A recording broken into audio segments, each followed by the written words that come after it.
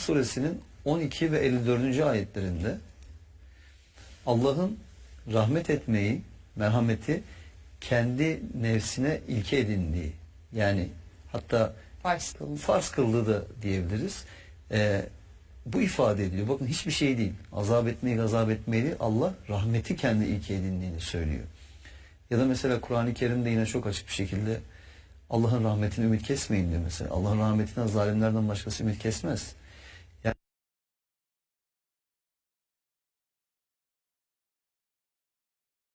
iPhone 16, built for Apple Intelligence.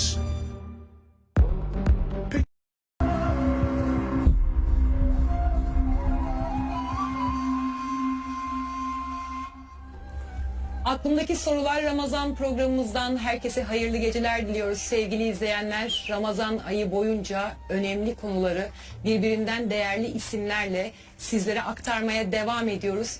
Bu gece de sevgili Emre Dorman hocamızla birlikte Profesör Doktor Mehmet Okuyan hocamızı konuk ediyoruz ve Kur'an'da Allah'ın isimleri konusunu konuşacağız.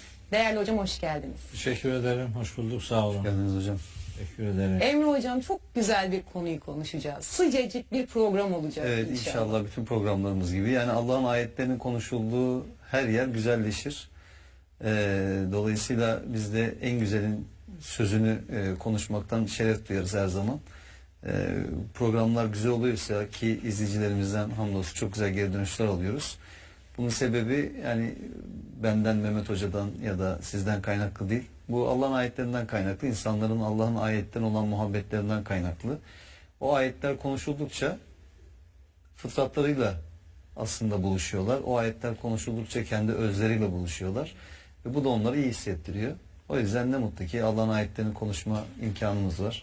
Evet. Çok şükür bunun için. Bu gece de en güzel isimleri konuşacağız. Allah'ın Evet, isimleri. yani tabii ki hepsini konuşmaya vakit yetmez ama yani tekrar bununla ilgili bir program yaparız nasip olursa.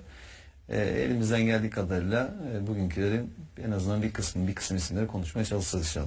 Ama isimlere geçmeden önce şunu konuşalım istiyorum Emre hocam. Kur'an'da Allah'ın rahmeti ve sevgisi nasıl anlatılır? Şimdi bence bu çok önemli bir konu. Neden? Bu da Allah'ın isimlerinden Tabii. Evet. Onunla alakalı zaten. Dolayısıyla, Tabii. evet. Zaten onunla ilişkili. Ama şu açıdan çok önemli. Bence birçok insanın belki bizim de farkında olarak veya olmayarak Allah dendiği zaman zihnimizde, kalbimizde uyanan şeyleri bir gözden geçirmemiz lazım. Yani birçok insan için Allah neyi temsil ediyor mesela? Yani Allah'ın mesela diyelim ki varlığı onun için ne ifade ediyor? Ya da Allah'ın varlığı onun hayatı nasıl bir yer işgal ediyor? Allah gerçekten hayatın merkezinde mi? Yani Allah'ı sevdiğini söylüyor ama acaba bu sevgi de ciddi mi mesela bu insan bunu söylerken? Gerçek bir sevgi mi bu? Yoksa sadece bir ifadeden mi ibaret? Bunları bir gözden geçirmemiz lazım. Öte taraftan bir de Allah deyince maalesef birçok insanın hep böyle korku geliyor aklına. Yani cezalandırma geliyor ya da cehennem geliyor. Belki daha önce de anlatmışımdır. Yani çok yıllar önce bir genç bir kardeşimizle böyle konuşuyoruz. Yani şöyle bir şey söylemişti bana, çok şaşırmıştım yani. Hani bir şey soracak, utana sıkıla soruyor. Dedi ki hocam dedi şimdi bir tane dedi cehenneme gireceğiz ya dedi. Daha 17-18 yaşında bir genç. Dedim ya sen niye cehenneme girdin ki dedim, yani senin niye kendini cehennemde gör? Ya dedi günahlarımız var ya dedi, yani onun için cehenneme inip biraz yanıp sonra hani eğer Allah affederse cennete gitmeyecek misin falan. Ya şimdi 17-18 yaşında bir çocuk, bir genç kendini cehennemde hayal ediyor ya. Ve belli ki Allah hassasiyeti var, dine hassasiyeti var ki zaten bir dert edilmiş bir şey gelip anlamaya çalışıyor, sormaya çalışıyor. Yani niye bu halde insanlar? Niye hep biz böyle Allah'ın cezalandırmasıyla büyütmüşüz çocuklarımızı? Niye hep bununla korkutmuşuz? Ama şunu yaparsan Allah seni yakar. Aman bunu yaparsan Allah seni cezalandırır. Dolayısıyla maalesef ki dini gereklilikleri yerine getirmekten önce Allah'la olan bağımızı bir gözden geçirmemiz lazım. Yani Kur'an-ı Kerim'i bir kez olsun baştan sona okuyan bir insan, Kur'an'a hakim olan dilin rahmet ve sevgi dili olduğunu çok rahat bir şekilde görebilir. O kadar Kur'an'ın bütününe yayılmıştır ki bu. Tabii ki Allah'ın gazabı da vardır, azabı da vardır. Çünkü zalimler vardır. Ve o zalimlerin zulmünün en şiddetli şekilde cezalandırılması gerekir ahirette. Bu dünyada da o karşılığı gördükleri zamanlar olur. Ama şunu hiçbir zaman unutmamak lazım. Allah rahmetin, Allah merhametin, Allah sevginin kaynağıdır. Ve Allah rahmetinin her şeyi çepeçevre kuşattığını söyler mesela Kur'an-ı Kerim'de. Yine mesela işte düşünün ki mesela Allah'ın bu kadar işte isimleri var. Kur'an-ı Kerim'de yüzü aşkın isimler var. Ve bu isimlerden Rahman ve Rahim isimleri hep en ön plana çıkan isimler değil mi? Allah'ın Evet. rahmetini, şefkatini, acıyıcılığını, bağışlayıcılığını ifade eden bu isimler en ön plana çıkan isimler. Öte taraftan En'am suresinin 12 ve 54. ayetlerinde Allah'ın rahmet etmeyi, merhameti kendi nefsine ilke edindiği, yani hatta farz kıldığı da diyebiliriz. Bu ifade ediyor. Bakın hiçbir şey değil. Azap etmeyi, gazap etmeyi değil. Allah rahmeti kendi ilke edindiğini söylüyor. Ya da mesela Kur'an-ı Kerim'de yine çok açık bir şekilde Allah'ın rahmetini ümit kesmeyin diyor mesela. Allah'ın rahmetinden zalimlerden başkası ümit kesmez. Yani bu kadar açık beyanlar varken Allah'ın rahmetiyle ilgili ya da işte mesela Vedud ismi değil mi Rabbimizin? Yani sevginin kaynağı olması, seven, sevilmeyi en çok hak eden. Yani dolayısıyla Kur'an-ı Kerim'e hakim olan bu rahmet dilinin ve sevgi dilinin yakalanması gerekiyor ki insanların Kur'an'a ve ayetlere karşı bir muhabbet oluşsun. Ve şunu anlayasınlar. Hani bazen diyorlar ki insanlar niye Kur'an'da böyle çok bazı ayetlerde çok şiddet içerikli ifadeler var. Dünyada da cehennemde de. Çünkü yeryüzünde korkunç şeyler yapan insanlar var. Ve bu korkunç şeyler yapan insanların bu yaptıklarından dolayı bunun mağduru olan onlarca, yüzlerce, binlerce, milyonlarca insan var. Evet. O insanların hakkı ne olacak? Yani Allah ne demesini bekliyordunuz? Yani Allah'ın zalimlere iyi ki zalimlik yaptınız, ne kadar da güzel zalimlik yaptınız demesini mi bekliyordunuz yani? Her şeyin hesabı her zaman dünyada sorulamayabiliyor. Yani Allah'ın sistemini en güzel Allah biliyor. Dolayısıyla evet bazı korkutucu ayetler olabilir, bazı şiddet içerikli ayetler olabilir, cehennem azabı ile ilgili insanların kanını donduracak ama zaten donsun o kanlar. Yani işin şakası olmadığını anlaması gerekiyor. Ve bakın keşke insanlar sadece sevgi dilinden anlayabilse. Keşke insanlar sadece merhametten anlayabilse. Ama bazı insanlar bundan anlamıyorlar. Yani şimdi düşünün ki mesela kanunlar var değil mi? Cezalar var. Şimdi bu kanunlar ve cezalar ortadan kalksa düşünsenize bir ortalık ne hale gelir. Yani bu kanunlar ve cezalar olmasına rağmen insanlar bu kadar suç işliyorlar. Evet. Dolayısıyla bazı insanlar evet tehdit dilini anlıyorlar. Bazı insanların karşı o cezalarla caydırıcılık ön plana çıkmalı. Ama Allah'ın rahmetinin, Allah'ın sevgisinin, kullarına olan muhabbetinin ve sevilmeyi en çok hak ettiğinin çok açık bir şekilde ortaya konduğu ayetler takip edildiğinde gerçekten Kur'an-ı Kerim'in bu konuları ön plana çıkardığını, inanan bir insan da önce Rabbi ile, Allah'la o sevgi bağını, o Allah'ın ona rahmetini, merhametini, onu esirgemesini, bunları hissetmesi önemli olan. Önce Allah'la doğru bir bağ kurulmalı ki Allah'ın diniyle de doğru bir bağ kurulabilsin. Şimdi eğer ki Allah en çok sevilen ve en çok sevilme hak eden olarak kodlanırsa insanın zihninde ve Allah rahmetin, merhametin, sevginin kaynağı olarak kodlanırsa o zaman Allah'ın bizden istediği şeyler bize külfet olmaktan çıkacak. Aşkla, şevkle, muhabbetle yerine getirmemiz gereken şeylere dönüşecek. Evet. Severek yapacaksın onu. Yani Allah'a şükrederken de, Allah'ı anarken de, hatandan dolayı tövbe ederken de, yani düşünsenize mesela, yani tövbe gibi muhteşem bir sistem var. Ya mesela Allah tövbeleri kabul eden olmasaydı nice olurdu haliniz diyor ya mealen ayet, yani o kadar muhteşem ki yani ya Allah mesela tövbeleri kabul etmeseydi gerçekten, ya Allah'ın affediciliği olmasaydı, bir düşünsenize ne olurdu mesela insanoğlunun hali. Yani yaptığın suç misliyle karşılık buluyor. Yaptığın iyilik 10 katıyla. Ya tam tersi olsaydı? Yani düşünün, yaptığın iyilik yaptığın kadarıyla, yaptığın kötülük 10 katıyla ceza bulsaydı olabilirdi. Allah dilerse bunu da yapabilirdi. Evet. Hayır, bunu yapmıyor. Yani dolayısıyla baktığımızda aslında doğru bir Allah tasavvurunda, doğru bir din, doğru bir Kur'an tasavvurunda eğer bir insan gerçekten iman etmek ve o imanını Allah'ın rahmetiyle, merhametiyle taçlandırmak istiyorsa Allah'ın merhametin her şeyi kuşattığını bilmeli. Allah'tan daha fazla hiçbir şey sevmemesi gerektiğini bilmeli. Allah'ın hayatımızın merkezinde olması gerektiğini bilmeli. Çünkü Allah, hep söylüyoruz, sıradan biri değil. Olsa da olur, olmasa da olur diyebileceğimiz bir şey değil. Allah'tan daha önemli hiçbir şey asla yoktur hayatta. Hani işte dua ile ilgili yaptığımız programda okuduk yani benim salatım diyor. Kulluğum, yani yaşamım ve ölümüm, her şeyim sadece ona ait. Yani ona adanmış bir hayat.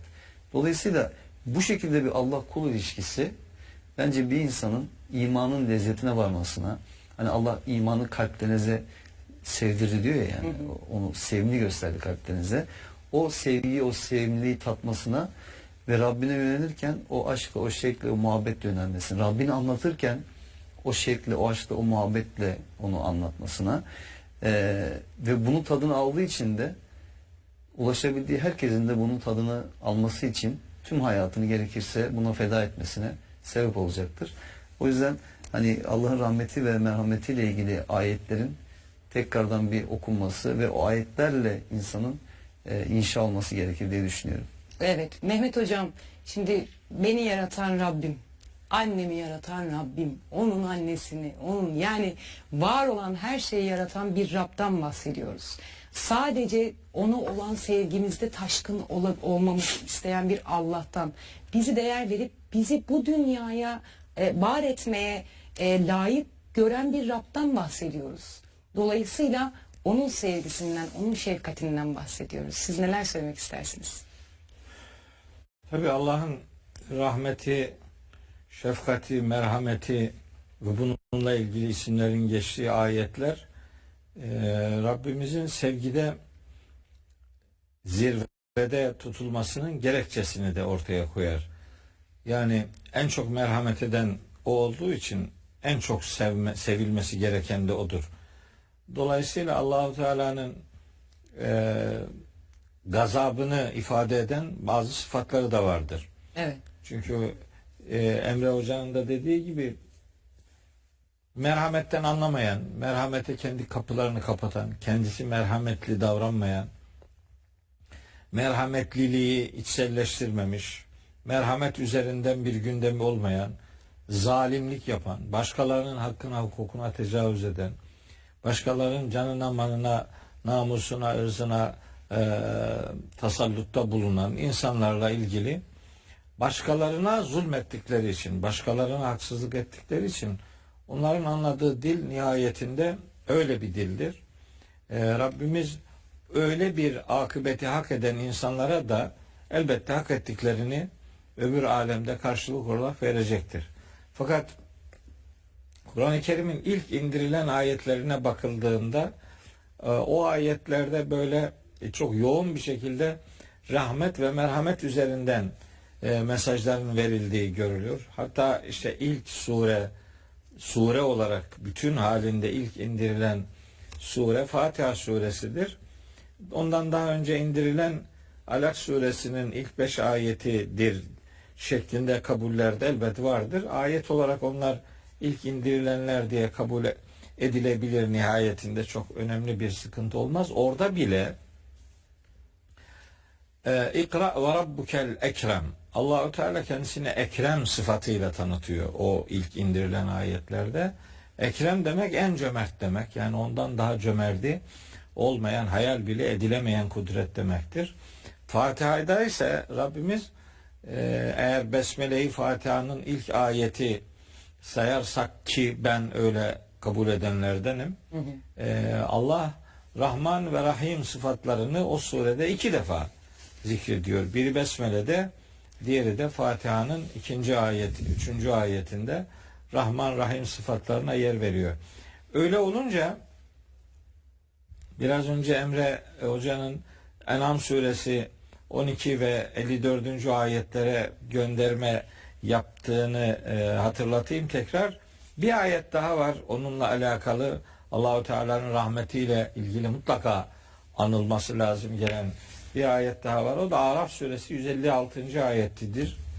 Surenin 156. ayeti. O ayette Hz. Musa Here's a new secret for you. La Familia Rana. Fresh pasta sauces. Musa'nın bir duası var esasında. o duanın devam eden cümlelerinden birinde diyor ki Hazreti Musa vektub lena fi hadi dünya haseneten ve fil ahireti inna huduna ileyk, bize dünyada da iyilik yaz, ahirette de biz sana yöneldik.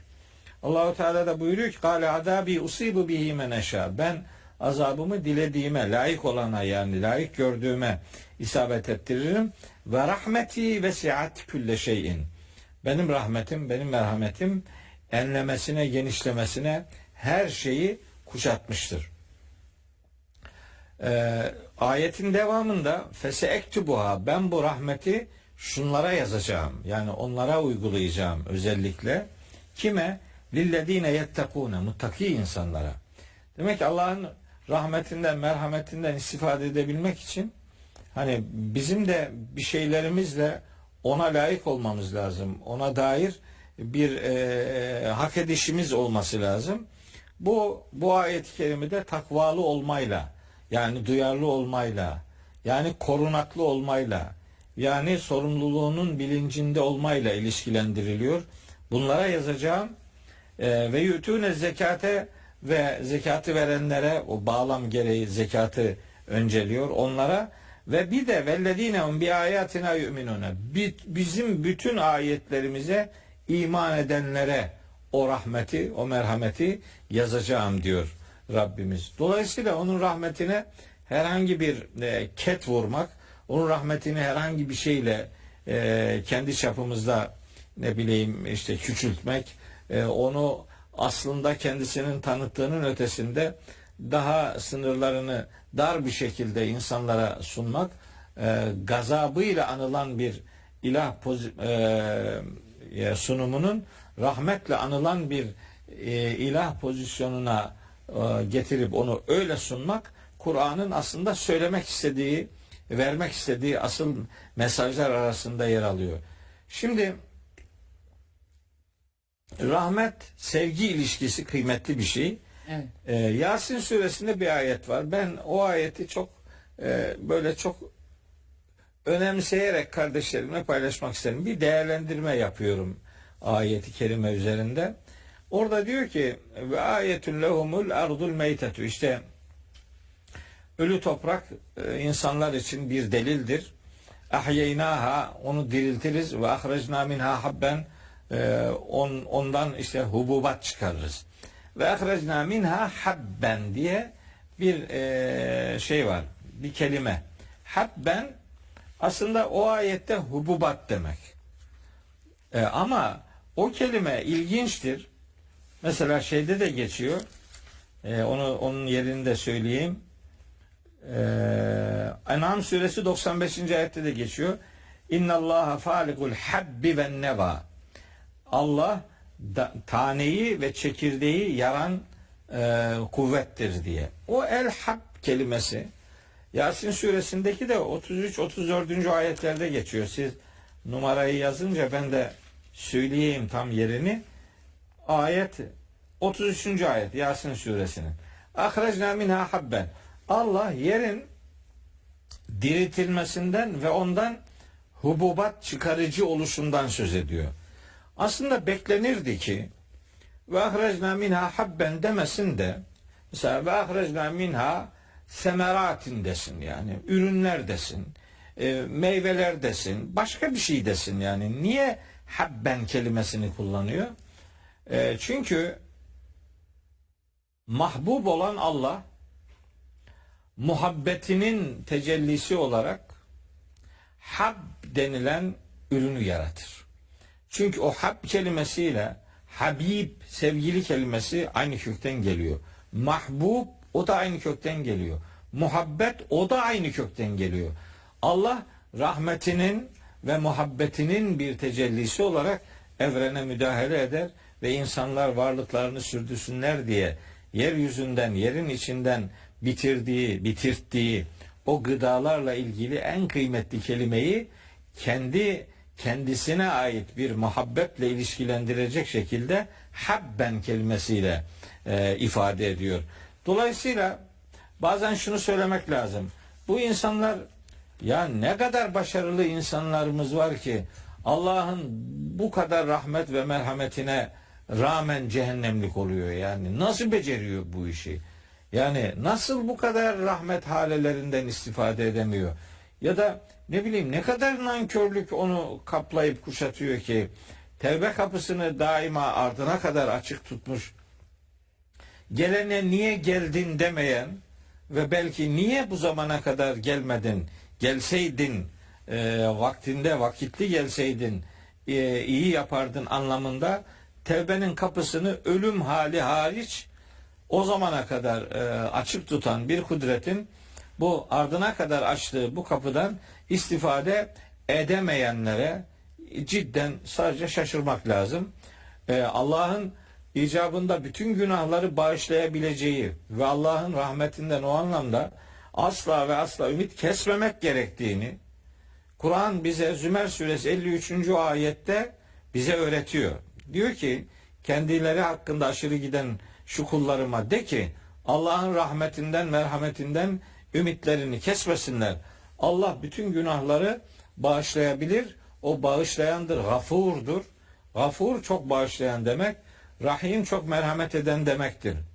Evet, durumu, sıfatı böyle olan Rabbimiz bir tek günahı istisna ederek bu bağışlayıcılığı üzerinden bilgilendirmelerini sürdürür. Nisa suresinin 48 ve 116. ayetlerinde şirk üzere ölmek hariç Allah bütün günahları dilediğine bağışlayabilir. Ama yani o günahların bağışlanabilmesi için hani bir durumun ona müsait olması lazım. Yani inkarcı ve inatçı bir tutum içerisinde ısrarla devam edip inkarcılığı adeta veya inançsızlığı veya zalimliği veya nankörlüğü adeta kendisine bir hayat biçimi gibi yedirmiş, giydirmiş olan insanları elbette Allah'ın rahmeti onları kapsamaz. Çünkü onlara şirk üzere öldüyse onu bağışlamayacağını söylüyor. Kafir üzere, küfür üzere öldüğünü bildirdiği insanlar onları bağışlamayacağını söylüyor. Hatta küfür üzere ölmüşlüğü kesin olanların bağışlanması için duada bulunmayı bile yasaklıyor. Çünkü o hiç aslında yapılamayacak bir şeyi yaptı. Ve Allah'ın rahmetiyle bütün irtibatını kesti kopardı. Kendisi böyle bir irtibatsızlık içerisine girdi. Yoksa insanların hayatının içerisinde, hayat akışı içinde herkesin belli oranlarda hataları olur. Hangi birimizin hatası yok ki? Kur'an-ı Kerim'de peygamber kıssalarının anlatıldığı pasajlara baktığımız zaman o pasajlarda peygamberlerin bazı hatalarından söz eder.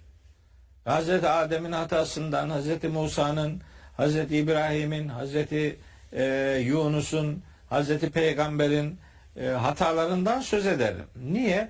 Çünkü Allah aslında kendi seçtiği peygamberlerinin bile hata yaptığı bu dünyada diğer insanların böyle bir hatasızlık iddiasında bulunmaması gerekir. Biz hata yapan varlıklarız. Bizden beklenen hiç hata yapmamamız değildir. Ali İmran suresi 135. ayette muhsin ve muttaki insanların özellikleri sayılırken onların hiç hata yapmadığından değil, bile bile hatada ısrar etmemesinden ve herhangi bir hata yaptığı zaman hemen Allah'ı hatırlayıp Allah'tan bağışlanma dilemelerinden söz edilir. Bu itibarla Allah'ın rahmetinden ümit kesmek insana yakışmaz, Müslümana yakışmaz. Allah nasıl olsa rahmet sahibidir deyip de işi tamamen boşlamak da şeytanın saptırıcılığıyla alakalı bir girişimdir. Kur'an-ı Kerim'de 2 ayette de Allahu Teala ona dair dikkat çeker. Ve la yagurrennekum billahil garur. Sakın ha o çok aldatıcı şeytan sizi Allah'la aldatmasın. O Allah'ın merhametini uman insanlar ona layık olacak, onun huzuruna çıkacak bir yüzün sahibi olmak için elbet çaba sarf ederler. O rahmetin kaynağı olan gücün rahmetinden istifade etmemek herhalde aldanmanın en büyüğüdür. Hz. İbrahim'in Hicr suresi 56. ayetinde bize aktarıldığı üzere ki sözünde olduğu gibi ve men yaknatu min rahmeti rabbihi illel kavmuz zalimun. Yani dallun denen sapkınlardan başkası Allah'ın rahmetinden ümit kesmez. Hz. Yakub'un da Yusuf Suresi 87. ayette ifade edildiği gibi kafir toplumdan başkası Allah'ın rahmetinden ümit kesmez. Rahmetin kapısı ardına kadar açıksa, ki öyledir, o rahmet kapısından istifade etmek bizim için vazgeçilmez ve tek zorunlu yön olan bir yöneliş adresidir. Umarım bağışlanmak için başka aracılara değil, Rabbine sığınma becerisini kendi hayatı edinen yiğitler arasına hepimiz girmiş oluruz. İnşallah hocam, inşallah. Şimdi Allah'ın isimlerini konuşmak istiyorum ancak Esma-i Hüsna ne demek? Hemen onun kısaca bir özetini alalım ki bilgilenmiş olsun izleyicimiz de. Ondan sonra Allah'ın isimlerinden bazılarını örnek vererek üzerine konuşalım. Esma-i Hüsna'nın ne olduğunu söyleyeyim, kısaca söyleyeyim. İki defa peş peşe ben konuşmuş gibi olmayayım. Estağfurullah, fark etmez. Hemen sözü Emre kardeşime bırakacağım. Esma-i Hüsna çok ciddi bir konu başlığı gerçekten. Cidden bu konuyu seçtiğiniz için tebrik ederim. Biz onlarca yıldır böyle programlar yapıyoruz. Mesela Esma-i Hüsna ile ilgili bir programı ilk defa konuşuyorum. Bir hayalim var Emre'ciğim, bunu yayında söyleyeyim. Senin de hedefinde bir yerde bulunsun. Kur'an'da hayatı inşa edici ifadeler dolusuyla var da bu 88 tane ya eyyühellezine amenu ifadeleri var. İsterim ki kardeşlerimizle ya eyyühellezine amenu başından sonuna kadar ya eyyühellezine amenu'dan oluşan bir program dizisi yapılsa. Allah nasıl inşa ediyor insanları? Ne diyor imanından ahlakına, ibadetinden hukukuna varıncaya kadar neler söylüyor? Mesela böyle bir program dizisi de hiç yapmadım. Bir hayalimdir. Tamam hocam. Sana söylemiş olayım. Mesajı aldık Bir hocam. yerde bulunsun. Çok kıymetli bir konu başlığı olduğunu düşünüyorum. Bu da öyle. Esma-i Hüsna kıymetli bir ifade. Esma-i Hüsna'nın tamlama olarak karşılığı en güzel isimler demektir. Bu ifade, bu tamlama Kur'an-ı Kerim'de 4 defa geçiyor. Onun geçtiği ayetler işte Araf suresi 180. ayette geçiyor. Taha suresi 8. ayette geçiyor. İsra suresi 110. ayette geçiyor. Ve Haşr suresinin 24. ayetinde geçiyor. 4 defa geçiyor. Şimdi bu ayetlerde hangi içeriklerde geçtiğine dair elbet bir şeyler söylenebilir. Fakat hani sözü çok fazla dallandırıp budaklandırmama adına sadece Araf suresindeki kullanımı ve o ayette diğer söylenenleri kardeşlerimle kısaca paylaşmak istiyorum. Çünkü orada bir şeye dikkat çekiyor Allahu Teala. O dikkatin bizim gözümüzün önünde bulunması ve Allah'a dua ederken o hassasiyeti gözeterek dualarımızı yapmamız gerektiğini ilkeselleştiriyor ayet-i kerime. Diyor Rabbimiz, bu arada ifade edeyim, bu Esma-i Hüsna, bu sıfat tamlaması, bu sıfat tamlamasının geçtiği 4 ayette de Arapça edebiyat için son derece önemli olan bir teknik var. O devrik cümle kullanılır. Devrik bir ifade vardır. Yani Esma-i Hüsna Allah'a aittir demek başka bir şeydir. Esma-i Hüsna yani en güzel isimler sadece Allah'a aittir demek başka bir şey. İşte bu devrik cümle halinde geliyor. Bu ikincisi Kur'an'da kullanılan 4 kullanımda da bu devrik yani vurgulu ifade vardır. En güzel isimler sadece Allah'a aittir. Ayet öyle başlıyor. Velillahil esmaül husna, en güzel isimler sadece Allah'a aittir. Öyleyse fed'uhu biha, o isimlerle ona dua edin. Yani Allah kendisi için hangi ismi kullandıysa duanızın başlığı, ihtiyacınız, arzunuz neyse o isme uygun duanızı isimle eşitleyerek duanızı böyle yapın. Niye bunu yapıyor, özellikle hatırlatıyor? Çünkü diyor ki devamında وَذَرُ yulhidune fi esmaihi, Allah'ın isimleri konusunda haddini aşanları terk edin. Onların yaptığını yapmayın. Aynı hataya siz düşmeyin. Ne demek bu? Allah'ın isimleri konusunda haddini aşan ne demek? Allah kendisi için isim olarak seçtiği şeyler neyse onlar Kur'an'dadır. Allah'ın fiilleriyle Allah'a dua edilmez. Allah'ın isimleriyle Allah'a dua edilir. O isimlere sıfat da desek çok çok büyük bir yanlış yapmış olmayız. Ama Allah Esma-i Hüsna dediyse Allah'ın isimleri demek daha doğru bir kullanımdır. Mesela şöyle diyenler oluyor. Allah'ın kullanmadığı isim kendisi için. İşte diyor ki mesela Allah baba diyor ya. Allah baba ne demek ya? Allah baba. Allah baba değil. İsa aleyhisselam üzerinden Allah oğul da değil. Yani Allah Ruhul Kudüs de değil. Yani Allah'a onun kullanmadığı isimlerle dua edilmez.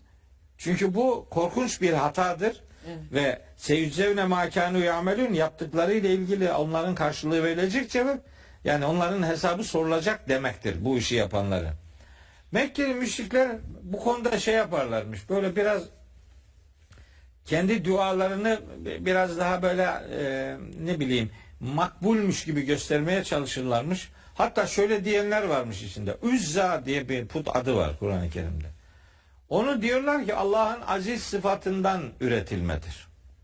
Lat kelimesi put adı olarak Necm suresinde geçer. Lat ilah kelimesinden türetilmedir diyorlar. Mesela menat kelimesi var. Gene o da aynı şeyde geçiyor.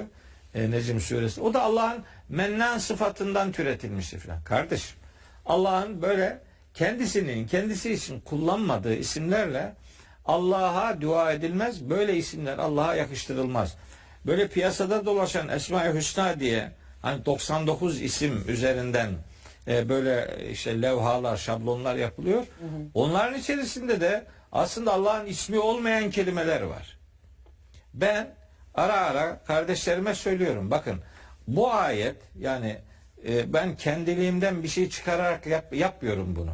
Ayet-i kerime yani Araf suresi 180. ayet diyor ki Allah'ın isimleri konusunda sınırı aşanları bırakın. Yani Allah kendisi için hangi ismi belirlemişse o isimle Allah'a dua edin. Fiilleri isme dönüştürerek değil. Kur'an-ı Kerim'de Rabbimizin isimleri anlamında pek çok kelime var. O kelimeleri işte derdiniz neyse yani hiçbir şey bilmiyorsanız Haşr suresinin son 3 ayetini okuyun. Size pek çok isim orada hatırlatılacaktır. Onlarla Allah'a dua etmek işin en güzel yoludur diye sözümü şekillendirmiş olayım. Hocam ağzınıza gönlünüze sağlık. Yani ben de şöyle ufak bir katkı yapmak adına şunu söyleyebilirim. Şimdi aslında Allah'ın Kur'an'ın tamamına yayılmış olan bu her biri birbirinden önemli, değerli isimleri, benzersiz, tarihsiz özellikteki isimleri en başta bize Allah'ı tanıtıyor aslında. Evet. Yani biz Allah dediğimiz zaman işte onun neye karşılık geldiğini veya diğer isimleriyle onu andığımız zaman onların ne anlama geldiğini kavradığımızda aslında Rabbimizle ilgili bilgimiz de artıyor bu anlamda ve Rabbimiz kendisini nasıl tarif ediyor bunu öğreniyoruz. Şimdi insan gerçekten Allah'ın izin verdiği kadar ki haliyle bildiği oranda değil mi sevebilir? Evet. Yani şimdi mesela Allah'ı hiç tanımıyorsun. Bu isimlerin hiçbirini bilmiyorsun. Ne anlamaya geldiklerini haberin yok. Ama Allah'ı çok sevdiğini söylüyorsun. Sen neyi seviyorsun? Yani sevdiğin şey nedir? Nasıl tarif edebilirsin? İşte insanın kendi aklından bir tarif yapması mümkün olmayacağı için Allah'la ilgili olarak o zaman Allah'ı en güzel Allah'ın kendini tarif etmesi üzerinden tanıyabilir insan. Öte taraftan bu aslında Allah ve kul arasındaki bağı da sağlıyor. Yine çok enteresandır. Daha önce de birkaç kez Mehmet Hocam'la yaptığımız programlarda hatırlattık. Yine hatırlatalım burada. Şimdi bu isimlerin yer aldığı ayetlerde o kadar ilginç, enteresan bir şey var ki neredeyse tamamında da hep şey var. Mutlaka o konuyla bir ilişkili isim seçiliyor orada. Yani rastgele değil. Yani orada laf olsun diye geçmiyor isim. Mutlaka orada bir bağlam var. Orada bir konu var, bir anlatı var. Ve onunla ilişkili olarak ondan sonra bakıyorsunuz ki Rabbimizin orada bir ismi zikrediliyor. Bu da bence çok estetik bir şey, incelikli bir şey. Öte taraftan dedim ya mesela hani Allah'ı bize tanıtması. Mesela birkaç tane örnek ver. Mesela Allah dediğimiz zaman işte varlığı zorunlu olan, bütün övgüye layık bulunan, yaratan, yapıp eden, ezeli, ebedi olan, eşsiz kudret. O kadar şey sayıyorsun ki bak Allah dediğin zaman yani. saymakla bitmeyecek kadar çok şey. Bunların hepsinin senin zihin dünyanda uyandırdığı, canlandırdığı bir şey var. Ya da mesela işte ahir diyorsun mesela, sonu olmayan. Evvel işte başlangıcı olmayan. Şimdi kafanda insan için hep zaman akışı diye bir şey söz konusu değil mi? Mekan söz konusu. Evet. Yani şimdi Allah'ı düşünürken de insan bu şeyleri Allah'a atfedebilir mi? Yani Allah'a bir başlangıç haşa, Allah'a bir son haşa, Allah'a bir mekan, Allah'a bir boyut, ne bileyim işte Allah'a bir şekil. Bunların hiçbirini aklına getirmiyorsun. Ama niye getirmiyorsun? İşte Allah'ın bu isimlerinden dolayı aklına getirmiyorsun. Mesela atıyorum şöyle bir şey, çok insani bir şey olarak insan aklına geliyor. Allah mesela yorulur mu? Allah dinlenir mi? Allah uyur mu? Allah acıkır mı? Şimdi değil mi? İnsan aklına bunlar gelebilir. Yani nasıl bir varlık olduğunu anlama noktasında. Acaba Allah bizim gibi mi? Ama bizim işte daha güçlümüz mü? Mesela bunlar işte insan aklına gelir. İşte Kur'an ayetleri Esma-i Hüsna ile beraber, yani Allah'ın en iyi, en güzel isimlerle beraber neyi gösteriyor bize? Kafamızdaki Allah tasavvurunu şekillendiriyor. Dolayısıyla zerre tereddüt etmiyorsun yani. Allah'a hiçbir noksanlığı yakıştıramıyorsun bir kere yani.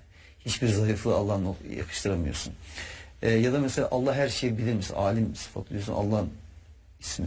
Allah'ın her şeyi bildiği, bütün bilgiye sahip olduğu. Ali mesela yüceliği ve hükümranlığının kaynağı, yani sahibi olan, ulu olan, azim, işte yüceliği yine kaynağı ve sahibi, çok yüce, aziz, kudret, onurun kaynağı. O kadar muhteşem ki bu isimler. O yüzden az önce işte Mehmet Hocam okudu ya, yani Allah'a bu isimlerle dua etmemiz ve o isimlerle dua ederken de Allah'ı tekrardan hatırlamamız, tekrardan bir tanımamız burada söz konusu oluyor diye böyle ufak bir şey yapabilirim. Burada bir katkı yapabilirim yani. Peki o zaman hemen örneklendirmeye devam edelim Allah'ın isimlerini. Mesela El Aziz. Birun, Buyurun hocam. bir cümle söyledi Emre Hoca. Onu bir örneklendirmek istiyorum. Buyurun. Hani dedi ya, Allah ayetlerinin sonunda hangi isimlerini söylüyorsa ayetlerin içindeki mesajla o isimlerin alakası var. Evet. Yani mesela diyelim bir hüküm ayeti varsa orada hakim sıfatı ile gelir. Birilerinin işte günahlarından işte veya bir davranışın günahından vazgeçmeye özendiriyorsa işte gafur sıfatı gelir, rahim sıfatı gelir. Onu söylerken ben de öyle açtım ayeti, bir bakayım ne çıkacak dedim. Tam Nisa suresinin o ilk sayfası açıldı cidden. Bu surenin 6. ayetinde Allahu Teala ve kefa billahi hasiba diye bir şey var. Allah hesap görücü olarak yeter diyor. Niye böyle? Çünkü o yetimlerin hakkıyla alakalı bir ayet-i kerime. Yetimlerin mallarıyla alakalı, onların çarçur edilmemesiyle alakalı. Bu büyürse bu malı yer, ben o büyümeden bu malı bitireyim demeyle alakalı. Ya da yanlış hesap etmeyle alakalı. Yanlış hesap etmeyle alakalı bir içerikte ve kefa billahi hasiba. Kardeşim burada ve kefa billahi vekila olmaz. Ve kefa billahi şehida olmaz. Ve kefa billahi alima olmaz. Burada ve kefa billahi hasiba olur. Çünkü ayetin içi bununla alakalıdır. Ve cidden ne kadar, mesela hemen karşısında işte miras ayetleri var. Orada alim sıfatını kullanır Allah. Hakim sıfatını kullanır. Çünkü hüküm ayetleri bunlar. Nerede bu ayetlerin sonunda Allah'ın isimlerinden biri, ikisi filan varsa bilinmelidir ki cidden Kur'an'ın acayip bir estetiğidir. Böyle bakılırsa pek çok problem de çözülür. Bir tane örnek vereyim, bir katkı olsun. اسمي ريما جميل أبو جراد، عمري 40 سنة، عايشة حاليا في مواصل قرارة، كنت ساكنة في غزة الدرج، عندي 5 أفراد، عندي 3 بنات وولد. Kardeşlerime mesela nesih diye bir şey var. Böyle bizim İslam kültüründe bir ayetin hükümsüz bırakılması gibi çok korkunç bir şey aslında. Yumuşatarak Allah'ın ayetlerini iptal ediyorlar. O nesihle ilgili ayet Bakara suresi 106. ayet hükümlerle alakalı, hükümlerin iptaliyle alakalı bir mevzuda delil olarak o ayeti kullanıyorlar. Fakat o ayetin sonunda Allah hakim sıfatıyla ilgili bir ayeti bitirmiyor. Çünkü konu hüküm değil yani. Yanlış gidiyor yani. Elem ta'lem ennallaha ala kulli şeyin kadir diyor. Elem ta'lem ennallaha alimun hakim demiyor. Yani bu estetiği göz ardı edince ayetin de hani rotasını değiştiriyorsun. Başka bir yere gidiyor. Muhteşem ayetler gerçekten. Yani aklıma bir sürü örnek ayet geliyor. Muhteşem bir düzen. Ama harika bir tespit idi Emre'nin sözü. Ben de ona dayanamadım. Oraya bir örnek vereyim. Bir istedim. kelimeyi bile çıkarsak tüm düzen bozuluyor diyoruz ya. Bu da Evet. o örneklerden bir tanesi. Ya bunlar gerçekten hani bir insanın Kur'an'a hayran olması için, onun insan sözü olamayacağını, onun Allah'tan geldiğini emin olması için bunlar çok tabii yani o kadar çok fazla şey var ki yani. Ama ya mesela şey de hep etkiler beni. Diyelim ki zalimlerin yaptıklarının cezalarıyla ilgili bahseden ayetlerde onların yaptıklarının cezası kalmayacağını, cehennemden bahseden ayetlerin bakıyorsun genellikle hemen arkasından ama iman edip iyi işler yapan kullara Allah birbirine cennetler hazırlamıştır diyor. Yani o kadar bir anda hemen o rahmetini gösteriyor ki orada Rabbimiz. Yani şunu anlıyorsun. Allah'ın derdi orada birini korkmak. Allah böyle bir şey ihtiyacı yok ki zaten. Yani hiç kimsenin Allah'ın karşısında hükmü yok. O yüzden Allah'ın birini tehdit etmeye, korkutmaya hani böyle sokaktaki bir mesele gibi bir şey değil yani Allah'ın kullarını tehdit ettiği düşünülen, korkuttuğu düşünülen ayetleri de rahmetinden kaynaklı. Niye? Çünkü onlar önemsiyor. Yapmayın diyor yani. Bu hatayı yapmayın ki bu cezayla karşılık bulmayın. Yani sevdiği için aslında uyarıyor. Evet. Çünkü kendi hani sünnetullah dediğimiz Allah'ın yolu yöntemi yasasının belli çıktıları var. Neden sonuç ilişkisi var. Yani neden bu? Sonuç bu o zaman. Ama diyor ki işte bak hani o nedene in, o nedeni düzelt. O nedenle gelme ki karşıma. Sonucun bu olmasın. Ya da o kötülüklerini iyilikler çevirmek istiyorsan da onları telafi edecek şekilde hareket et diyor. O yüzden gerçekten Kur'an'ı içselleştirerek, anlayarak, özümseyerek okuyan bir insan bu her biri birbirinden önemli güzelliklerini tanıklık edebiliyor. Peki El Afuf'la başlayalım mı hocam? Allah'ın El Afuf ismi. El Afu aslında affeden, hataları ve günahları bağışlayan, affı sınırsız, eşsiz ve benzersiz affedici olan anlamına geliyor.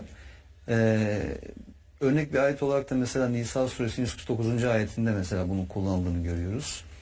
Ayet şöyle meali diyor ki bir iyiliği açığa vurur veya onu gizlerseniz yahut bir kötülüğü affederseniz bilin ki Allah da affedicidir, güçlüdür. Şimdi bakın o kadar büyük bir motivasyon ki bu.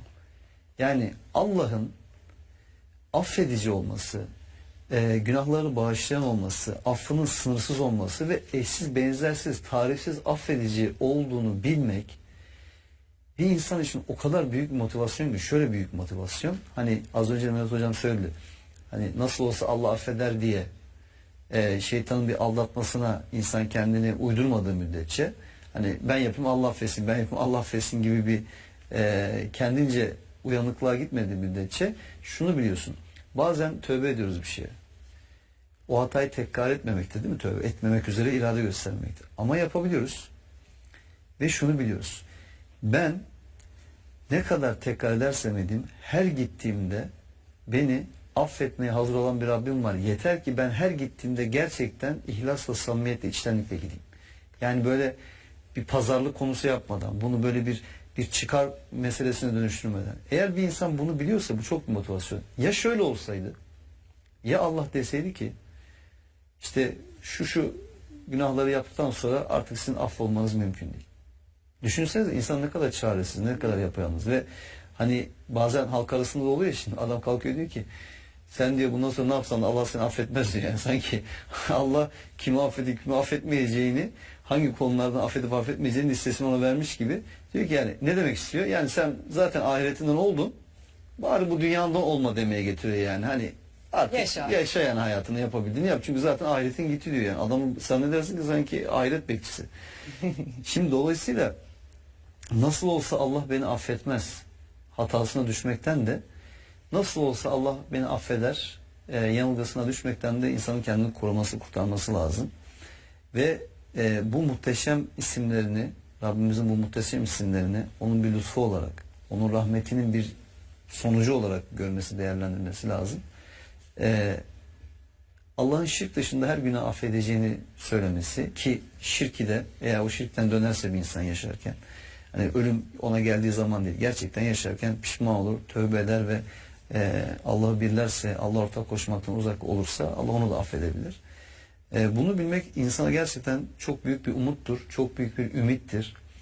Çünkü umudunu yitiren insan her şeyi yitirmiş demektir. Eğer Allah'ın affedici olmasaydı emin olun herkes umudunu yitirirdi. Tabii. Ve umudunu yitirdikten sonra da o insanı zapt etmeniz, o insanı kontrol altında tutmanız imkansız hale gelirdi. O yüzden iyi ki böyle muhteşem bir isim var Rabbimizin ve o ismi üzerinden ona yöneliyoruz, af diliyoruz ve af dilediğimiz Rabbimizin de affetmeyi seven olduğunu biliyoruz. Peki Elber? Tabii bu da iyilikle alakalı. Yani Allah'ın aslında iyilik ve lütuf sahibi olduğu, Allah'ın iyiliğinin ve lütfunun sonsuz olduğu. Mesela eşsiz iyi, hatta gerçek anlamda tek iyi, sonsuz iyilik sahibi, erdemin mutlak kaynağı gibi böyle bir takım anlamlar verebiliriz. Bu da mesela Tur suresinin 28. ayetinde bir örnek olarak karşımıza çıkıyor. Şüphesiz o sonsuz iyilik sahibidir diyor. Yani hani ihsan kavramımız var ya, Kur'an'da zaman zaman kullanıyoruz ya da iyiliği tarif ederken mesela Allah hani iyilik yüzlerinizi işte doğuya veya batıya dönmeniz değildir diye başlıyor ve muhteşem orada uyarılarda bulunuyor. İnsanın şunu bilmesi lazım. Allah bizden niye iyi olmamızı istiyor? Niye erdemli olup iyi tercih etmemizi istiyor? Niye ihsan sahibi olmamızı istiyor? Yani karşılıksız iyilik yapmamızı istiyor. Çünkü Allah iyiliğin kaynağı. Allah en iyi.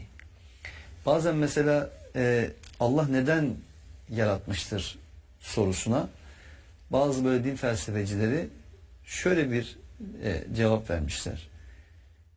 Allah var olmak iyidir ve Allah da iyiliğin kaynağı olduğu için var etmiştir.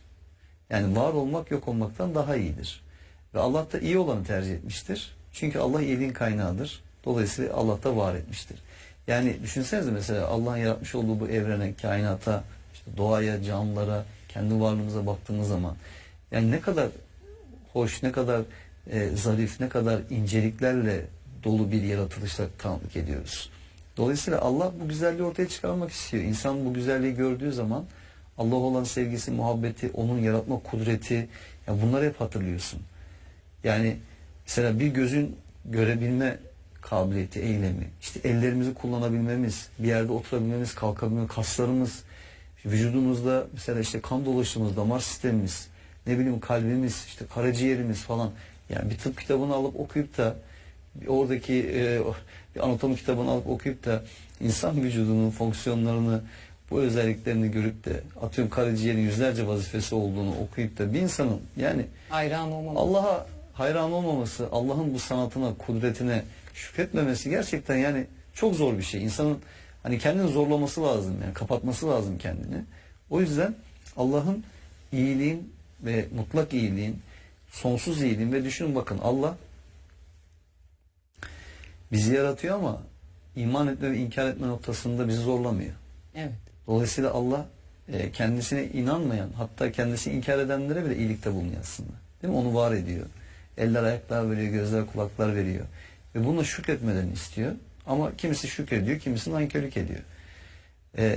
Mesela Allah'ın Rezzak sıfat ismini düşündüğümüz zaman da mesela Allah sadece kendisi iman eden rızıklandırmıyor ki.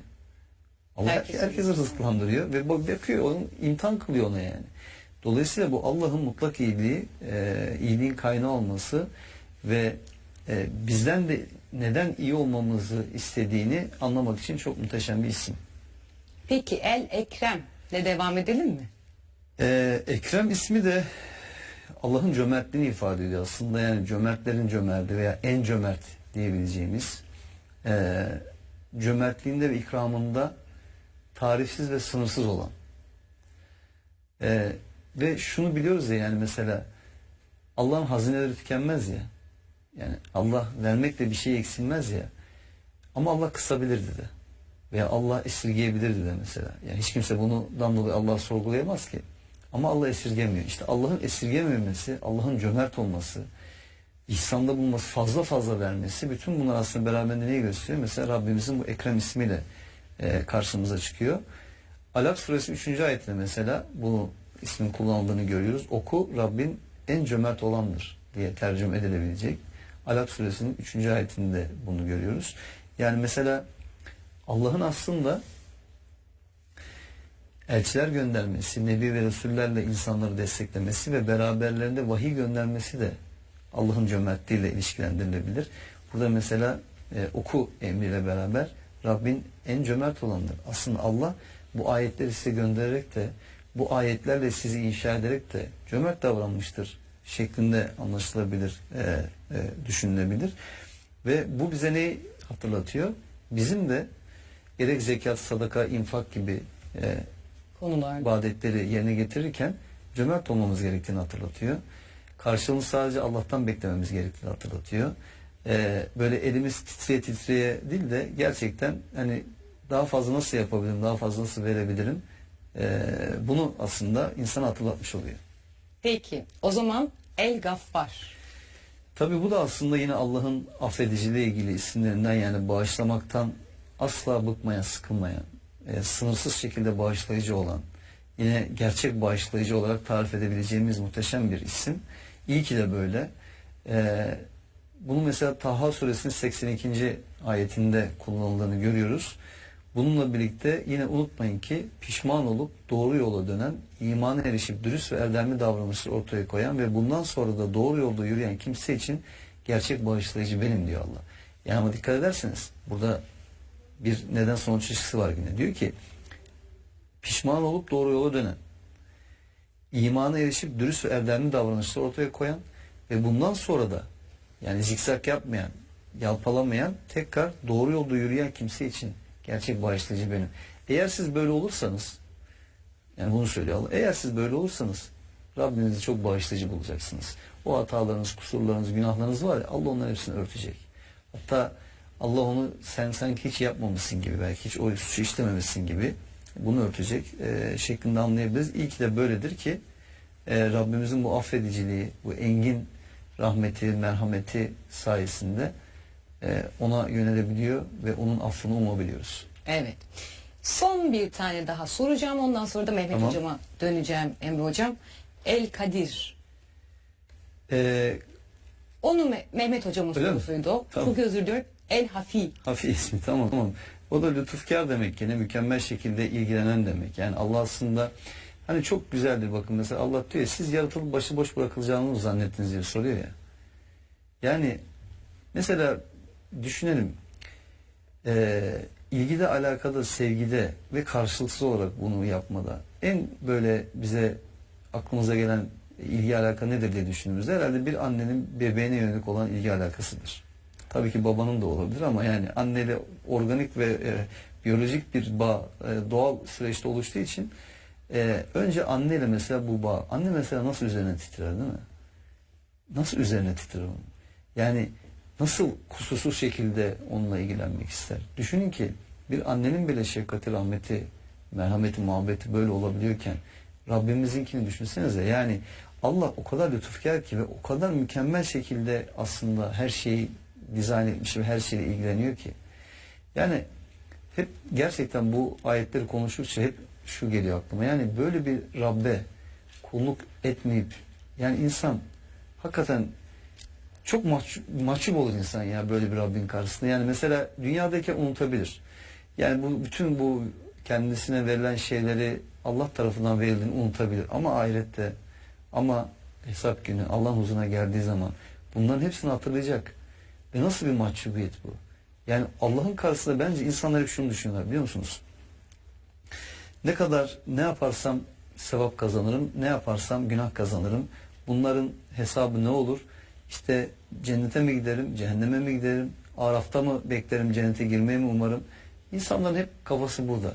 Bence aslında önce insanın şunu düşünmesi lazım. Ya Rabbimin karşısında mahcup olursam?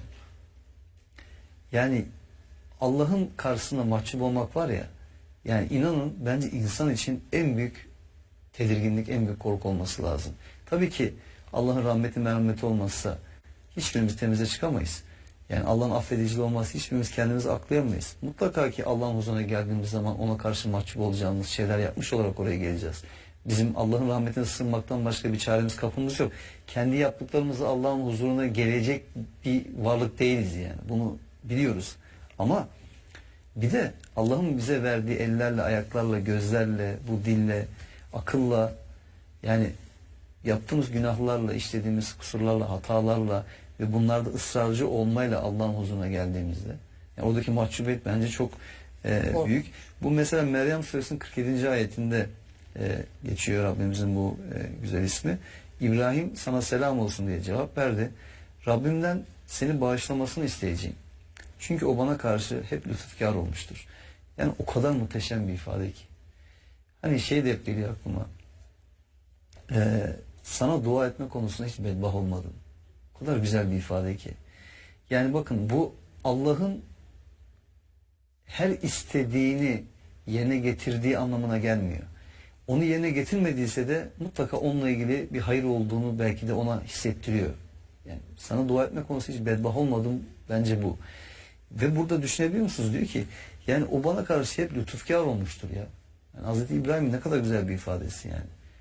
Hep lütfetmiştir bana. Ki Hazreti İbrahim nasıl zorluklarla mücadele ediyor. Yani hani ateşe atılmakla tehdit ediliyor, canıyla tehdit ediliyor, ne zorluklarla mücadele ediyor. Ama hiç Rabbine karşı vefalısızlık etmiyor. O yüzden yine ayetler hatırlatıyor bize. O çok vefalı İbrahim'in diye yani. O kadar muhteşem bir ifade ki. O yüzden bu Rabbimizin her bir birbirinden güzel bu isimlerinin de bizim hem imanımıza, hem insanlığımıza, hem insanlar arasındaki ilişkilerimize, davranışlarımıza örnek olması gerekir diye düşünüyorum. Peki o zaman Mehmet Hocam, Bu mahcubiyetle ilgili bir şey söyleyeyim mi? buyurun. Yani onu o arada belki tam söylesem iyiydi ama ben bir Kur'an talebesi bir adamım. Böyle her gün 500 Kur'an okurum. Haftada bir Kur'an-ı Kerim'i dönerim ben. Her okuyuşumda yeni şeyler öğrenirim. Her okuduğumda oraya geldiğimde böyle içimin cız ettiği bir ayet var. Yani böyle eyvah yani. Ondan çok felaket korkuyorum. Yani öyle bir şey duymaktan çok ürküyorum, irkiliyorum yani. Kıyamet Suresinin 34 ve 35. ayetleri var. Böyle cehennemlik olmayı hak edenlere yönelik Allah-u Teala'nın onlar henüz cehenneme atılmadan önce onlara son söyleyeceği bir söz var. Cehennemliklere. Ve aynı kelimeyi 4 defa tekrar ederek söylüyor. Diyor ki ona evlâ leke fe evlâ sümme evlâ leke fe evlâ. Sana yazıklar olsun. Sana tekrar yazıklar olsun. Yani cehennem tabii ki çok şiddetli bir azap yeridir ama bana En büyük azap. bunun kadar ağır gelmiyor diğerleri yani. Bu benim herhalde bir yüreğin parçalanacağı şey budur yani. Bunu duymak böyle bir mahcup olursun yani. Senin yüzün dökülsün ya. Bu kadar nimetin karşılığında bunu mu yapacaktın yani? Sana yazıklar olsun. Onu okurken hafiyya sıfatını okurken aklıma o geldi. Yani bizi Allah'ın karşısına mahcup bırakacak bir I would love it everything if you'd be my friend. Your friends are always by your side. hayatın sahibi olmamaya özen göstermeliyiz. Çünkü Rabbimiz böyle bir davranışı hak etmiyor yani. Bunca nimetin karşılığı bu mu olacaktı yani? Yani boyun dökülsün der gibi bir şey. O sıfatı söyleyince onu hatırladım. Çok etkileyiciydi. Ben de her zaman Allah'ın yüzüne bile bakmayacağı kullarından olmaktan çok korkardım ama Evet. bu O da var. çok etkileyici O da gerçekten. Evet. O zaman El Hadi ismiyle devam edelim mi Mehmet Hocam? Evet, öyle sıfatlar tabii bu isimler, bu sıfatlar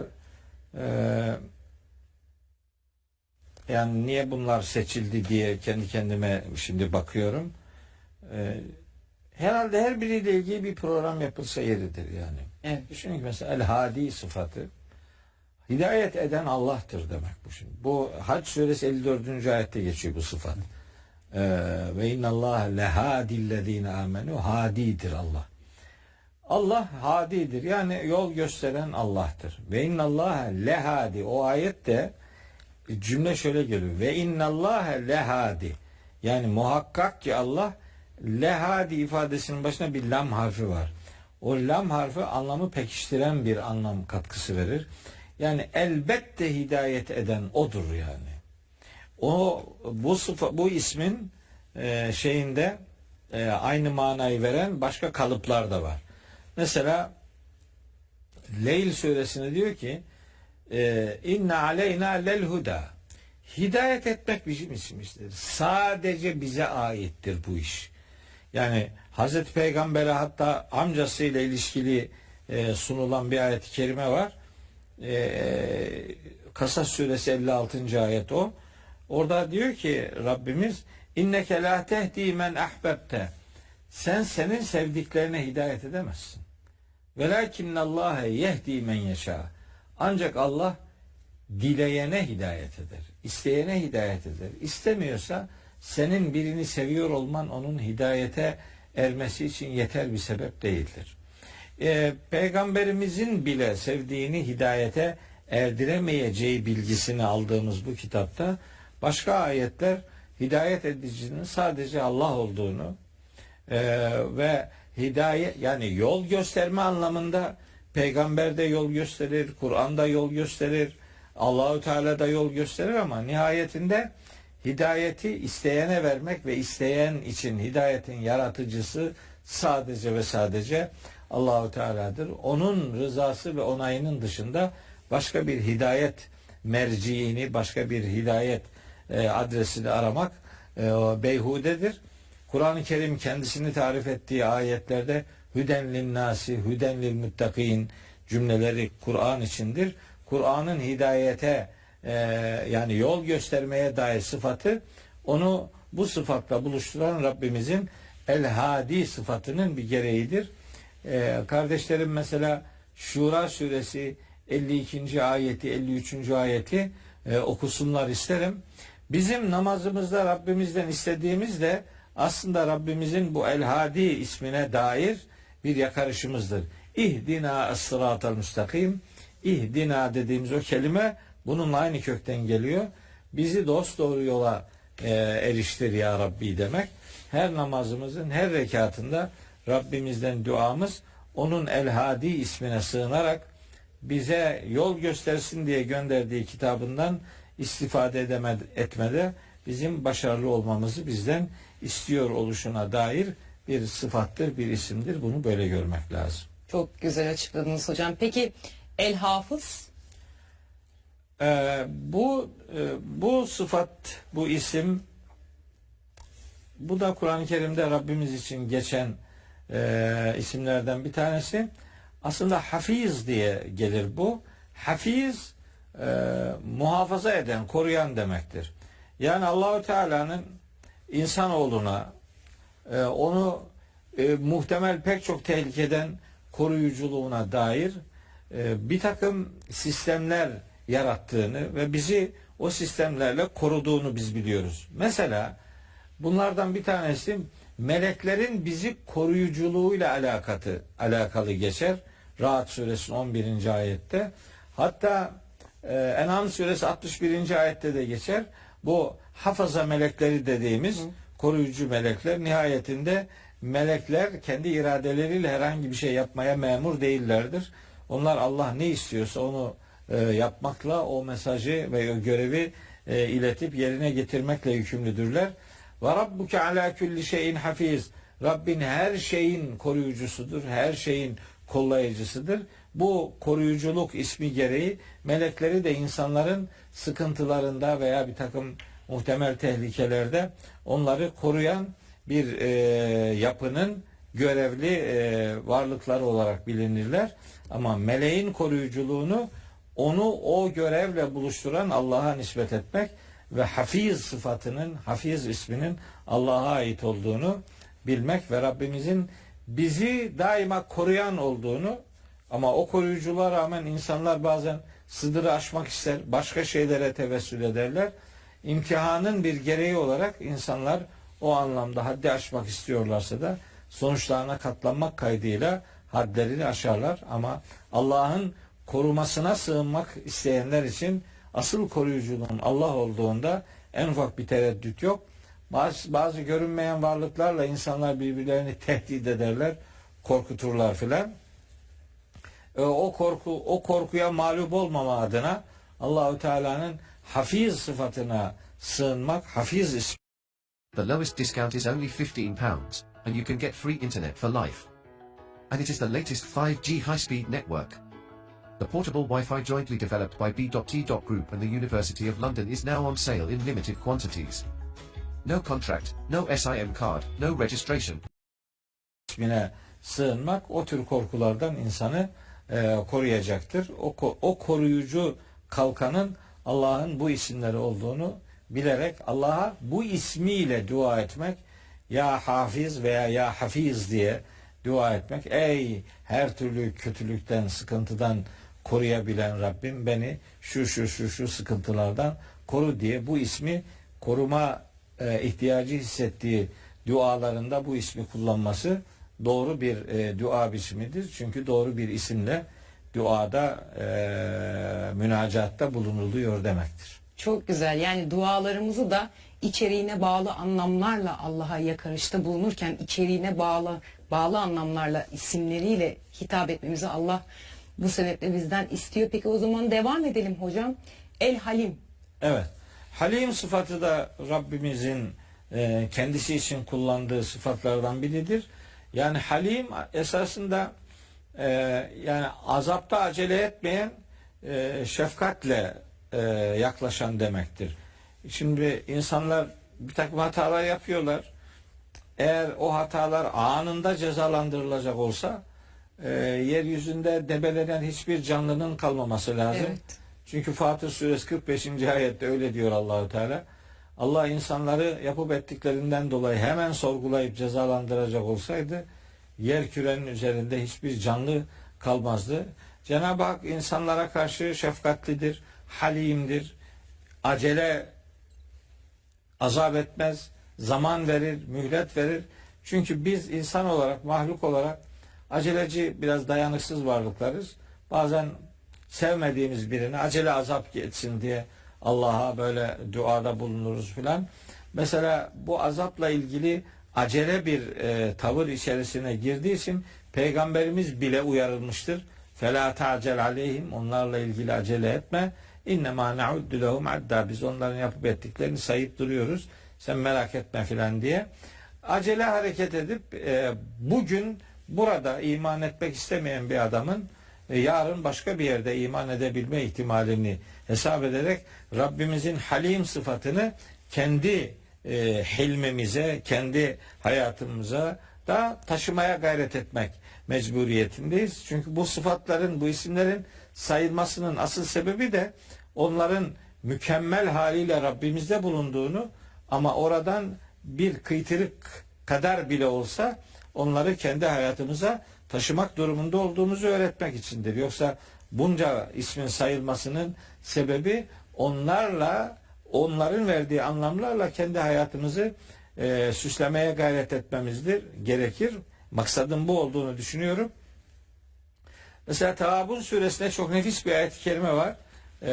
Bu dediğime hizmet edecek bir anlam içeriğinde.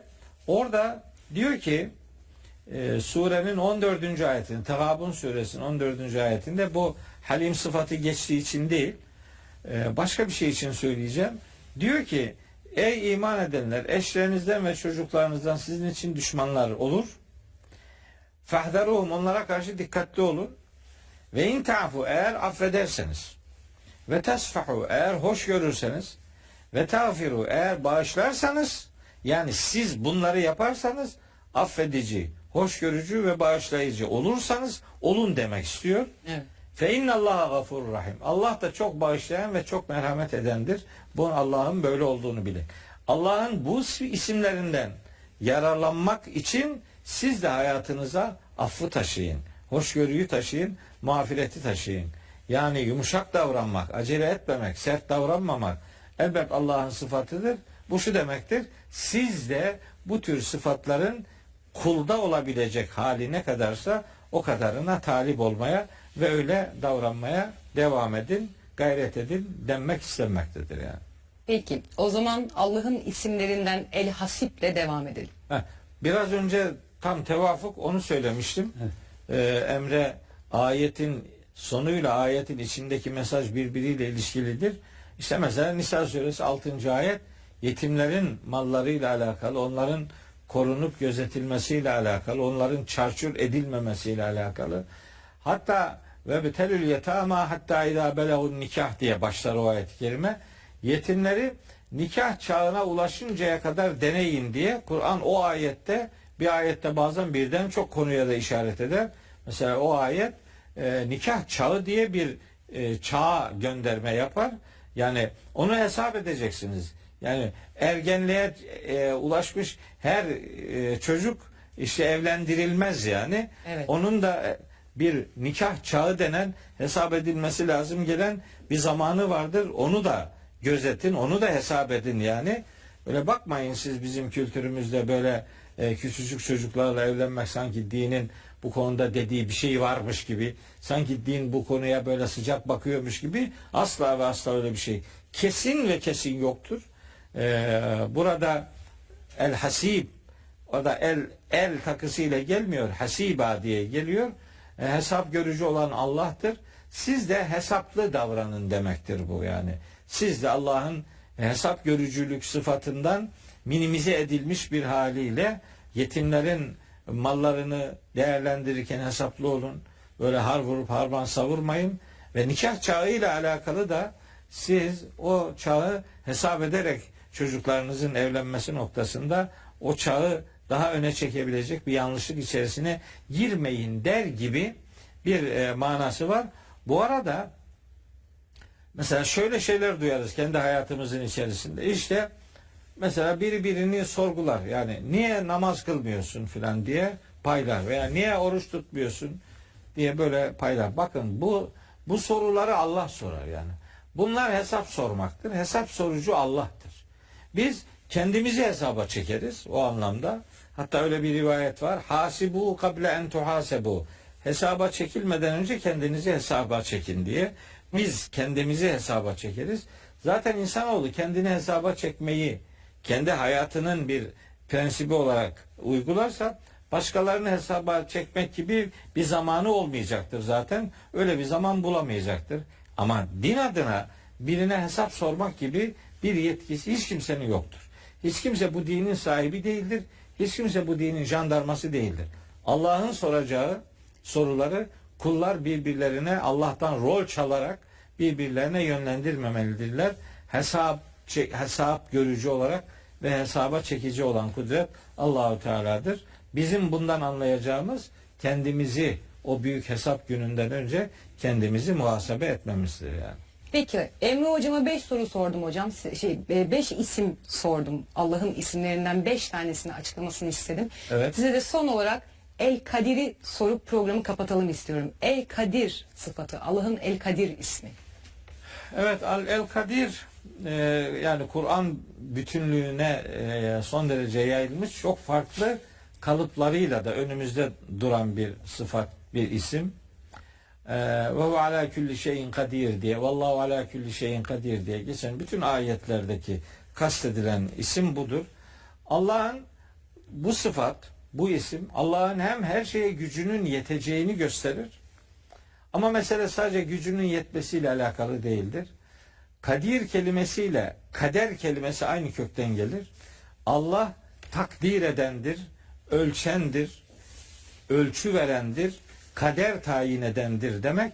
Rabbimizin her şeyi bir ölçüye göre yaratmışlığını ifade eder. Mesela takdir kelimesi de bu kelimeyle aynı kökten gelir. Mesela zalike takdirul azizil alim. Yasin suresinin 38. ayetinde geçer. Aziz, en yüce olan, el-alim, her şeyi bilen Allah'ın takdiridir. İşte güneşin kendisi için belirlenmiş bir istikrar, yerine ve zamanına doğru hareketinden söz eder o ayette. Allah ölçüp biçendir. Allah her şeye kader tayin edendir. Allah her şeyin kaderini belirleyendir anlamındaki ayetlerdeki kader, kaddere veya takdir veya miktar kelimeleriyle kadir ismi aynı kökten gelir. Hem Allah'ın her şeye gücünün yeteceğini ifade eder bu isim, hem de Rabbimizin her şeye bir ölçü verdiğini, hiçbir şeyi rastgeleliğe terk etmediğini, her şeyde herhangi bir plansızlığın söz konusu olmadığını, olamayacağını ifade eden muhteşem isimlerinden bir tanesidir. Kaderle ilişkili isim Allah'ın Kadir ismidir. Onu ölçü ve bir ayar tespit eden, onu belirleyen, ölçüye göre hareket edilmesini sağlayan, her şeye bir ölçü tayin eden odur. O anlamda bu sıfatı, bu ismi öyle güç yetme ve ölçü belirleme noktasında düşünmek gerekir. Peki çok teşekkür ediyoruz. Değerli hocalarım, bu gece en güzel isimleri konuştuk. Vaktimiz dahilinde. İnşallah yine kaldığımız yerden konuşuruz, devam ederiz, Allah nasip ederse İnşallah. yaparız. İnşallah. Çok güzel, çok faydalı bir program oldu çünkü. Mehmet hocamın da söylediği gibi Allah bizden isimleriyle kendisine yakarmamızı istediği için çok değerli isimler. Çok teşekkür ediyorum. Ağzınıza sağlık, yüreğinize sağlık. Sağ olun. Sevgili izleyenler, bu gece de bize ayrılan sürenin sonuna geldik. Yarın tekrar görüşmek dileğiyle.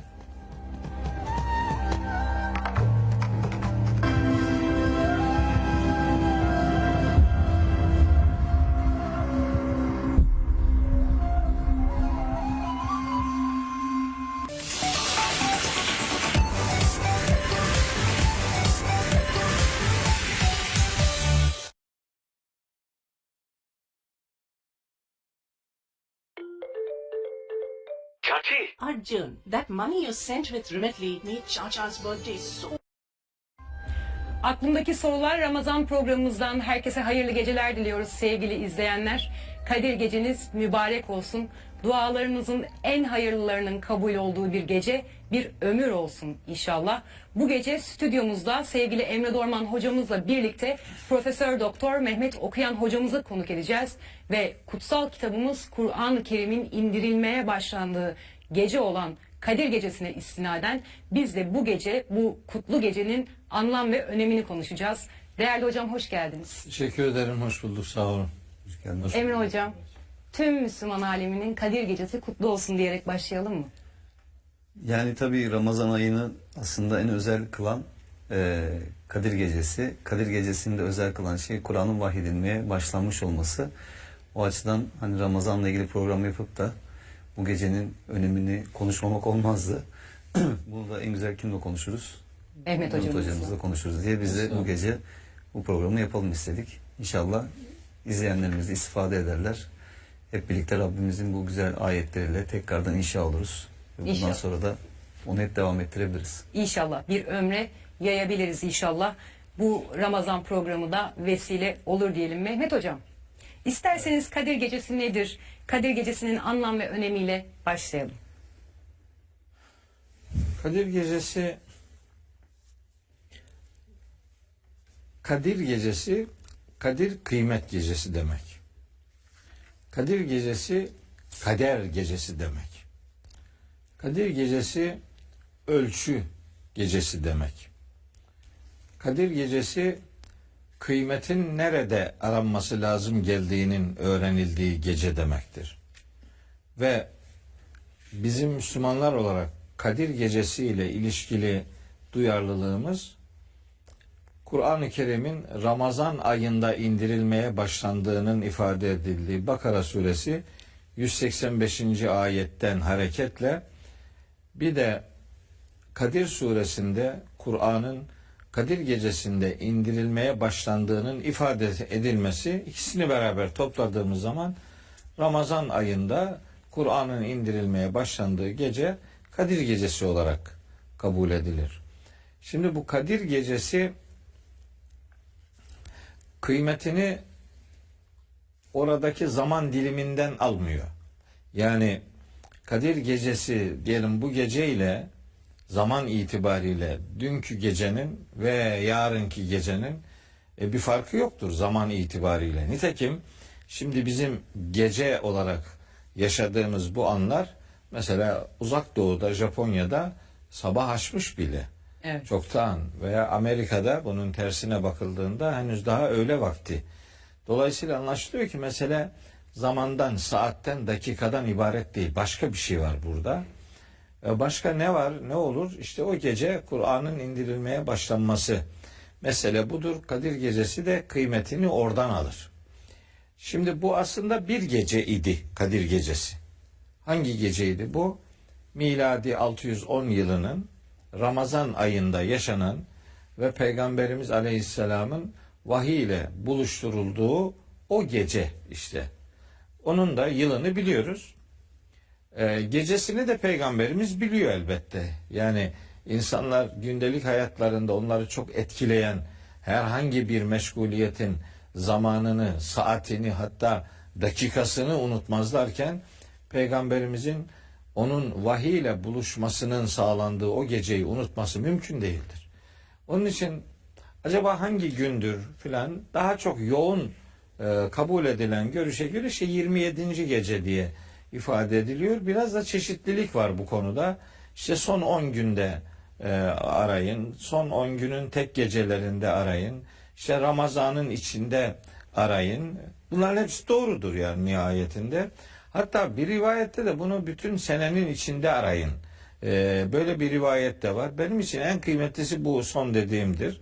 Şunun için çok kıymetli. Şimdi bu kameri hesaba göre yani aylar 10 gün öne geliyor ya. Evet. Her sene bir 10 gün öne geliyor. Bu 32 senede bir, 33 senede bir bütün sene dönmüş oluyor Ramazan'la ilgili. Yani 32 sene, 33 sene biri oruç tutarsa senenin her gününde oruç tutma şahitliğini yakalamış olur. Dolayısıyla senenin her tarafında aransın diye bir rivayet varsa ki var, o zaman anlaşılıyor ki burada başka bir şeye dikkat çekmek istiyor Peygamberimiz. Neye dikkat çekmek istediğini anlıyoruz. O geceye kıymetini veren Kur'an'la ilişkimizi tanımladığını düşünüyorum ben. Yani Kur'an'la siz yakın bir diyalog içerisine girerseniz, sizin hayatınıza Kur'an inerse, nasıl ki o gecenin saatlerini kıymetli kılan şey o gecede Kur'an'ın indirilmesi ise, sizin hayatınıza da eğer Kur'an inerse hayatınız o anlamda kıymet kazanacaktır. Daha önemli bir değerlendirme safhasına geçiyorsunuz demektir. Biz onun için böyle Kadir Gecesi'ni sanki böyle bir şans gecesi gibi değil, aslında bir bilinç zamanı olarak algılamak durumundayız. Yani siz Kur'an'la ne zaman buluşuyorsanız işte sizin kadriniz o zamandır. Öyleyse bir Müslümanın Kadir dakikaları, Kadir saatleri, Kadir geceleri, Kadir günleri, Kadir ayları, Kadir yılları olmalıdır. Böylece hayatının her alanına Kur'an'ı taşımış olmanın erdemini yaşar ve Kadir Gecesi'ni böyle yakaladık bu geceyi, şimdi bu gece ne yapalım filan, onun ötesine geçmek ve kadir, kıymet, değer, ölçü, miktar anlamının verildiği o gecede hayatı kıymetli kılan en önemli unsurun Kur'an olduğu böylece ifade edilerek doğru bir anlayış geliştirilmiş olur. Bunu şunun için böyle biraz farklı anlatıyorum. Şimdi bu Kadir Gecesi ile alakalı Kadir Suresi var. Onu konuşacağız. Evet. Ama Kadir Gecesi'nin biraz daha detaylı anlatımı Duhan Suresindedir.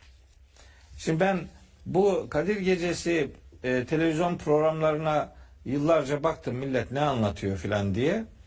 Baktım ki Allah'ını seven Kadir Suresini anlatıyor. Doğru yapıyor yani, Kadir Suresini bu gecede anlatmayacak da nerede anlatacak? Doğrudur, tamam, bu gecede anlatsın da o gecede ne olup bittiğini, yani gecenin kıymetinin nereden kaynaklandığını Kadir Suresinin işte 4. ayetinin bir kısmıyla 5. ayeti biraz tanımlar. Ama bu geceyi daha geniş açıklayan, o gecede indirilen Kur'an'la alakalı insanların iletişiminin daha anlamlı olmasını sağlayacak içerik Duhan Suresinin ilk 5 ayeti ile ancak elde edilebilir.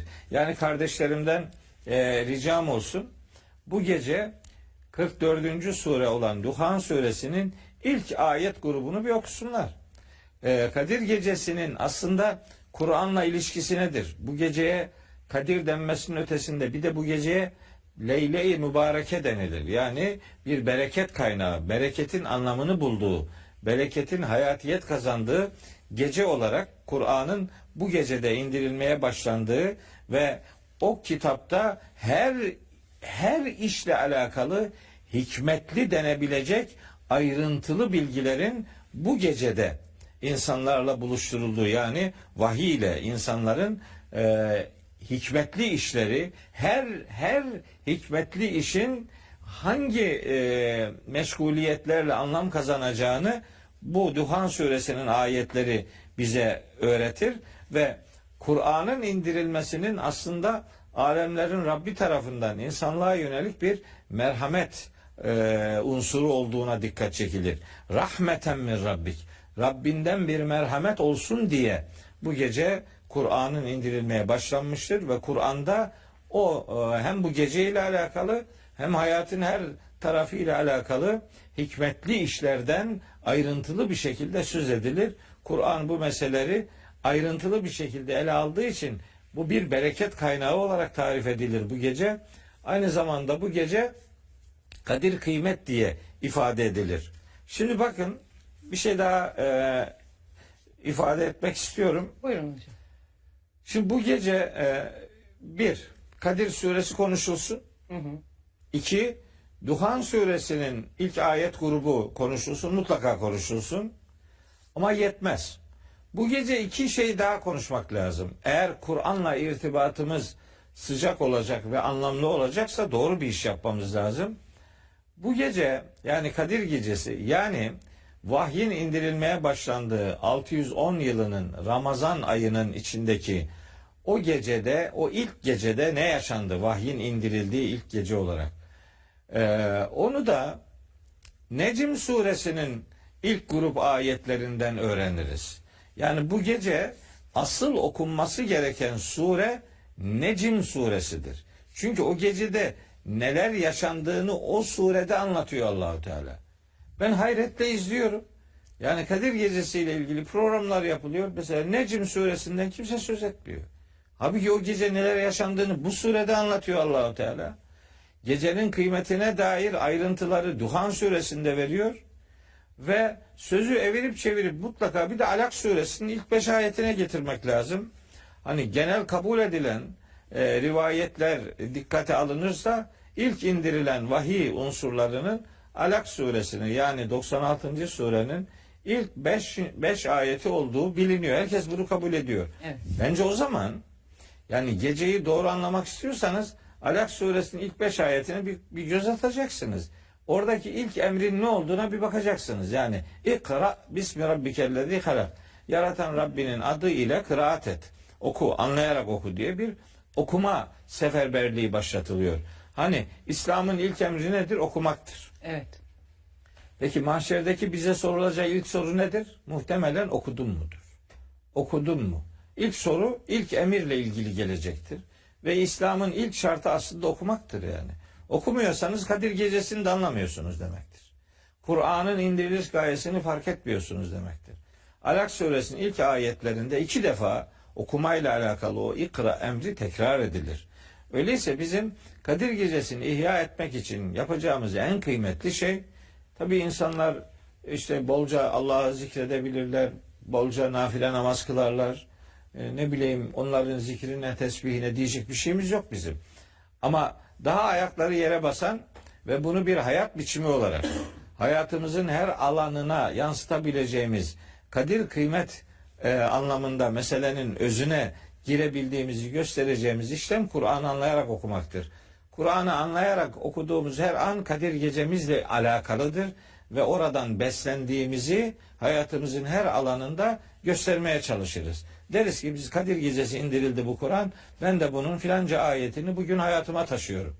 Filanca ayet bugün benim hayatımda şöyle bir karşılık buluyor diye anlamak ve hem Kadir gecesini anlamak hem geceye kıymet veren Kur'an'ın anlamına vakıf olmak. Dolayısıyla Rabbimizin bizi Kur'an'la buluşturmasının teşekkürü olarak bir oruç tutuyoruz Ramazan boyunca. 2, peygamberimize peygamberlik verilmesinin yıl dönümünde onun teşekkürü için bir çaba içerisindeyiz. O peygamber olarak görevlendirildiği için biz yani Kadir Gecesi'nin aslında yıl dönümünü kutluyoruz bizimki. Bunu da anlama noktasında vahiy ile daha sıcak bir iletişim başlatmak mecburiyetindeyiz. Geceyi daha iyi anlamak Kadir Suresinin tercümesine bakmayla aşağı yukarı elde edilebilir. Hani benimki böyle sloganik sözler değildir. Bunlar nihayetinde surelerden o gecenin ne olduğunu ve o geceyi Rabbimizin bizi nasıl bilgilendirdiğini bu kitaptan öğreniyoruz. Öyle olunca da hani anlayışımız, meşguliyetimiz biraz daha farklılaşabiliyor. Tabii ben biliyorum şimdi bu gece insanlar işte Hazreti Ayşe peygamberimize sormuş ki işte ya Resulallah Kadir gecesini idrak edebilirsek nasıl dua edelim? İşte peygamberimiz de ona Allahümme inneke afuvun kerimun tuhibbul affe fe'afu anni. Ya Rabbi sen affedicisin, affı çok seversin, beni de affeyle diye dua. Tamam, bunun önünde bir engel yok. Dolayısıyla o Kadir gecesinde de duası yapılır, sabah da yapılır, ertesi gün de yapılır, hayat boyu yapılabilir. Bunu gereksiz görmüyorum, bunu yanlış bulmuyorum. O rivayet üzerinden de hani yalanlayıcı bir şey söylemiyorum. Yani bunda yanlış bir şey yok. Ama mesele bu geceye kıymetini veren Kitabullah'ın çizdiği hayat profilinin de bu kitabın ne kadar yer aldığını, ne kadar yer alması lazım geldiğini ortaya koymaktır. Herhalde Kadir Gecesi'nin önemi Kitabullah'la, Allah'ın kitabıyla ne kadar buluşursak onun anlamıyla tabii. Evet. Yani Kitabullah'la, Kur'an'la buluşmak deyince millet bunu anlamadan okuma şeklinde de yorumlayabiliyor. Hayır, kastımız o değil. Anlamadan okumaktan söz etmiyorum. Anlamıyorsanız zaten okumuyorsunuz demektir. Okumak, anlıyorsanız anlamlı bir iştir. Dolayısıyla anlamıyorsanız yaptığınız iş okumak değil, seslendirmektir. Evet. Telaffuz etmektir. Kelimeleri tekrarlamaktan ibarettir. Hani o kelimeler zarf ise onların anlamı mazruftur. Veya kelimeler hediye paketi ise onun anlamı paketin içindeki asıl kıymetli olan hediyedir. Biz Kadir Gecesi'ni zarfın kendisinden mazrufa dönüşmeyi, hediye paketinden hediyenin içerisine nüfuz edebilmeyi, yani Kur'an'ın metninden hareket ederek onun manasına ve onun mesajına doğru bir yolculuk yapmayı anlarız. Çünkü asıl kıymet onun anlamıyla hayatı buluşturmaktır diye ifade edebilir. Yani aslında Ramazan ayı Kur'an ayı. Evet. Ramazan ayı değerini Kadir Gecesi'nden, yani Allah'ın insanlığa göndermiş olduğu son mesajın inmeye başladığı Kadir Gecesi'nden alırken Kadir Gecesi de değerini Kur'an-ı Kerim'den Evet. alıyor diye naçizane bir özetle topu hemen Emre Hocam'a çevirmiş olayım. Emre Hocam, Kur'an bu ayda her zaman değerli ama bu ayda oruçlarımızın şükür Allah'a şükretmek için oruçlarımızı tutuyoruz. Niçin? Allah bizi Kur'an-ı Kerim'le buluşturduğu için. Dolayısıyla Kur'an'ın gönderiliş amacı da burada çok önemli. Biraz ondan bahsedebilir miyiz? Tabii ki bahsedelim. Bir iki şey ekleyeyim. Ufak bir şey olsun. Mehmet Hocam'ın söylediklerini hatırlattı. Şimdi Allah'tan daha değerli kim olabilir sorusunu sormamız lazım öncelikli olarak. Allah'tan daha değerli kimse olamazsa, ki bir inanan için olmaması gerekir. O zaman onun her biri birbirinden önemli ve değerli olan ayetlerinden daha önemli bir şeyin de olmaması gerekir. Yani Allah'tan daha değerli bir kimse yoktur. Ondan gelenden de daha değerli bir şey yoktur. Şimdi bunu önce bir netleştirirsek eğer, hem bu gecenin hem Kur'an vahyinin anlam ve değeri daha da açıklığa kavuşur, netleşir. Çünkü bundan daha fazla kıymeti bilinmesi gereken bir şey yok yeryüzünde. Evet. İnsanlar bu hayatın içerisinde öyle veya böyle bir şekilde her şeye bir anlam atfediyorlar. Bir değer biçiyorlar, bir kıymet biçiyorlar. İşte insanların kendi özel günleri, geceleri var. İşte evlilik yıl dönümü olabilir bu. İşte doğum günü olabilir, çocuğunun doğumu olabilir, eşinin doğumu vesaire. Ya da ailesiyle ilgili mesela özel bir, önemli bir gün olabilir. Herkesin hayatın içerisinde özel saydığı, özel kıldığı belli günler var. Anneler günü, babalar günü gibi böyle sonradan ortaya çıkmış bir takım günler de var. Ama insanın şunu anlaması lazım. Bütün bu günler, bütün bu gecelerin yanında tartışmasız olarak en fazla değer atfedilmesi gereken ve en fazla önemsenmesi ve asla unutulmaması gereken bir gece varsa işte o gece Kadir Gecesi, Kıymet Gecesi. Tabi aslında Kur'an'ın gönderiliş amacı nedir deyince bir cümleyle özetleyecek olursak, Kur'an'ın gönderiliş amacı insanlığa nefes aldırmak diyebiliriz. Çünkü aslında Kur'an-ı Kerim Allah'ın insanlığa olan rahmetinin sevgisinin ve iyiliğinin bir sonucu olarak gönderilmiştir. Allah iyidir, iyiliğin kaynağıdır, Allah rahmetin kaynağıdır, sevginin kaynağıdır ve yarattıklarını sevdiği için onları bir başına bırakmamıştır. Onlara yol göstermek üzere doğru ile yanlışı ayırt edebilmeleri için Kur'an'ı göndermiştir. Şimdi o yüzden şöyle düşünmek lazım. Yani bu en sevgiliden gelen, en fazla sevilme hak edenden gelen bir mesaj. Yani mesaja bakarken hani bunu işte mesajlardan bir mesaj, işte kitaplardan bir kitap gibi görmemek için önce bu temelin bence kurulması lazım. Bu temelin oturtulması lazım.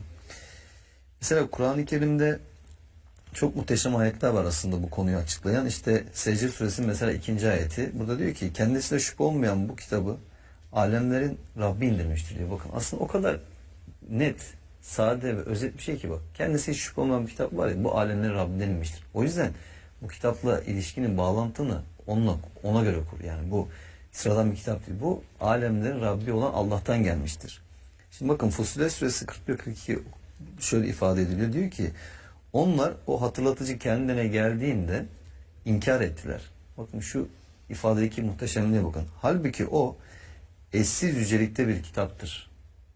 Yani inkar ettiğiniz şeye bir bakar mısınız? Yani eşsiz yücelikte bir kitabı inkar ediyorsunuz. Batıl, yani gerçekle ilgisi olmayan temelsiz şeyler ona ne önünden gelebilir ne arkasından. Tüm bilgeliğin kaynağı, yani hakim olan ve her türlü övgünün sahibi, hamid olan Allah'tan bir indirmedir o diyor. O kadar güzel aslında Kur'an'ın gönderiş amacını temellendiriyor ki bu ayet. Yine mesela gönderiş amacıyla ilgili, indiriş sebebiyle ilgili Nahl Suresinin 89. ayeti burada güzel bir hatırlatma yapıyor bize. Bu kitabı sana her şey için bir açıklama, Müslümanlar için de bir hidayet, rahmet kaynağı ve müjde olarak indirdik diyor. Bakın dini konuda gerekli olan her türlü şeyin açıklamasının bizzat Kur'an'ın kendi içerisinde olduğunu gösteren önemli ayetlerden bir tanesi. Bir hidayet, yani doğru yol rehberi, rahmet ve müjde olarak gönderdik diyor. Yine mesela Nahl Suresinin 64. ayeti Kur'an'ın gönderiş sebebiyle ilgili olarak diyor ki biz bu kitabı sana sırf hakkında anlaşmazlığa düştükleri şeyi insanlara açıklayasın, yani duyurasın ve inanan bir toplum için hidayet ve rahmet olsun diye indirdik. Hatırlatması yapıyor. Yine İbrahim Suresi 1. ayet mesela burada diyor ki bu bir kitaptır ki Rabbin izniyle insanları karanlıklardan nura, yani aydınlığa, her türlü övgünün sahibi olan, kudret onurun kaynağı olanın yoluna çıkarmak için sana indirdik diyor. İnsanları karanlıklardan aydınlığa çıkarmak ve tüm övgülerin sahibi olan Allah'ın yoluna iletmek için gönderdik diyor. En'am Suresi 19 bu Kur'an bana onunla sizi ve ulaştığı herkese uyarmam için vahyolundu diyor. Yani aslında Kur'an'ın ayetlerinin, mesajlarının tüm insanlığın muhatap alması ve Peygamberimizin yaptığı gibi bizim de bunu tüm insanlığa aslında anlatmamız ve aktarmamızla ilgili önemli bir ayet. Taha Suresi 113 mesela diyor ki biz o Kur'an'ı insanlar takvalı olsunlar veya onlar için gerçeği hatırlatma olsun diye Arapça bir Kur'an olarak indirdik ve uyarıları onda teker teker açıkladık diyor. Yani insanların anlayacağı şekilde biz bunu indirdik ki insanlar takvalı olsunlar diyor. Aslında oruçla da ilişkili olarak ibadetlerin birçoğunun aslında temel hedefi nedir? Bizim daha duyarlı, daha sorumlu insanlar haline gelmemizdir. Yani takvaya erişmemizdir. Yine Fussilet Suresi 41. ayette bakın diyor ki onlar o Kur'an kendine geldiğinde onu az önce okumuştuk ilk kısmını pardon. Evet. İsra Suresi 88-89 bakın diyor ki yani Allah çok muhteşem bir şekilde karşı koyuyor aslında, meydan okuyor. Diyor ki de ki yemin olsun eğer insanlar ve cinler şu Kur'an'ın bir benzerini getirmek üzere bir araya toplansalar, birbirlerine destek de olsalar onun bir benzerini yine ortaya getiremezler. Yemin olsun biz bu Kur'an'da insanlar için her örnekten nicelerini sıraladık ama insanların çoğu inkardan başka bir şeyde diretmemektedir. Hatırlatması yapıyor bu ayette de yine. Nur Suresi 34 diyor ki yemin olsun ki size gerçeği açık seçik anlatan ayetler sizden önce gelip geçmiş olanlardan örnekler, muttaki olanlar için bir öğüt indirdik. Yani daha önceki kavimlerin, gelen peygamberlerin, onlarla beraber inananların hayatlarından, yaşadıklarından kesitler var. İşte kıssalar dediğimiz. Ve aynı zamanda muttaki olmak isteyenler ve muttaki olanlar için de bir öğüt olarak indirdik diyor. Dolayısıyla aslında şey de hatırlatalım son olarak. Mesela İsra Suresi 80 Kur'an'ı inananlar için şifa ve rahmet olarak indirdik diyor. Bakın yani inananların ruhuna bir şifa olarak ve bir rahmet olarak indirdik diyor. Yunus suresi 57'de de benzer bir şekilde ayet ifade ediyor. Dolayısıyla aslında bizzat Kur'an-ı Kerim'in bu her biri birbirinden değerli, kıymetli ayetleri Kur'an'ın gönderiliş amacını çok güzel ortaya koyuyor. Ama az önce işte Mehmet Hocam da dedi, yani bu ayetlerin gönderiliş amacını anlayabilmek, o ayetleri her defasında kendimize indirebilmek ve hayata taşıyabilmek için Kur'an'ın anlamıyla buluşmaktır esas olan. Çünkü Kur'an'ın anlamıyla buluşmadığınız müddetçe Kur'an'ı sadece yüzünden seslendirmiş oluyorsunuz. Evet. Hani bunun bir değeri olup olmayacağı bir tartışma konusu değil. Allah tabii ki isterse oradan da insana bir, belki bununla ilgili bir sevap veya bir değer atfedebilir, ama önemli olan burada Kur'an'ın gönderiliş amacına uygun şekilde Kur'an'la ilişki kurmaktır.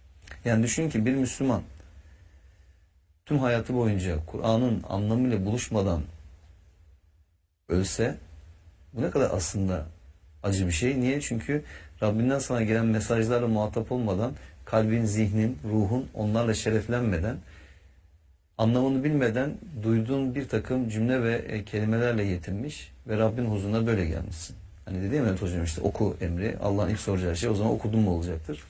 Yani Allah bize sana bu kadar ayetler gönderdim, sen niye bunların anlamını öğrenmedin veya niye bunları üzerine düşünmedin diye sorduğunda herhalde işte vakit bulamadık ya da bunun gerekli olduğunu düşünemedik ya da birileri bize siz okumayın, bizim anlattıklarımızı dinleyin dediler, biz de onlara uyduk diye bir cevap verilmez herhalde o gün. Yani bir cevap verecek olan olursa da o da zaten utanır herhalde vereceği bu cevaptan. Evet. O yüzden hani bu geceyi vesile bilerek, tüm Ramazan ayını da vesile kılarak hakikaten Kur'an'ın anlamıyla buluşmak için hemen yarına da bırakmadan, şu anda bizi kim dinliyorsa, internette bu uygulamalar var, işte Kur'an okuyan program var, Mehmet Hoca'nın meali var orada, ya da evde mutlaka bir şekilde varsa eğer bir meal açıp mutlaka o anlamlarla buluşmaları gerekir diye düşünüyorum.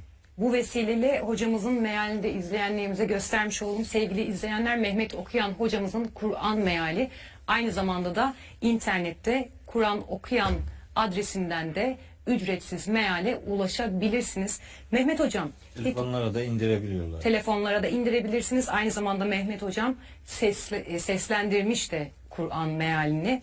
Dolayısıyla her türlü faydalanabilirsiniz. Mehmet Hocam, peki Kur'an'ın anlamıyla buluşmak için Kur'an'la nasıl bir ilişkimiz olmalı? Hayatımızın neresinde olmalı Kur'an? Şimdi neresinde olmamalı ki demem lazım yani. Şimdi öyle bir Kur'an sunumu yapılıyor ki toplumsal hayatta. Ya sanki bu kitapta hiçbir şey yok. Sanki biz bu kitaptan hayata dair doğru düz bir şey öğrenemeyeceğiz. Dolayısıyla bizim dinimizi işte başka ikincil kaynaklar öğretecek filan diye. Bunu son derece ayıp buluyorum yani. Bu iddia böyle herhalde Kur'an'dan hiç haberi olmayan adamın bir iddiasıdır. Bu normal, makul bir düzeyin sözü olamaz bu kitabın. Bu kitapla Müslümanın iletişiminde en kıymetli, en çok hareket alacağı nokta Kur'an'ın rehber oluşuyla ilişkilidir. Yani işte navigasyon kullanıyor ya insanlar. İşte mesela bir adam, oraları gideceğiniz yeri bilen bir adam size yolu tarif etse bile siz yine navigasyonu açıyorsunuz, diyorsunuz ki yani bu navigasyon bizi oraya en kısa zamanda hangi yoldan gideceğimizi bize öğretir. Evet. Mesela Kur'an-ı Kerim'e işte bir haritadır derdik daha eskiden, bundan 20 sene önce filan. Evet, doğrudur yani Kur'an nerede olduğunuzu öğretir. Gideceğiniz yerin neresi olduğunu öğretir. Gideceğiniz o yere nasıl gideceğinizi de öğretir. Ama harita donuk bir bilgi kaynağıdır. Yani eğer harita güncellenmemişse yeni yapılan yolları size eski haritalar öğretmez. Dolayısıyla Kur'an'ı harita gibi anlatırdık, öyle benzetirdik. Şimdi ondan geçtik. Şimdi navigasyon benzetmesi yapıyoruz. Niye? Çünkü navigasyon anlık bilgi veriyor. Yani hatta 10 dakika önce bir yer açık olabilir. 10 dakika sonra eğer orası kapalıysa size oranın işte kırmızı olarak gösteriyor. Oradan değil filanca yerden git diye. Yani Kur'an'ın bir Müslümanın hayatında bir navigasyon kadar değerinin olmaması beni yüreğimden yaralıyor yani. Yani yol bir yere gitmek için herkes hemen bildiği bir yer bile olsa navigasyonu açıyor. Anlık bilgi almak için oradan istifade ediyor. Hayatı bize öğreten bu muhteşem kitabın sahibinin bunda verdiği 6236 ayetlik o muhteşem bir bilgi deryasına ihtiyaç hissetmiyoruz. Onu işte bypass edici bir takım işler yapıyoruz. İşte onun yerine başka şeyler getiriyoruz. Onun önüne başka şeyleri konumlandırıyoruz ve Allah'ın kitabı bir süre sonra ya ulaşılamaz oluyor ya da tanınmaz oluyor. Ulaşılsa bile artık çeşitli barikatlar, bariyerler örülüyor önüne. Maalesef. İddia şu Birun Hanım. Adam diyor ki mesela Kur'an'ı iyi anlamak için, doğru anlamak için sizin işte diyor ki önce mesela hadisleri bilmen lazım diye bir hadis gözlüğü takıyor gözüne. Sonra diyor ki o hadisler eğer peygamberimizin ise doğrudan %100 onunsa canım başım üstüne. Sorun onlar onun mudur acaba? Sonradan mı katıldı? Acaba doğru aktarıldı mı? Bilmiyorsun ki. Evet. Bu kitaba uyuyorsa onundur. Bu kitaba uymuyorsa onun olamaz yani. Hani buradan kendilerince bir sonuç çıkartmasınlar. Fakat işte gözlüğe bir cam diyelim hadis camı. Daha iyi göreyim diye bir de fıkıh camı koyuyor ya. Daha iyi göreyim diye bir de tefsir camı koyuyor. Biraz daha iyi göreyim diye işte bir İslam tarihi. Biraz daha iyi göreyim diye bir fıkıh camı koyuyor oraya. Bir tefsir camı koyuyor. Ne bileyim başka bir cam daha koyuyor. Adamın gözlüğü camdan geçilmiyor. O artık camı bile göremiyor. Bırak arkasını görmeyi. İddia daha iyi anlaşılsın diye. Kardeşim ulaşılamaz ve görünmez yapıyorsun Allah'ın kitabını böylece.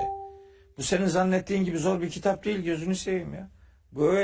Böyle ne bileyim labirentvari bir kitap değil. Bu formülasyon değil yani. Bu Allah'ın kitabı kendisi ayetleri birbirini açıkladığı için açıklayıcılığının sonunda apaçık bir kitaptır bu kitap. Evet. Ve bu kitabın hayata rehberlik ediciliği çok kıymetli bir gerekçedir ki bu Ramazan ibadetinin yani oruç ibadetinin anlatıldığı Bakara suresinin 185. ayetinde tam bu gerekçeye gönderme yapar. Der ki Şehru Ramazan ellezî unzile fîhil Kur'an huden linnâsi. Hüden linnâsi yani bu kitabın indiriliş gayesi insanlara yol göstermektir. Evet. Yol yani bu yolu yaratan bilir en iyi. Yolu bilen, yolu yürüyecek olan insanı da yolu da yaratan Allah olduğu için onun tarifi esastır. Yani bir elektronik eşyayı üreten mi daha iyi bilir, kullanan mı daha iyi bilir? Üreten daha iyi bilir yani. Yani ona güvenmek daha doğru bir iştir. Diğeri gücü ne kadarsa, malumatı ne kadarsa o kadar şey söyleyecek sana. Ona çok güvenemezsin. Belki de yakar seni yani. Cihazı da yakarsın, elini de yakarsın, evini de yakarsın. Ama üretenine güvenmen lazım. Bizim yaratılışta da güveneceğimiz kudret bizi yaratan, yoktan var eden Allahu Teala'dır. Onun bu kitapta anlattığı şeylere kulak vermek mecburiyetindeyiz. Bu bir tercih değil, bu bir zorunluluk. Evet. Şimdi mesela Yasin suresini okur insanlar. Yasin suresi 6. ayette diyor ki litunzira kavmen ma unzira abahum. Yani atalarının uyarıldığı şeyleri kullanarak bu kavmi uyarman için bu kitap sana indirildi. Yani demek dirileri uyaracak. Bunun amacı bu. Dirilerle alakalı. Yasin suresi 70. ayette diyor ki liyunzira men kana hayyen. Yani hayatta olanları uyarsın diye bu kitap indirilmiştir diyor. Kur'an'ın kendisi söylüyor. Hem Kur'an'ın metin olarak kendisi diri olanları uyarmaya diye gerekçelendiriliyor. Hem de bu kitabı tebliğ eden Hazreti Peygamber canlı olan, hayatta olan, ayakta olan bir toplumu uyarsın diye görevi tanımlanıyor. Öyle olunca Peygamberimizin hiçbir ayet geldiğinde onu gidip de mezarlığa tebliğ ettiğine dair uydurma olsun bir rivayet yok. Çünkü bu hayat kitabıdır. Hayatın merkeziyle ilişkilidir. Efendim yani ölülere ne yapacağız? Ölüler için dua edeceksin. İşte bu. Evet. Yani yapacağım budur. Hani o duan da çok akıllı uslu olsun istiyorsan Kur'an'dan dua ayetleri okuyabilirsin. İşte İbrahim suresi 41. ayeti git oku. Git Haşr suresi 10. ayeti oku. Git Tahrim suresi 8. ayeti oku. Ama istersen de anladığın dilden oku. Ama nihayetinde bu kitabın indiriliş gayesi dirileri uyarmaktır. Dirilerin hayatına dokunmaktır. Efendim hayata dokunmaksı için bu kitapta yani her şey yok ki. En çok duyduğumuz şeylerden, sözlerden Kur'an'ı okumama bahanelerinden biri bu. Ben bunu diyenlere diyorum ki bak kardeşim, bak dediğini kulağın duysun lütfen. Allah aşkına maksadını aşan cümleler kullanmış oluyorsun böylece. Aç Yunus suresi 61. ayeti. Aç bakalım orada ne diyor Allahu Teala? Bir insanın hayat meşguliyetlerinde nelerle karşılaşacaklarsa ona dair son derece hani köşeli bir ayet, böyle yuvarlak değil, köşeli. Doğrudan bilgi veriyor. Önce peygamberimize diyor ki ve ma tekunu fi şe'nin. Sen hangi işte olursan ol. Şimdi Arapça bilenlere hitaben söyleyeyim. Şe'nin kelimesi nekre bir kalıptır. Yani başında veya sonunda belirteç edatı yok. Sonunda bir tamlama yok. Başında belirteç edatı yok. Bunlara biz nekre diyoruz. Yani umum ifade eden, genel ifade eden kalıplar. Bunun anlamı şudur. Hangi işte olursan ol. Bunun istisnası yok. Şu işe karışmaz, bu işe karışmaz demiyor. Hangi işinde olursan ol. Ve ma tetlu minhu min Kur'anin. O işle alakalı Kur'an'dan her neyi tilavet edersen. Ya herhangi bir iş ve o işle alakalı Kur'an'dan her neyi tilavet edersen, yani takip edersen. Yani Kur'an'ı o işle buluşturmaya gayret edersen ve la ta'melune min amelin, sonra herkes hangi işleri yapıyor olursanız olur, illa künne aleyküm şuhuden iz tufidune fi. Siz o işe daldığınız zaman biz sizin durumunuza şahidiz. Bu kitap ya doğrudan ya dolaylı olarak, ya hüküm açısından ya da mesaj açısından her zaman herkesi ilgilendirmektedir. Bu kitabın tarihe terk edilecek hiçbir tarafı yoktur. Kur'an tarihten örnekler verir, insanlara oraları, o coğrafyayı, o zamanı kavramalarını sağlar, oradan güne nasıl sonuçlar getirmeleri lazım geldiğini öğretir. Onun için Kur'an'da yaklaşık 1800 ayet kıssalardan oluşur. Yani kıssalara baktığınız zaman bu kitap acaba bir tarih kitabı mıdır? Ne bileyim, bu kitap acaba bazı peygamberlerin biyografisini mi anlatıyor gibi sonuçlar çıkarmaya gerek yok. Kitabullah'ın gönderiliş amacı o dönemlerde de yaşanan pratiklerden yaşadığımız güne dair sonuçlar çıkarmayı becermektir, başarmaktır. O itibarla Kur'an'ın hayatla ilişkisini doğru kavramak için Yunus suresi 61. ayeti hayatın merkezine almak lazım. Çünkü her ayetle alakalı bu kitabın ya doğrudan ya dolaylı bir dediği vardır. Mutlaka bir şey der. Ama sizin amacınız ya ben bu kitabı okuyacağım ama bunda her şey de yoktur canım derseniz, bunda hiçbir şey yoktur muamelesine reva görürsünüz bu kitapla ilgili. Bunu yapmayacaksın. Evet. Efendim Kur'an'da mesela kupa yapmak var mı diyor mesela. Ve kamera yapmak var mı diyor, değil mi? Ne bileyim masanın nasıl yapıldığı var mı filan. Yok, böyle değil de başka bir türlü var. Diyor ki bilmiyorsanız bilene sorun diyor. Bilene sorduğunuz zaman onun nasıl yapılacağını ilgilisinden öğrenirsin işte. Bak bu da var yani. Nasıl var? Doğrudan yok ama dolaylı olarak var. Var. Yani ben hakikati bunda bulacağım gözüyle bakarsanız bulursunuz. Ya doğrudan ya dolaylı olarak bulursunuz. Şimdi bir hanım.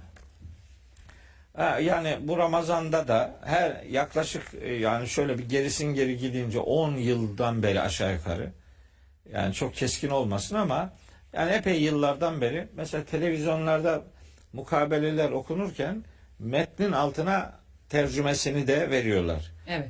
Tabii ama metin daha büyük, puntoları daha büyük, daha seçiliyor, daha güzel, rahat okunuyor ama o mealler pek okunamıyor. Onu da diyorlar ki yani bak mealini de koyduk. Bak kardeşim, bak istenen bu değildir. Kimse kimseyi kandırmasın. Orada ekranda mealinin görülmesinden söz etmiyoruz. Gerçeğin Kur'an'dan öğrenilmesinden söz ediyoruz. Yani öyle şiirimsi bir eda ile bir ekran süsü olarak Allah'ın kitabının metnini de mealini de öyle bir muameleye reva görmek Kur'an'a hakarettir. Siz bizim istediğimiz, söylediğimiz hani o da bir aşamadır. İyi bir şeydir yani. Ve onun mealinin görünmesinden Türkiye'de rahatsız olacak en son adam bile ben olmam yani. Ondan mutluluk duyuyorum. Evet. Fakat hani bunu yeterli görüp de asıl maksadı gözden kaçırmamak lazım. Bizim Kur'an'ın anlaşılmasından kastımız hayata dair, dini hayata dair Kur'an'ın söylediklerini hayata taşımamızdır. Kur'an okumak demek onu hayata okumak demektir. Kur'an okumak demek onun hayata dokunmasını sağlamak demektir. Kur'an okumak demek onun hayatı dokumasını sağlamak demektir. Çünkü Allah Ali İmran suresi 179. ayette diyor ki: "Ma kana Allahu liyezeral mu'minin ala ma entum aleyhi hatta yemizel habise minat tayyib." Allah müminleri bulunduğunuz bu hal üzere terk etmez. Ta ki temiz, iyi, yararlı olan şeylerden pis, kötü, zararlı olan şeyleri ayırt edinceye kadar. Bu hayatta bu kitap bize neyin doğru, neyin yanlış olduğunu söylüyor. Evet. Belki sırf bu nedenledir ki Kur'an'ın isimlerinden biri Furkan'dır. Furkan olan Kur'an'a tabi olacaksınız ki takva sahibi olasınız. En'am suresi 155. ayet bunu söyler. Furkan olan Kur'an'a tabi olursanız muttaki olursunuz, takva sahibi olursunuz. Yani sorumluluğunuzu bilirsiniz, sorumluluk idrakinde olursunuz. Eğer takvanızı takınmayı becerirseniz Kur'an'ın öğrettiği ilkeler sayesinde, bu defa Enfal suresi 29. ayette diyor ki: "Ya eyyühellezine amenu in tettekullaha yec'al leküm furkanen."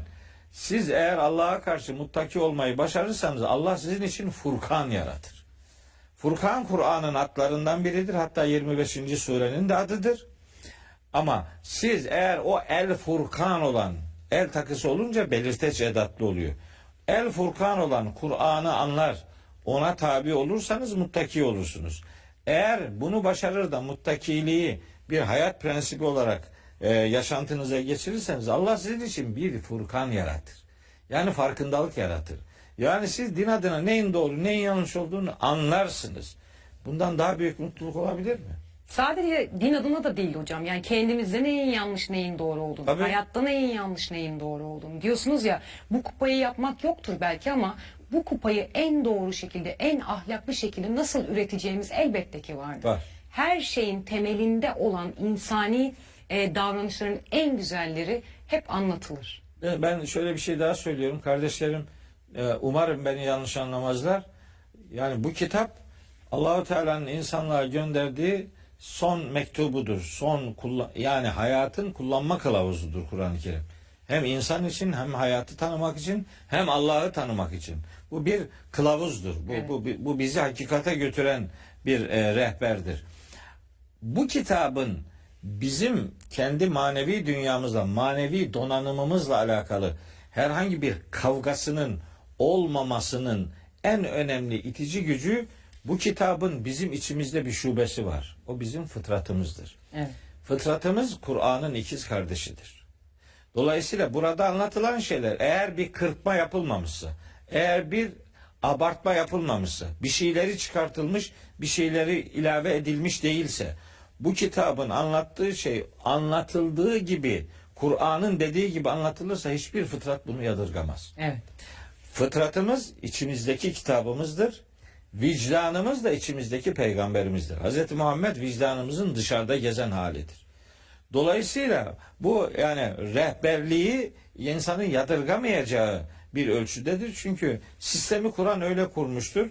Böyle bir irtibat Kur'an'ın hayatı dokuyabileceğini, hayata dokunabileceğini ve hayatın akışında insana lazım olan her ne varsa o noktada kendisine yeterince yol göstereceğini, rehberlik yapacağını, bu kitabın hiç kimseyi yarı yolda bırakmayacağını, arzu edilen menzil her nereyse o hakikat yolculuğunda kişiye sarsılmaz ve terk edilmez bir arkadaşlık yapacağını kardeşlerimin bu gecenin hatırına bilmesini isterim. Kendini Emre Hocam, açık bir kitap olarak tanımlayan Kur'an'ın biraz da anlatım özelliklerine bakalım mı? Kur'an'da neden bir konudan başka bir konuya geçiş yapan bir anlatım tarzı vardır? Şimdi demin Mehmet Hoca kupayla ilgili örnek verince bir karikatür geldi aklıma.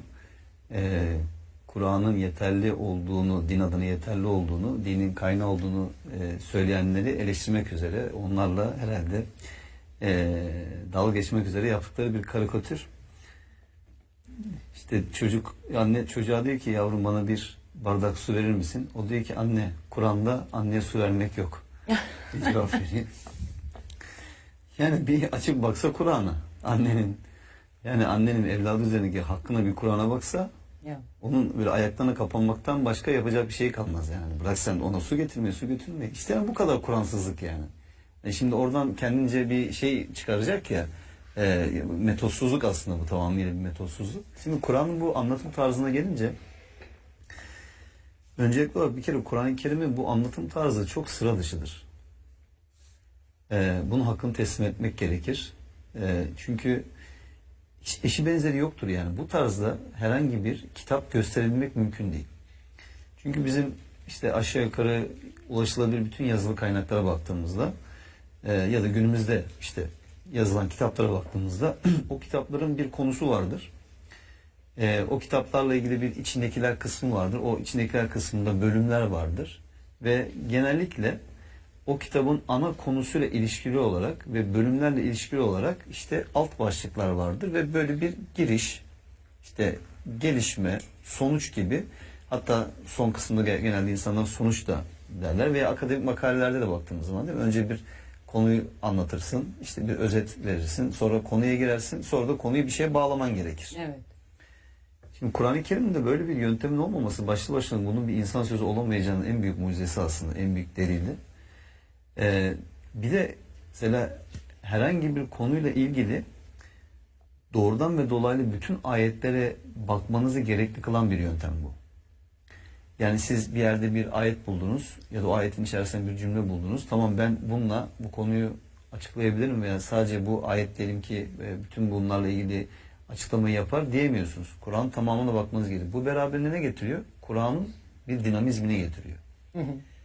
Öte taraftan mesela eğer ki evet hani işte bazı sureler belli isimlerle adlandırılmış ama insanlar tarafından, ama surenin içerisinde geçen bir konuyla ilişki olarak tabii ki o isim verilmiş. Ama mesela şöyle olsaydı Kur'an, diyelim ki işte kadınlarla ilgili bölüm, işte diyelim ki erkeklerle ilgili bölüm, işte zekat sadaka ile ilgili bölüm vesaire gibi her bir konu bölüm bölüm ayrılsaydı belki insanlar sadece ihtiyaç duydukları veya sadece ilgilerini çeken bir kısmına odaklanacakları, bakacaklardı. Kur'an'ın diğer kısımlarını, diğer önemli mesajları belki göz ardı edeceklerdi. Evet. Allah o kadar muhteşem, böyle hani kanaviçe denir ya, böyle kanaviçe gibi örmek denir ya, ayetleri o kadar muhteşem örmüş ki çok büyük bir sanat aslında bu. Mesela bir yerde bir konudan bahsediyor. O kadar güzel, o kadar tam da olması gereken yerde kesiyor ki o konuyu. Bambaşka bir konuya geçiyor. Sonra öyle bir yer geliyor ki orada tekrar o yarıda bıraktığı diyelim konuyu devam ettiriyor. Ama mutlaka sizin o diğer pasajda, diğer kısımda okuduğunuz şey size ilk kısmı hatırlatıyor. Şimdi bakın, bu mesela bugün birçok dizi ve filmler hazırlanırken, senaryolar yazılırken de kullanılan bir yöntem aslında. Parça parça olayları aktarmak ve aslında izleyiciyi özne kılıp o parçaları izleyiciye tamamlatmak. Çünkü o zaman siz kendiniz de işin içerisine girmiş oluyorsunuz. Adeta size yaşatıyor mesela o senaryoyu. Adeta o görseli size yaşatıyor. Şimdi Kur'an-ı Kerim de bunu yapıyor aslında. Yani alıyor kişiyi sürükleyici, hiç böyle sıkılmayacağı şekilde, sürekli böyle dinamik olacağı şekilde bir anlatım yöntemiyle okuyucuyu kendisine bağlıyor. Yani işte mesela Mehmet Hocam da burada, soralım. 40 yıldır, 50 yıldır, isterse 100 yıldır Kur'an okuyan bir insan. Yani şöyle bir şey iddia edebilir mi yani? Hani ya ben artık tamam okudum, böyle düz bir metin okur gibi sanki. Hep aynı şeyi söylüyor. Yeter artık, hani sıkıldım, bundan sonra ne geleceğini de biliyorum diyebileceği bir şey var mı? O kadar enteresan bir yapısı var ki ne zaman nereye açsanız, rastgele de açsanız, bir dişi de açsanız, bir şey okumaya başlasanız yani mutlaka o şey sizi çekiyor kendine. Evet. Yani şöyle bir şey demiyorsunuz yani. Ya İşte bu da yine aynı şeyi anlatıyor falan diyeceğiniz bir şey yok. Bazen hatta benzer mesela kıssalar, benzer konular farklı surelerde anlatılıyor. Bakıyorsunuz ki böyle bir kısmı yine benzer bir şey söylüyor ama mutlaka orada bir ilave yapıyor. Orada tamamlıyor. Orada tam o kıssayı tamamlıyor. Böyle enteresan bir şey var. Yani böyle kronolojik olmayan bir anlatım tarzı mesela. Bu da çok önemli. Mesela Allah şöyle başlayabilirdi yani işte. Diyelim ki peygamberimize vahyin gelmesiyle başlardı. Ondan sonra diyelim ki hicreti anlatırdı. İşte Medine'deki yaşantıyı anlatırdı. Sonra Mekke'ye tekrar dönüşü anlatırdı. Böyle bir kronolojik takip de yok. Ya da mesela yer isimleri o kadar az ki Kur'an-ı Kerim'de. Tarih mesela. Değil mi? Evet. Yok. Ya da insan isimleri mesela. O kadar yok ki yani. O kadar az ki. Sıfatlar var mesela, bunu görüyoruz. Niye? Atıyorum şimdi Hz. Musa ile mücadele eden Firavun'la ilgili işte onun ikinci tutması olduğu ile ilgili mesela bir takım diyelim iddialar veya işte kaynaklar var. Ama ondan bahsetmiyorlar. Firavun'dan bahsediyor. Niye? Çünkü Tutmos da öldür, Ramses de öldür ama Firavunluk bakidir. Firavunluk kalır. Dolayısıyla Allah kişiler, işte onların isimleri, onların aile hayatları üzerine. Ama evet, peygamberlerin görüyoruz çünkü onların bütün insanlık ailesinin bu anlamda çok önemli bir yerini işgal ettikleri için mesajı iletme noktasında. Öte taraftan mesela bu yine dizi filmlerde kullanılan flashback yöntemi var şimdi. Geriye gönderim yapma. Bir anda mesela Kur'an'a bakıyorsun, böyle bir konuyu anlatıyor. Hop bakıyorsun, o daha önce bahsettiği bir konuya tekrardan seni geri döndürüyor mesela. O konuyla bağlantısını kuruyorsun onun. Yani bu aslında okuyucu gerçekten çok ilgisini yükselten, dinamik tutan bir şey. Bir de mesela Kur'an'ın bu anlatım tarzında hikayeleştirme var. Bazen meseller, örnekler vermek var. Bazen de kıssalar. Şimdi burada iki önemli şey var. Bir tanesi şu: kıssalar bir kere gerçek olaylar. Bu niye önemli? Çünkü siz onu gerçek bir olay olarak okursanız onu kendi hayatınıza uygulamanız daha kolay. Niye? Çünkü yaşanmış bir şey bu. Yani bir insanın, bir peygamberin, bir inananın başına gelmiş bir olay bu. Ama şöyle düşünün, öyle bir şey anlatıyor ki Allah, yani zaten sen bile okurken diyorsun ya böyle şey olur mu diyorsun mesela. Şimdi sen böyle şey olur mu diyeceğin bir şey kendine oraya özne kılabilir misin?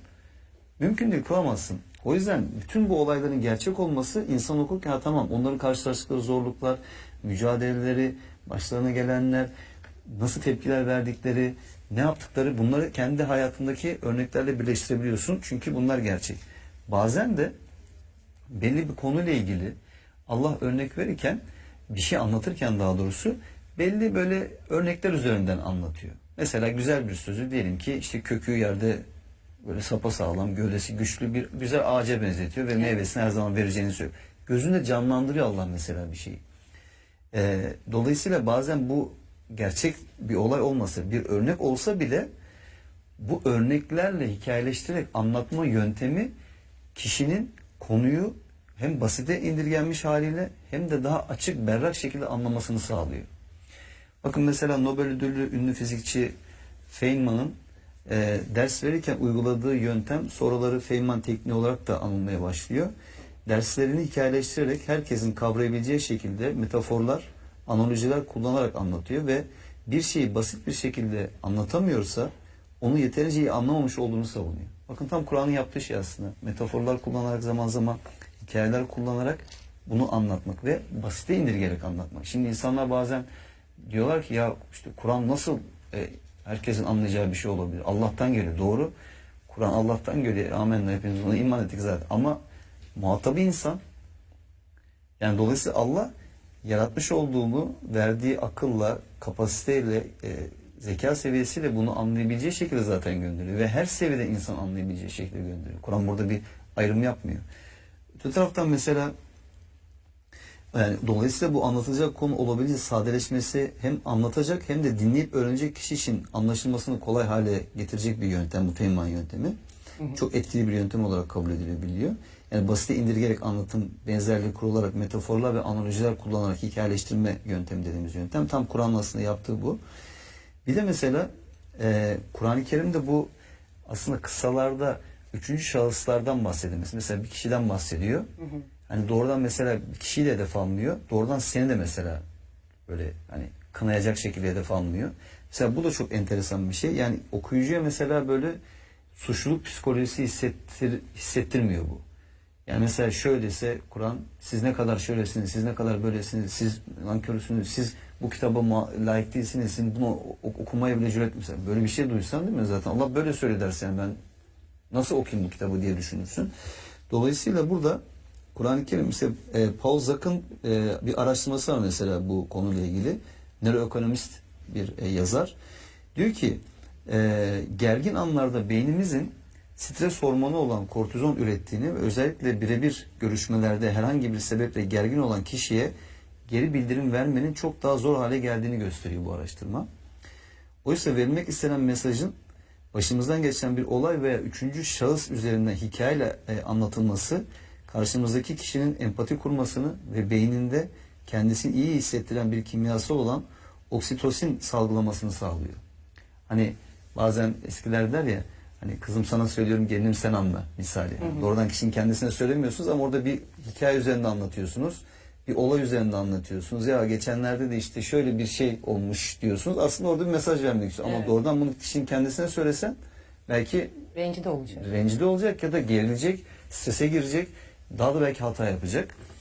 Dolayısıyla anlatılan hikayenin mutlu bir sonla bitmesi insanı daha umutlu ve iyimser hissettiren dopamin hormonunun salgılanmasına neden oluyor. Mesela Kur'an-ı Kerim'e baktığımız zaman biz inananlar çok zorluklar çekiyorlar ama Allah bir şekilde o diyelim ki işte kıssaların sonunda o peygamberlerin galip geldiğinden bahsedebiliyor, inananların galip geldiğinden bahsedebiliyor veya ahirette büyük bir ödülün vereceğinden bahsediyor. Dolayısıyla okuyucu burada dikkat ederseniz hep bir ümit var oluyor. Umutsuzluk içerisine girmiyor. Yani motive ediyor okuyucuyu. Hani bu açıdan düşündüğümüzde hani bazen insanlar diyorlar işte Kur'an-ı Kerim'de bazı şeyler niye tekrarlanıyor? Dedi ki aslında hiçbir şey tekrarlanmıyor. Atıyorum Rahman suresinde de bile mesela hani ifade edilirken Rabbinizin nimetten hangisini yalanlıyorsunuz diye evet bu ayet belki tekrar ediliyor ama bakıyorsun ki hep Allah belli şeyler söylüyor ve ondan sonra bunu tekrar hatırlatıyor insana. Dolayısıyla hani tekrar tesis edilir yani bir şekilde Allah bunu işlemek istiyor kullarını. O yüzden Kur'an-ı Kerim'in aslında bu anlatım yöntemi gerçekten çok mucizevi.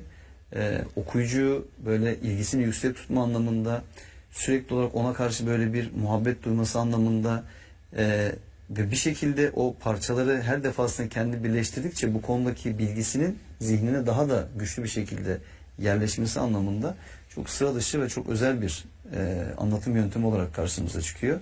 Bu da zaten dediğim gibi hani Kur'an'ın bir insan veya bir insan topluluğu ya da işte yeryüzündeki bütün insanlar bir araya gelse onun bir benzerini ortaya koymayacaklarıyla ilgili önemli göstergelerden bir tanesine dönüşüyor. Evet, zamansızlığı, cümle dizilimi, cümle kullanımını, hatta tek bir kelimeyi çıkarsak bile o düzenin bozulacağını biliyoruz. Emre Hocam, sizin de dizi dünyasındaki hızlı yükselişinizin Kur'an'ın tekniğini örnek almanızdan kaynaklandığını da anlamış olduk, Yok. gözler kaçırmamış olduk. Yani biz her şeyde, hayatımızın her alanında Rabbimizin ayetlerini örnek alıyoruz zaten. Çabalamaya çalışırken, diğer işleri yaparken her şeyde tabii ki bizim rehberimiz Kur'an-ı Kerim ve yani kişisel hayatımda da gerçekten onun yani bizim için belirlemiş olduğu o haritayı, rotayı gerçekten çok kullanmışsındır yani. Diğer işte dini konular dışındaki meselelerde de hakikaten çok yol gösterici olmuştur yani hemen her anlamda. Tabii her konuda rehber olan Kur'an.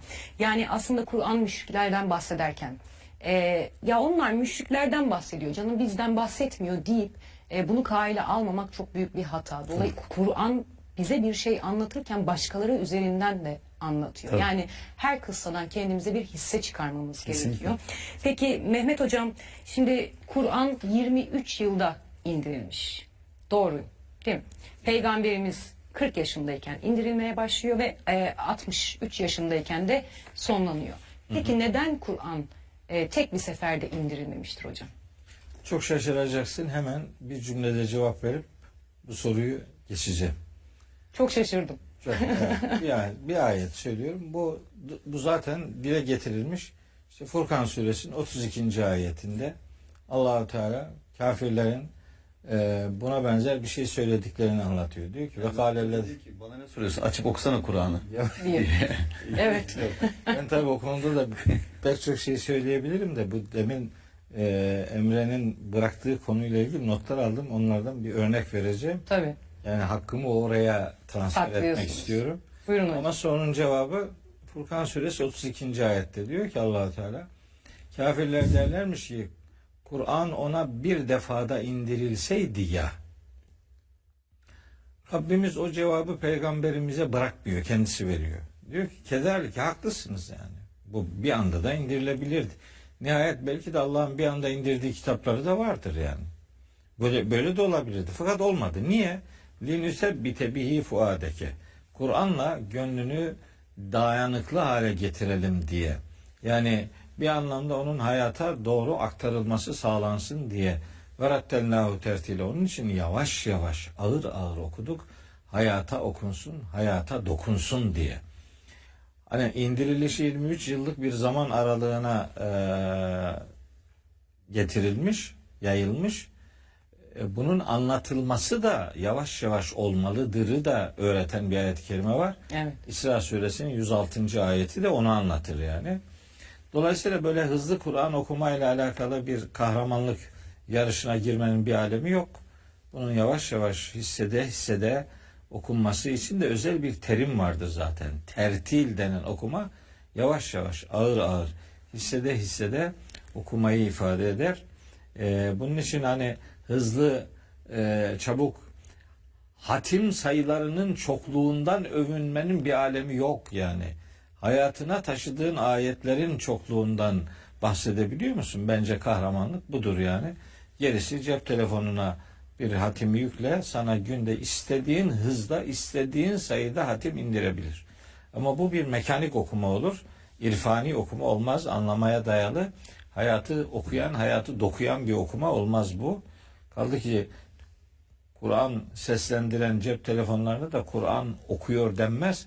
Bu da Kur'an seslendiriyor denir. Seslendirirken de bir gözyaşı döken telefon henüz icat edilmedi. Dolayısıyla iş mekanik olunca ruhu ihmal edilmiş oluyor. Üzgünüm yani. Evet. Hocam buraya bir ufak bir ekleme yapayım, öyle siz konuya geçin. Şimdi Mehmet Hocam dedi ya hani ona tek seferde indirilme değil miydi diye müşriklerin, inkarcıların itirazı. Yani şimdi bazı ayetlerde böyle hani beraberinde melek gelmeli değil miydi? Evet. İşte o olmalı değil miydi? Bu olmalı değil miydi? O kadar komik şeyler ki, bahaneler ki. Yani velev ki diyelim ki evet tek seferde indirildi Kur'an. İman mı edeceklerdi o zaman? Bakın ayette var, En'am suresinin 7. ayetinde diyor ki sana kağıda yazılmış bir kitap indirseydik de onlar ona elleriyle dokunmuş olsalardı kafir olanlar bu apaçık büyüden başka bir şey değil derlerdi diyor. Yani o işte Kur'an o kadar güzel birbirine ayetler tamamlıyor ki böyle. Yani onların derdi inanmamak. Yani onun tek seferde inmesi, 20 küsur senede inmesi vesaire falan böyle bir dertleri yok. Yani sırf biz bir bahane bulalım da Evet. nasıl bunu yalanlayalım? Bütün dertleri bu yani. Evet. Evet. Tabii inanmayacaklar. Dolayısıyla onlara hatta ben şimdi onu söyleyince aklıma bir ayet geldi. Ben de onu aktarayım kardeşlerime. Bu En'am suresinde diyor ki Allah-u Teala velev ennena nezzelna aleyhimul melâkete, biz onlara melekleri indirsek ve kellemehumul mevta, ölüler onlara konuşsa ve haşerna aleyhim külle şeyin kubulen, istedikleri her şeyi önlerine toplasak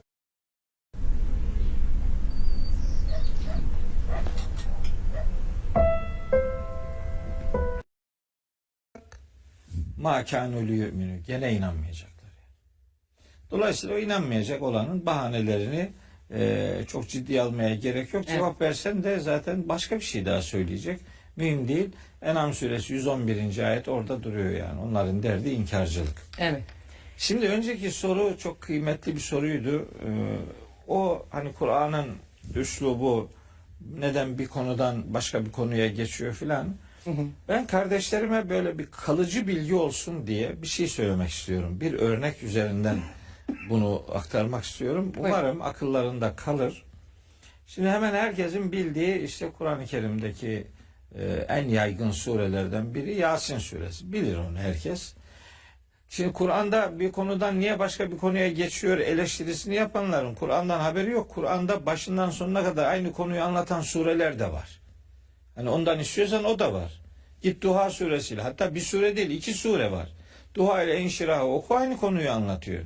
Birbirinin devamı olarak. Fil suresiyle Kureyş suresini oku, aynı konuyu anlatıyor. Felak ve Nas surelerini oku, aynı konunun devamıdır. Yani öyle sureler de var yani. Evet. Ama genelde böyle uzun büyük surelerde hani bir konudan başka bir konuya geçildiği vakadır görülüyor. Şimdi bunu daha sonraki insanlar bir konunun bittiğini, başka bir konunun başladığını okuyucular fark etsinler diye ta bundan asırlar öncesinde, bundan belki de 10 asır önce böyle secaventler koymuşlar Kur'an-ı Kerim'e. Bunları insanlar koydu. Millet Kur'an-ı Kerim'deki böyle secaventleri de Cebrail'in getirdiğini zannediyor. Yok yani bunlar İnsanlar. Afganistanlı Secavendi diye bir adam var. O koydu yani. Dolayısıyla çok isabetli yerleştirdiği secaventler olduğu gibi çok hatalı olanlar da var. Onu da peşine söyleyeyim yani. Hiç olmaması, tam tersinin olması gereken bir takım örnekler de var. Hatta becerebilir miyim? Önüme öyle güzel bir eleman gelir mi bilmiyorum. Bu konuda Kur'an'da secaventlerin Kur'an'ı anlamaya katkısı diye bir doktora tezi yaptırmak istiyorum. Çok yanlış şeyler var. Çok doğru secaventler var. Bunların anlamı nasıl başka taraflara kanalize ettiğini ve mesajların icabında nasıl uzaklaşıldığını gösteren örnekler de var. Yani öyle bir hayalimdir. Becerebilirsem iyi bir çok iyi Arapça bilen bir doktora öğrencisi Buradan da duyurmuş olalım hocam. Bulursam böyle bir tez yaptırmak istiyorum. Varsa Benzer kendine güvenen tezler bulsun. var da onlar olanları tamamdır bu. Onları savunmaya yönelik çalışmalar var. Hayır tamam değil. Çünkü burada çok yanlış secaventler de var. Onlara dikkat çekecek, sorgulayacak bir kafaya ihtiyaç var. Yani olanı nakletmek doktora demek değildir. Burada bir şey üretmesi lazım. Evet. Bakalım Allah bir kapı açacak diye bekliyorum. İnşallah. Şimdi bu Yasin suresinde bu secaventlerde ayin var işte. Bunlara bu konular arasında bir konunun bittiğini öbür konunun başladığını gösteren semboller konunun bittiği ayetin sonuna ayin işareti koyuyorlar. Buna taşir edatı derler yani. Onlu grup yaklaşık onlu yani. 10 olur, 12 olur, 8 olur. Şimdi bunlar yani şimdi Yasin suresinin 12. ayetin sonunda bundan bir tane var ayin. Bu ne demek? Bu konu bitti. 1 ila 11. ayetler bir konuyu anlattı, bitti. 13. ayetten ta 33. ayete kadar 32. ayetin sonuna kadar daha o ayinden yok. Demek istiyor ki 13. ayetten 32. ayetin sonuna kadar başka bir konu var. Şimdi nedir bu konu? İlk 12 ayette anlatılan şey şu.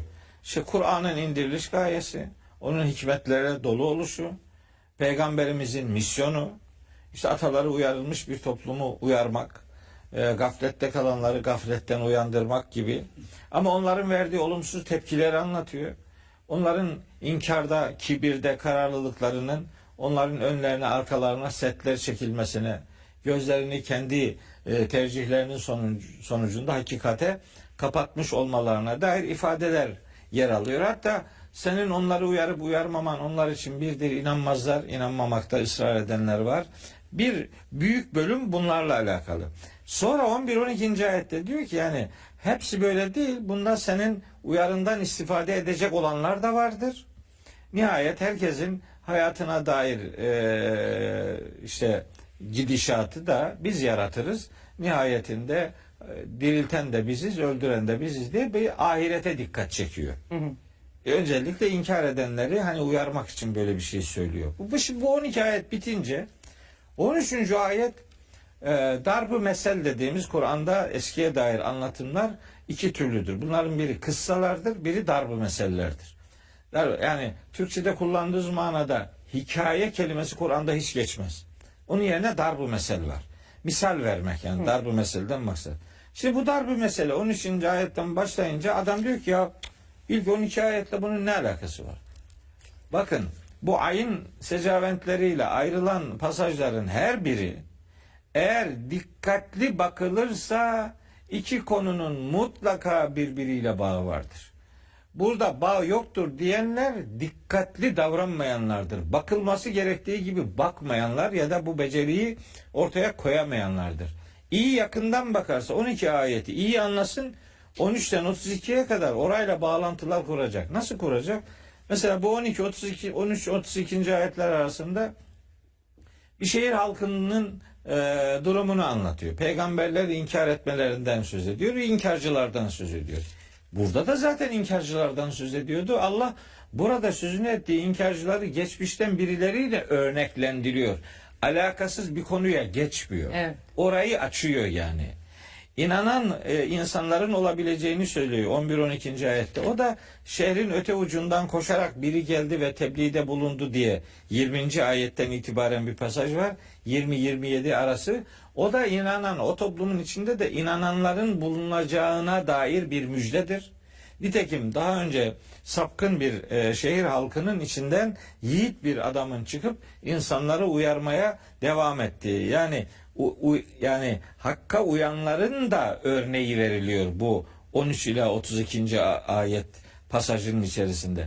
Mesela bu 20-27. ayette şehrin öte ucundan koşarak biri geldi diye ifade ediliyor. Şehrin öte ucundan falan koşarak gelmiyor. O tercüme hatalı yani. Öyle öte ucundan koşarak gelen bir adamın sözleri değil bu. Aksal Medineti demek. Şehrin en ileri gelenlerinden biri. En çok donanımlı olan bir adam yani. Şehrin öte ucundan neye koşup geliyor yani?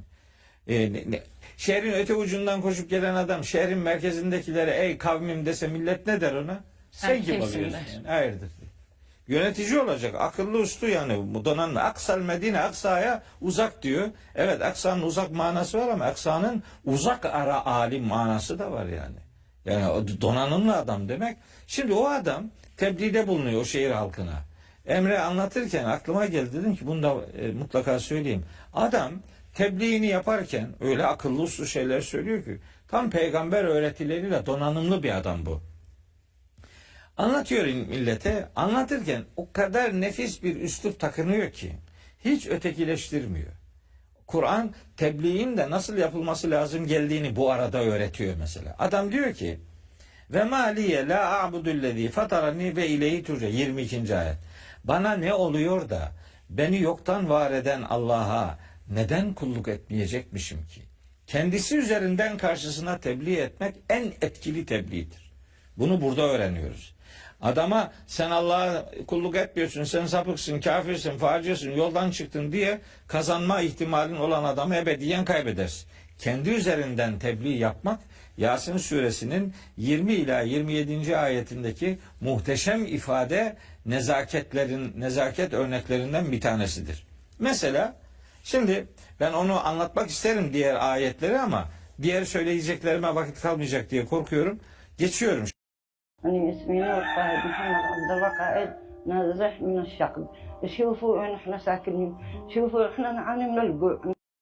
Şimdi burayı. Evet, son 5 Geliyor. dakikamız hocam. Geliyor şimdi 33. ayete. Başka bir şey başlıyor. Ne başlıyor 33. ayette? Allah Allah. Ölü toprağın diriltilmesinden, işte ne bileyim ürünlerin yenmesinden, evrendeki çifterli yaratılıştan, işte gecenin bir ayet oluşundan, güneşin hareket sisteminden, ayın menzillerinden, gece ile gündüzün birbirini takip edişinden, ayla güneşin birbirinin önüne geçmeyişinden, birbiriyle çarpışmamasından söz ediyor. Her birinin bir yörüngede işte faaliyetini sürdürdüğünü anlatıyor. Sonra suların kaldırma kuvvetinden söz ediyor. Orada boğulma ihtimali varsa Allah'ın kanunu sayesinde boğulmuyor. Ona dair 44. ayete kadar bir şey anlatılıyor. Adam diyor ki alakasız bir şekilde geçti bir konudan başka bir konuya. Hayır. Asla alakasız bir konu değil. Burada 7 tane konu başlığı var. Bu 7 konu başlığının 7'sinde de öldükten sonra ahirette diriltilmeye inkar edenlere gözlerinin önünde ölümün ve dirilmişin meydana geldiğini anlatan örnekler sunuluyor. Öldükten sonra diriltilmeyi inkar edene ölü toprağın diriltilmesinden örnek veriyor. Gözünün önünde toprak diriltiliyor. Buna inanıyorsun da var olan bir bedenin öldükten sonra yeniden diriltilmesine neden inanmıyorsun? Kim mesela bir insanın yaratılışında bir diyelim ki sperme bakıp da bundan insan olur diyebilir? Ölü gibi duran bir sıvıdan Allah insan yaratıyor. Yani ölüm ve hayat bu hayatın içerisinde sürekli devinip önümüzde gerçekleşen mevsimlere bakın. Yazdan sonra sonbahar, ondan sonra kış, ondan sonra ilkbahar, ondan sonra yaz.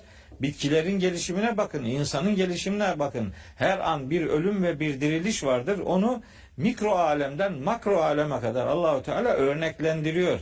Niye? Çünkü bu pasajda ahireti inkar eden adamlara ders veriyor Allahu Teala. Öldükten sonra mahşerde diriltilmenin gerçekleşeceğini hayat pratiklerinden örneklendiriyor. Sonra geliyor son saati inkar ediyor adamlar. Onlara son saatin dehşetini anlatıyor. Ahireti inkar ediyor. Sonra ahirette yaşanacakları anlatıyor. Sonra bütün bunların Peygamberimiz üzerinden Kur'an'ın misyonuna sözü getiriyor ve Allah'ın kudretini inkar edenlere Yasin suresinin son pasajında yaratılmaya dair 5 tane muhteşem cevap veriyor. Yani 83 ayetlik surenin içinde belki 20'ye yakın konuya temas ediyor ama her birinde verkaç sistemi kullanarak asıl mesajı Kur'an'ın kıymetine ve öldükten sonra diriltilmenin gerçekliğine dair vurgulamalarla ele alıyor. Konudan konuya geçince alakasız konulardan konulara geçmiyor. Alakayı kuramıyorsan senin kafanda problem var. Ayette herhangi bir problem yok. Akılda kalsın diye Yasin suresinden böyle kaba taslak ben Yasin suresini bir dönem boyunca ders olarak anlatıyorum. Öyle 5 dakikada ancak bu kadar özetleyebildim. O soruya ufak bir katkı olsun diye. Çok da güzel özetlediniz hocam. Ağzınıza, yüreğinize sağlık. Evet. Çok teşekkür ediyorum. Sevgili izleyenler, Kadir Gecemiz tekrar mübarek olsun. İnşallah bu gece Kur'an'la buluştuğumuz bir gece ve hayatımıza nakşettiğimiz bir gecenin vesilesi olsun inşallah. Çok teşekkür ediyoruz. Yarın tekrar görüşmek dileğiyle.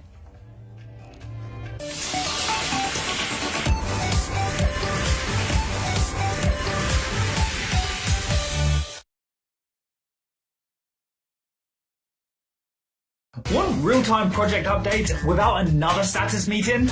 This AI's got you. This is the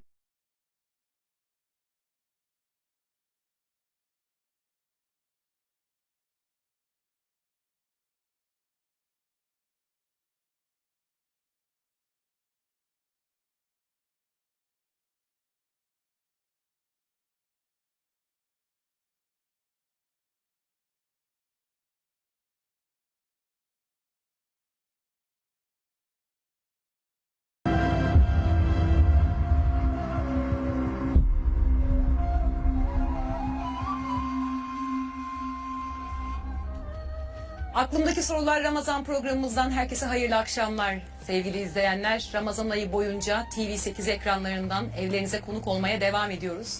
Bu gece sevgili Emre Dorman hocamızla birlikte stüdyomuzda Profesör Doktor Şaban Ali Düzgün hocamızı konuk ediyoruz. Değerli hocam hoş geldiniz. Hoş bulduk. Hoş geldiniz. Hoş bulduk Emre hocam. İsterseniz vaktimizi iyi kullanmak adına hemen başlayalım. Hay hay. Adem'e isimlerin, İbrahim'e kelimelerin öğretilmesi ne demek hocam? Büyük mesele. Büyük mesele.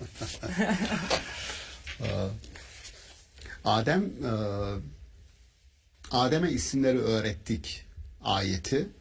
Hemen hemen Kur'an'la biraz ilgisi olan herkesin duyduğu diyelim bir ayettir. Fakat çoğumuzun haberi olmayan bir ayeti dikkate getirmek istiyorum. İstisnalar vardır mutlaka ama o da şu. Biz İbrahim'i kelimelerle sınadık, imtihan ettik. O da başardı. Ondan sonra onu milletlere önder yaptık. Şimdi bu ayeti ben epey belki dinleyen dostlar daha detay alabilirler. İsimlerden kelimelere. İbrahim'in zihninin tekamülü, insanlığın zihninin tekamülü diye bir internette de erişebilecekleri bir yazım var. Sarp Yokuş'un Eteğinde İnsan kitabımın da bir bölümü bu. Belki bir 10 yıl olmuştur yazdığım ama çok dikkatimi çekti şuradan. Bir, kelime ne? Onu kelime olunca Adem'in isimleri. Adem'e isimleri öğrettik. İsim ne? Kelime ne? Ama başka bir şey daha var burada. İsimden bahsettiği yerde diyor ki mesela biz Adem'i reşit yani rüşt sahibi görmedik. Azimli, kararlı görmedik. Adem'i biraz eleştiriyor Kur'an-ı Kerim. İbrahim'e gelince İbrahim peygamberi de nasıl bir sınava tabi tuttuysa kelimelerle sınadık diyor. Onu başardıktan sonra da onu milletlere önder yaptık diyor. Şimdi demek ki kelimeler aynı zamanda bir önderlik vasfına sahip kılıyor insanı eğer kelimelere hakimiyetin varsa. Şimdi bunu merak ettim, baktım. Acaba buradan kasıt ne? Örnek, benim çalıştığım Maturidi diyor ki buradaki imtihandan, İbrahim'in imtihanından kasıt bir, Nemrud'un ateşi imtihan edildi, sınandı ve o ateşte yanmadan kalktı, terk etti buraları, gitti. Bir, ateşle imtihan edildi, kurtuldu. İki, çocuğunu boğazlamakla, kurban etmek gibi büyük bir olayla sınandı ve oradan da çocuğunu kurban etmeden oradan da bir şekilde kurtuldu ve sınavı verdi. İkincisi. Üçüncüsü, Hacer ve küçük daha bebek İsmail'i, normalde insanlar göç ederken nereye göç ederler? İşte yeşil alanlara, sulak alanlara gidersiniz. Göç ediyor İbrahim, çocukları alıyor, eşini ve çocuğunu götürüyor. Çölün ortasına bırakıyor, su yok.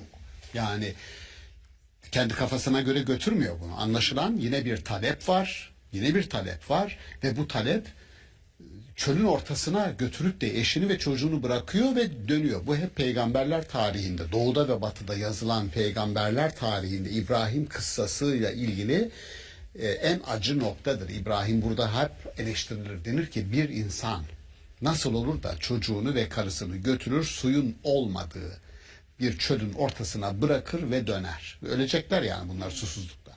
Tabii bu büyük bir resmin küçük parçası olarak okunduğu zaman iş değişir. Değişti de. İnsanlığı suyla buluşturan Zemzem diyoruz değil mi? Suyla buluşturan bereketin kaynağı bir kadın. Hacer. Böyle bakıp tarihi yeni bir startup verirsen orada, değil mi? Ve oradan yeni bir tarihi Hacer'le başlatırsan ayrı bir dünyanın kapılarını açarsın, bakış açısı. Ya da öbür türlü dersin ki ya insan götürür de karısını ve çocuğunu çölün ortasına bırakır mı, İbrahim sen ne yaptın falan dersen başka bir bakış açısı olur. Ben diğerindeyim. Yani İbrahim'in orada kendi kafasına göre, çünkü olmaz yani. Tarihin akışında bazı böyle olağanüstü olaylar vardır. Onların kişilerin kendi inisiyatiflerinden kaynaklanmadığını düşünenlerdenim. Öyle görünüyor ama öyle değil. Örnek, Musa'nın annesi çocuğu bir sepete koyuyor, gidiyor Nil nehrine bırakıyor. Allah aşkına bir kadın timsahların, yılanların, çıyanların olduğu bir nehre çocuğu sepete koyup da bırakır mı yani?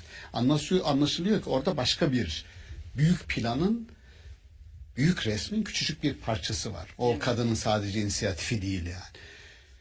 Şimdi Maturidi bunları anlatıyor İbrahim'le ilgili.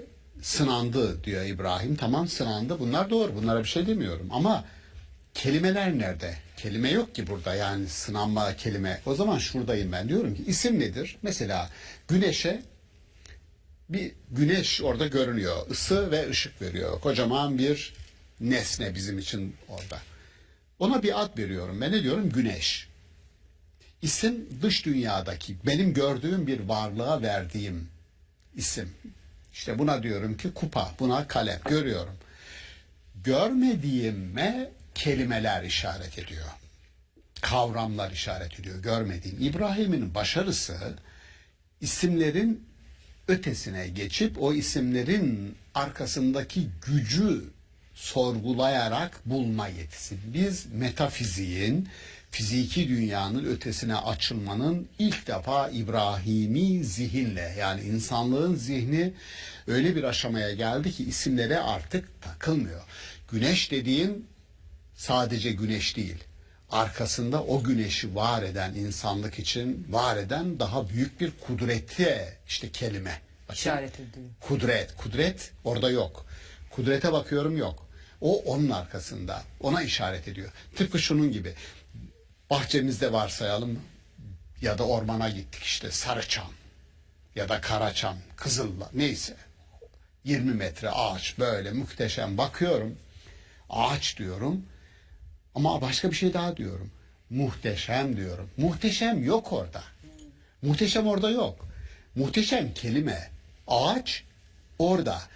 görünenin ötesinde onu tanımlayan bir kelime üretiyorum ben ve dünyam değişiyor. Şimdi kelimeler orada görünmeyen, isim görünen ve kelimeler Allah'a bizi götürüyor. İsimler değil. İsme takıldığın zaman orada ağaç duruyor. Evet. Kelimeye muhteşem dediğin zaman diyorsun ki bu ihtişamın arkasındaki güç ne diye soruyorsun. Aha, orada sorgulamalar başlıyor. Dolayısıyla Adem'in isimleri daha insanlığın başlangıç adımlarını emekliyor daha yavaş. İbrahim'inki belli bir seviyeye gelmiş, ergin, rüşt yaşını almış, reşit olmuş bir insan zihnini temsil ediyor. O zaman isimlere takıldığın zaman hala başlangıçtasın. Kelimelere evrildiğin zaman epey gelişti. Ne kadar çok kelimen var, o kadar çok önder olma yetin var. Ne kadar fiziki dünyayı aşan kavram ürettin, o kadar büyüksün. Şunun gibi düşünün diyorum ben. İnsan sınırlı varlık. Gözüm sınırlı. Yani belli bir uzaklığı görebiliyorum. Doğru mu? Evet. Gözümle. Göremediğim yeri teleskopla bakıyorum.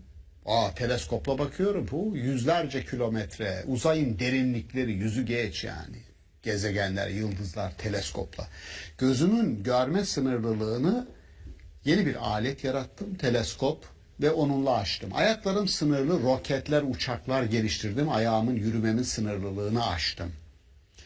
Bunu büyütebilirsiniz. İnsanın zihni de sınırlı. Fiziki dünyayı da sınırlı. Gördüğümü değerlendiriyorum. Gördüğümle ilgili konuşuyorum. Kavram ürettiğim zaman, kelimeler ve kavramlar ürettiğim zaman fiziki dünyanın ötesine geçiyorum. Aynen roketler gibi. Aynen teleskoplar gibi. Kavram, ne kadar çok kavram dünyam var benim. Büyük. O zaman o kadar kavrama imkanım ve yetim var. Ama sonuç şu: eğer bu kelimelere, bu kavramlara hakimiyetin varsa öndersin. Aksi takdirde etba, yani milletin peşine takılırsın, lokomotif gibi gidersin. Önder olamazsın. Önder olamazsın. Şimdi ya vagon olursun, lokomotif olamazsın, öyle diyelim. Şimdi burada verilmek istenen mesaja bir örnek daha vereyim. Şunu vermeye çalışıyorum. İnsanlık Adem'den başladı. İbrahim'le belli bir aşamaya geldi. İsimlerden kelimelere geldi ve o aşama, o evrim, o tekamül hala devam ediyor. İnsanlık gittikçe iyiye doğru gidiyor. Şu anda geldiğimiz dünya, soyut dünya. Şöyle düşünün.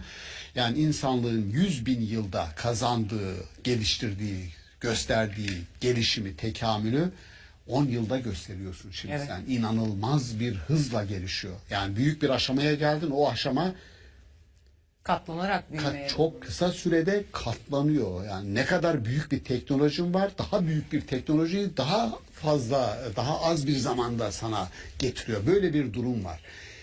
Bir örnek kutsal kitaplardan vereyim. Mesela Tevrat ya da Yahudilerde Allah'ın ismini anmayacaksın, ağzına almayacaksın. 10 emirden bir tanesidir. Niye? Çünkü Allah'ın ismini aldığı zaman onlar şöyle kabul ederler. Bunu Karen Armstrong, Tanrı'nın Tarihi kitabında anlatıyor. Diyor ki İsrailoğulları Mısır'dayken şuna şahit olurlardı diyor. Mısır'ın yerlileri bizim gazetelerde bulmacada çıkardı ya, hala çıkar. Mısır'da Tanrı, Ra.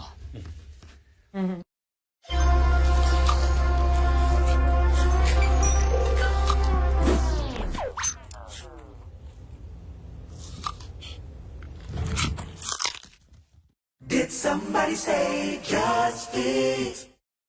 No price rises, no blah blah blah excuses. Zabara, the smarter mobile network.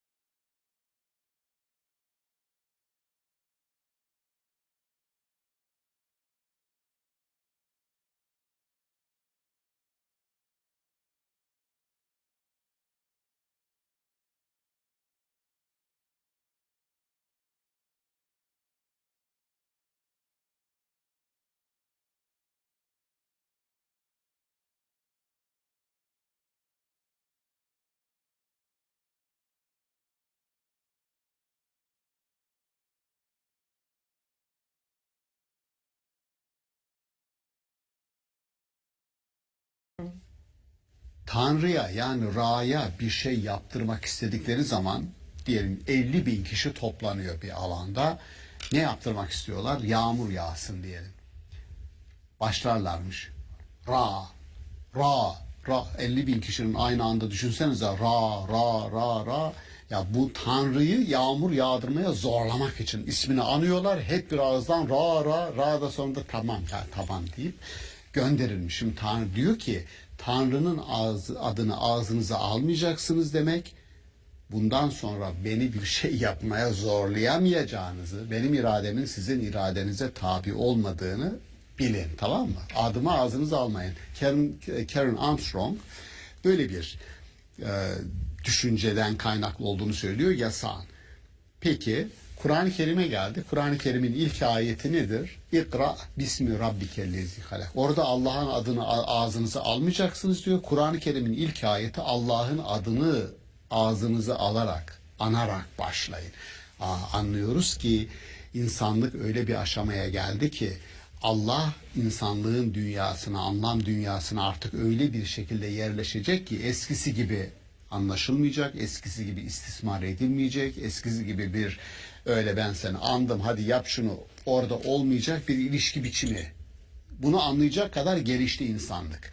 Onun için makaledeki o takip eden başlık isimlerden kelimelere insanın zihinsel tekamülü. Biz hala zihinsel olarak tekamül ediyoruz, evrim geçiriyoruz. Evrim kelimesi bizim literatürümüzde biraz sıkıntı yaratıyor vatandaşlarımızın bir kısmında. Onun için ona ben tekamül diyorum. O tekamülü hala biz geliştiriyoruz. Bu isimler ve kelimelerin temel mantığı bu. Yani aslında kelimelerin gücünün insan üzerindeki ve yaşam üzerindeki sirayetini konuşuyoruz hocam. Buyurun.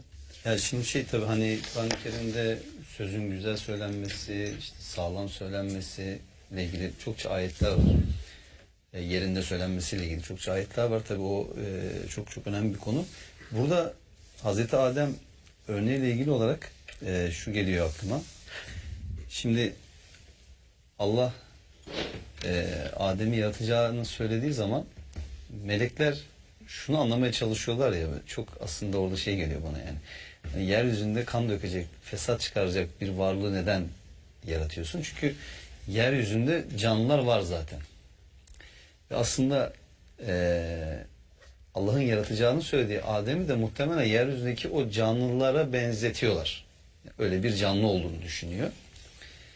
Hani Allah diyor ben sizin bilmediklerinizi bilirim diye. Orada mesela Hazreti Adem'e kelimeleri öğretmesi Allah'tır tabii doğrusunu ama belki işte ama bir bilinç vermesi belki. Hani en temel seviyede bir bilinç vermesi ve sonra onların isimlerinden haber verince isimlerden haber verince Hazreti Adem hani melekler de şunu anlıyor. Evet tamam yani tesbih edersin değil mi? Teslim olurlar. Niye? Çünkü anlıyorlar yani o doğada kan dökecek işte bozgun çıkaracak varlıktan farklı bir şey bu. Şimdi ama şu var Hazreti Adem ve eşi hani işte o dünyadaki bahçede yerleşiyorlar ya Allah diyor burada yiyin için şu ağaca yaklaşmayın. Bir şekilde o ağaca yaklaşıyorlar birlikte yaklaşıyorlar hani o İsrailiyet kültüründe kadındır saptıran ya aslında Kur'an-ı Kerim'e baktığımız zaman Kur'an-ı Kerim onu düzeltiyor. Hayır. Birlikte yaklaşıyorlar. Birlikte günaha giriyorlar ve birlikte tövbe ediyorlar. Hatta aslında Hazreti Adem'in doğrudan bir tövbesine de tanıklık ediyoruz. Hani nefsime zulmettim. Hani bizi affetmez acımazsan çağrısı yalnız kalırız vesaire. Şimdi Hazreti Adem Allah'a tövbe ederek Adem oluyor. Ademliğini ortaya koyuyor ve Allah da onun tövbesini kabul ediyor. Ama mesela İblis'e bakıyoruz. İblis diyor ki Allah'a yani sen diyor beni ateşten yarattın, onu topraktan yarattın, ben onun üstünüm diyor. Üstünlük taslıyor. Aslında şey diyebiliriz değil mi hocam? Tarihteki ilk ırkçı diyebilir miyiz?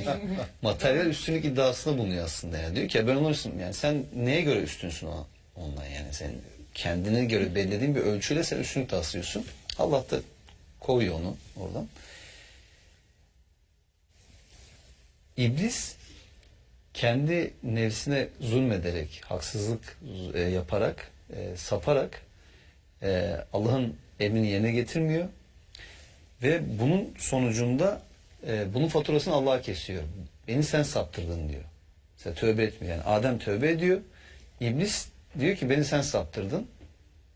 Bu anlamda ilk kaderci de iblis aslında. İlk müfteri de. Müfteri. Hem de İftira müfteri, ediyor. İftira ediyor Allah. atıyor.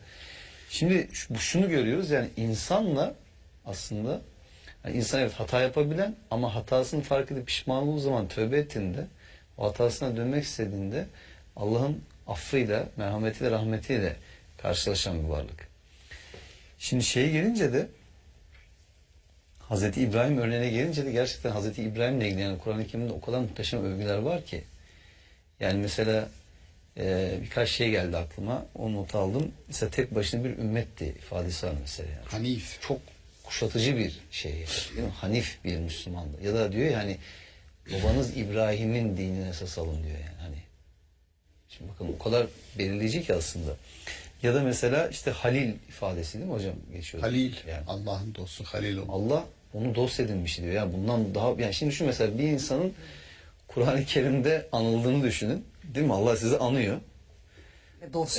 Bir de muhteşem bir şekilde anıyor sizi yani işte. Sonra mesela vefalı diyor İbrahim için ya. O kadar böyle insanın böyle kalbini böyle titreten bir şey ki yani. O çok vefalı İbrahim'in sayfalarındakiler falan diye mesela vurgu yapıyor ayet. Şimdi çok vefalı İbrahim. Şimdi diyorsun ki mesela ateşe atılmayı göze alıyor değil mi Hazreti İbrahim?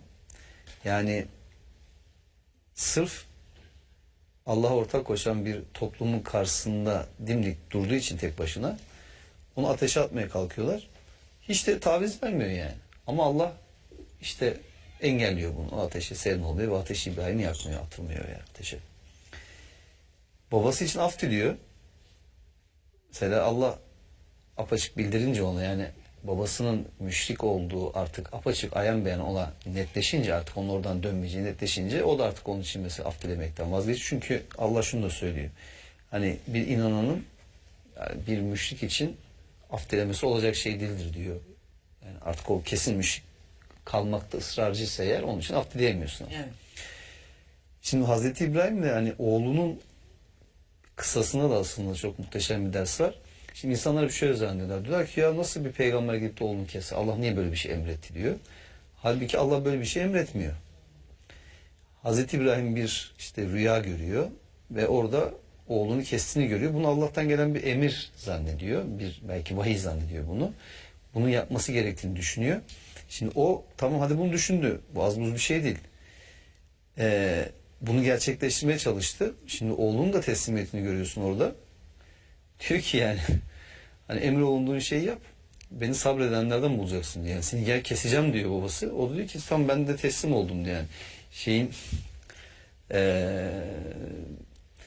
İsmail'in kim diye güzel bir şey var değil mi hocam? Haç Risalesi'nde şeyin İranlı yazar Şeriati'nin senin İsmail'in kim yani? Hani sen neyini kurban ediyorsun Allah için yani? O çok güzel bir şey vurgu. Şimdi o da o teslimiyeti gösteriyor. Allah aslında onları sınıyor. Ve o teslimiyeti gösteriyorlar ve Allah da işte bir diyelim kurbanlıkla bir şekilde onun ibadeti ortaya koyuyor. Şimdi o kadar muhteşem örnekler ki aslında bunlar. O kadar büyük ibretlik dersler ki bunlar. Ve insanın aslında dediği gibi bu tekamülüyle ilgili, gelişimiyle ilgili ve aynı zamanda insanın kendini o kerim, değerli kılışıyla ilgili aslında çok güzel örnekler. Yani Allah'a kayıtsız, şartsız hani İslam olarak geldim diyor İbrahim diyor yani teslim ol. O da teslim oldum diyor alemler Rabbine yani. O çok muhteşem bir Hazreti İbrahim'le ilgili geçiyor yani. Hani İslam ol, teslim ol dedik. O da teslim oldum alemler Rabbine diyor. Hani bu kayıtsız şartsız teslimiyet örneği ve buradan asla taviz vermemesi. O yüzden inananlarda işte güzel bir örnek var yani. İbrahim Nebi'yle de güzel bir örnek olduğunu söylüyor. Tıpkı Peygamberimizde olduğu gibi. İşte bizim için aslında bunlar yapılabilir şeyler olduğu için bu kıssalar bize anlatılıyor. Evet. Örnek alınabilir şeyler olduğu için anlatılıyor. Şimdi bizde genelde şöyle bir anlayış oluyor. Ya onlar peygamber diyor adam mesela yani biz kimiz ki onlar gibi olalım. Yani Allah bize onlar gibi olun diyor. Biz kimiz ki onlar gibi olalım. Biz de diyoruz ki ya yok estağfurullah biz kimiz ki onlar gibi olalım. Tam tersi aslında onların yaptığı şeyler yapılabilir şeyler olduğu için bize örnek olarak gösteriliyor ve o kıssalardan ders çıkarmamız, ibret almamız isteniyor. O yüzden İnsan peygamber gönderdik demesinin sebebi o. Yani. Yoksa melek gönderirdik. Yani insan peygamber insanlara örnek olabilecek biri olduğu için ve o bir insan olarak yapıp ettikleri arkadan gelenler tarafından tekrar edilebilir ve daha da peygamberin kendi döneminde yapma fırsatı bulamadığı, ona şöyle diyelim, kuluçka ya yatırılmış fikirler. Onlara ben tohum fikirler diyorum. Tohum fikirler, kuluçka fikirler peygamberler tarafından getiriliyor. Ve onlar insanlıkla buluşturuluyor, kuluçkaya yatırılıyor. Onların bir kısmı peygamberler döneminde yavrusunu veriyor, ürününü veriyor. İnsanlar onu görüyor, nasipleniyor. Bir kısmı sonra, onun vakti çok daha büyük fikirler. Örnek, insanların eşitliği diyelim. Kölenin, cariyenin olmadığı, herkesin karnının doyduğu. Buna hangi peygamber itiraz eder? Tam tersi. Yani bütün peygamberlerin davası, bütün insanların eşitliği. Adil bir sistemin herkes için çalışır hale gelmesi. Refah, mutluluk. Bunu Felix Culpa diye bir insanı sonu müjdeyle biten günah. Peygamberler içinde, peygamberler günahkardır. Nasıl günahkardır? Öyle günah işlerler ki o insanlık için sonu müjdelidir. Felix, müjde demek, kulpa, günah. İnsan, evet, peygamberler en büyük günahkarlardır. Ben de katılıyorum. Ne gibi? Mevcut toplumsal düzenin, işleyen o adaletsiz düzenin çarkına çomak sokarak en büyük günahı işliyor. Diyorum Allah razı olsun. Sen günah işlediğin için, mevcut adamlar için, sistem için en büyük günahkar, hukuken en büyük suçlu kim? Peygamberler. Peygamberler. Onun için diyor ki işte o Firavun hanedanlığından olup da iman eden ama imanını gizleyen kişi dedi ki size birisi gelip bir peygamber, onu ben genelliyorum, bir peygamber diyor ama herhangi biri size gelip de Allah'a inanın, iyilik yapın, güzelliklerde bulunun dediği zaman niye diyor hemen adamı susturmaya çalışıyorsunuz, boğmaya çalışıyorsunuz? Bırakın konuşsun. Söylediği şey yanlışsa yanlışı kendisine aittir. Yok doğru bir şey söylüyorsa biz ondan yararlanırız. Şimdi bakın adama birileri diyor ki ya bu diyor bu günahkar diyor. Tanrılarımızı inkar ediyor. İşte düzenimizi bozuyor. Bir kısmı da olayı fark ediyor. Ya bunun söylediği diyor. Aslında güzel bir şey söylüyor diyor. Yani bunu Felix Culpa adını vermişler. Onun için peygamberlerin büyük bir kısmı Maturidi'yi işaret ediyor. Büyük bir kısmı diyor davasını savunurken öldü. Ve adını bile bilmiyoruz. Hadiste var. Öyle peygamberler geldi ki toplum tarih unuttu diyor. Öyle peygamberler geldi ki hala hafızamızda hatıraları yad ediliyor. Biliyoruz kitapları vesaire. Aradaki fark nedir diyor. İkisi de aynı mesajı getirdi. İkisi de aynı mesajı getirdi. Ne o mesaj? Allah'a inanın. Bu şu demek yani dünyayı sadece fiziki dünyadan ibaret saymayın. Dünyanızı küçültmeyin. Allah'a inanın demek büyük bir evren. Ne ait hissedin kendinizi anlam evrenine daha büyük. Ve bunun ötesi var. Büyüyün yani. 2, ahlaklı olun ya. Ne demek o?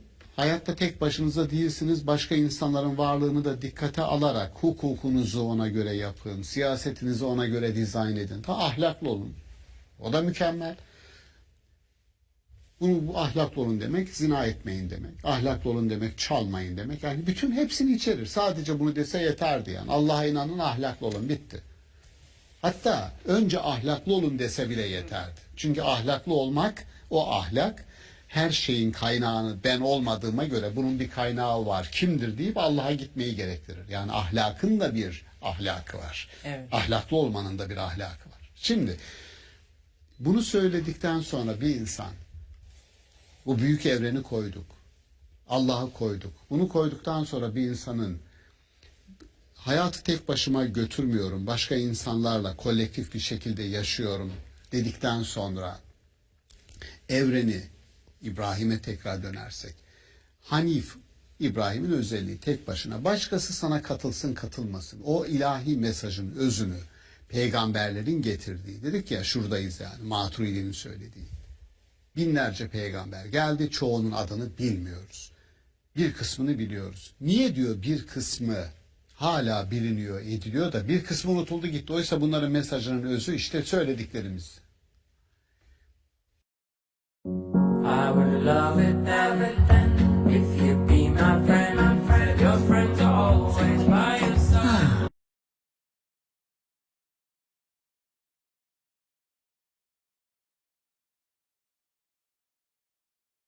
Diyor ki peygamberlerin bir kısmının destekçileri oldu. O hakikati desteklediler ve birlikte büyüttüler, kolektivite. Bir kısmının ise olmadı. Dolayısıyla şimdi buna diyor ki Maturidi yorum yapıyor. Hazreti Peygamber diyor yaşamı boyunca sahabilere o kadar müteşekkir, o kadar minnettar davrandı ki hiçbirisini kırmadı, incitmedi. Neden? Çünkü bu davaya omuz vermeselerdi, tek başına kalsaydı daha önceki peygamberler gibi tarihin unuttukları arasına katılacaktı diyor. Zira biz biliyoruz ki diyor tek bir çim, ektik toprağa çim, şöyle şu kadar bir çim. Ya üzerine gelir birisi geçer, basar ve gitti. Oysa büyük bir çim, geniş araziler düşünsenize. Diyor ki bir davanın kabul edilmesi, bir çimin bu kadar büyümesi.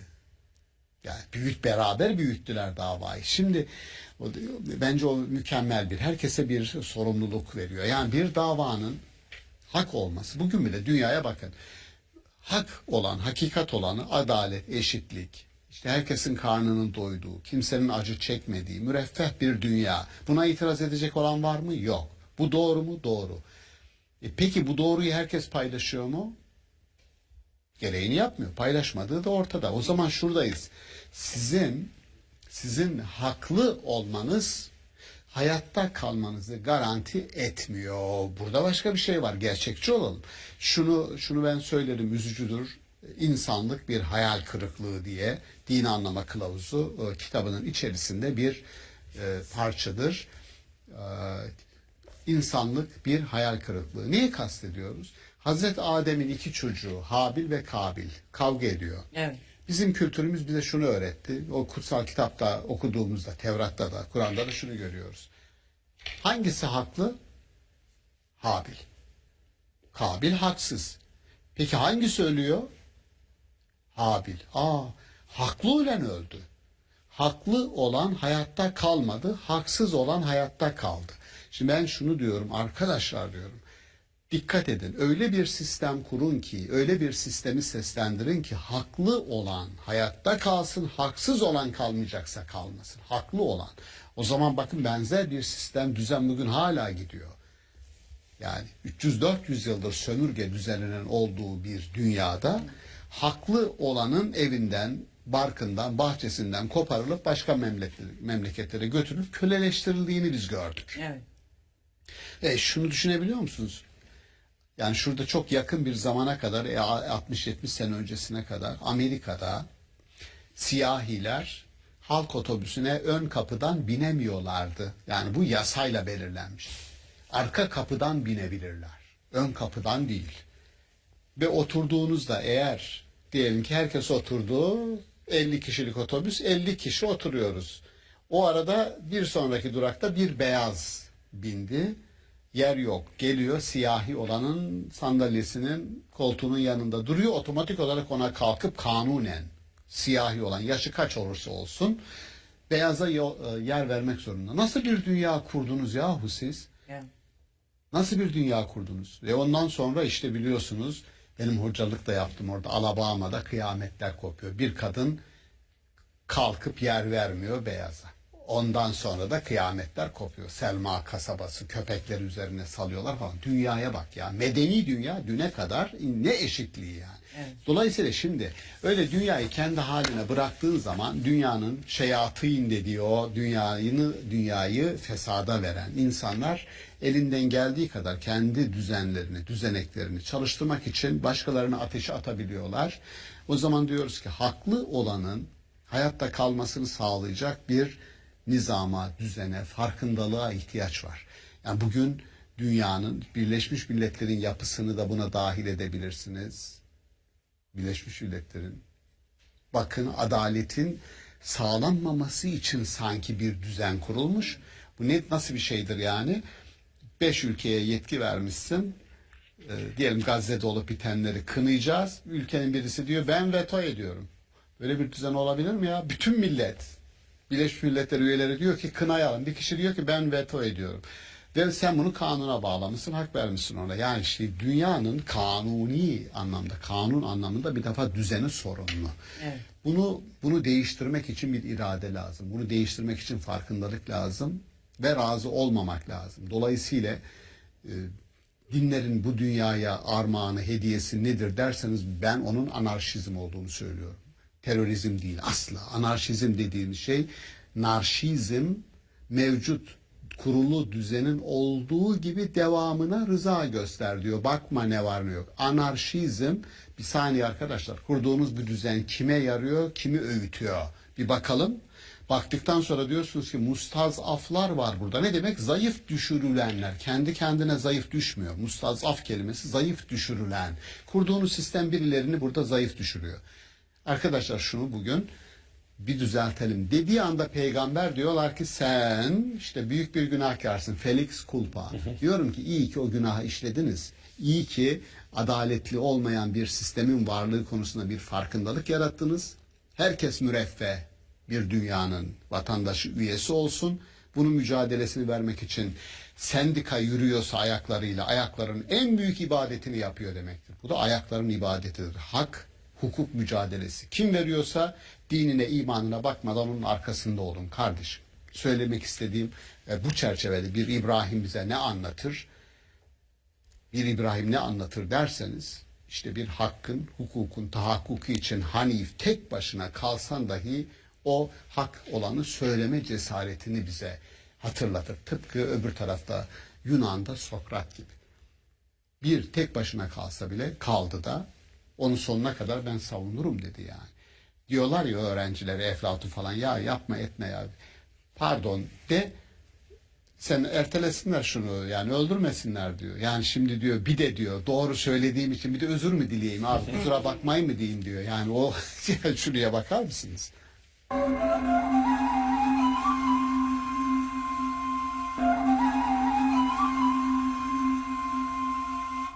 Söylemek istediğim bu çerçevede bir İbrahim bize ne anlatır? Bir İbrahim ne anlatır derseniz, işte bir hakkın, hukukun tahakkuku için Hanif tek başına kalsan dahi o hak olanı söyleme cesaretini bize hatırlatır. Tıpkı öbür tarafta Yunan'da Sokrat gibi. Bir tek başına kalsa bile kaldı da onun sonuna kadar ben savunurum dedi yani. Diyorlar ya öğrencilere, Eflatun falan, ya yapma etme ya.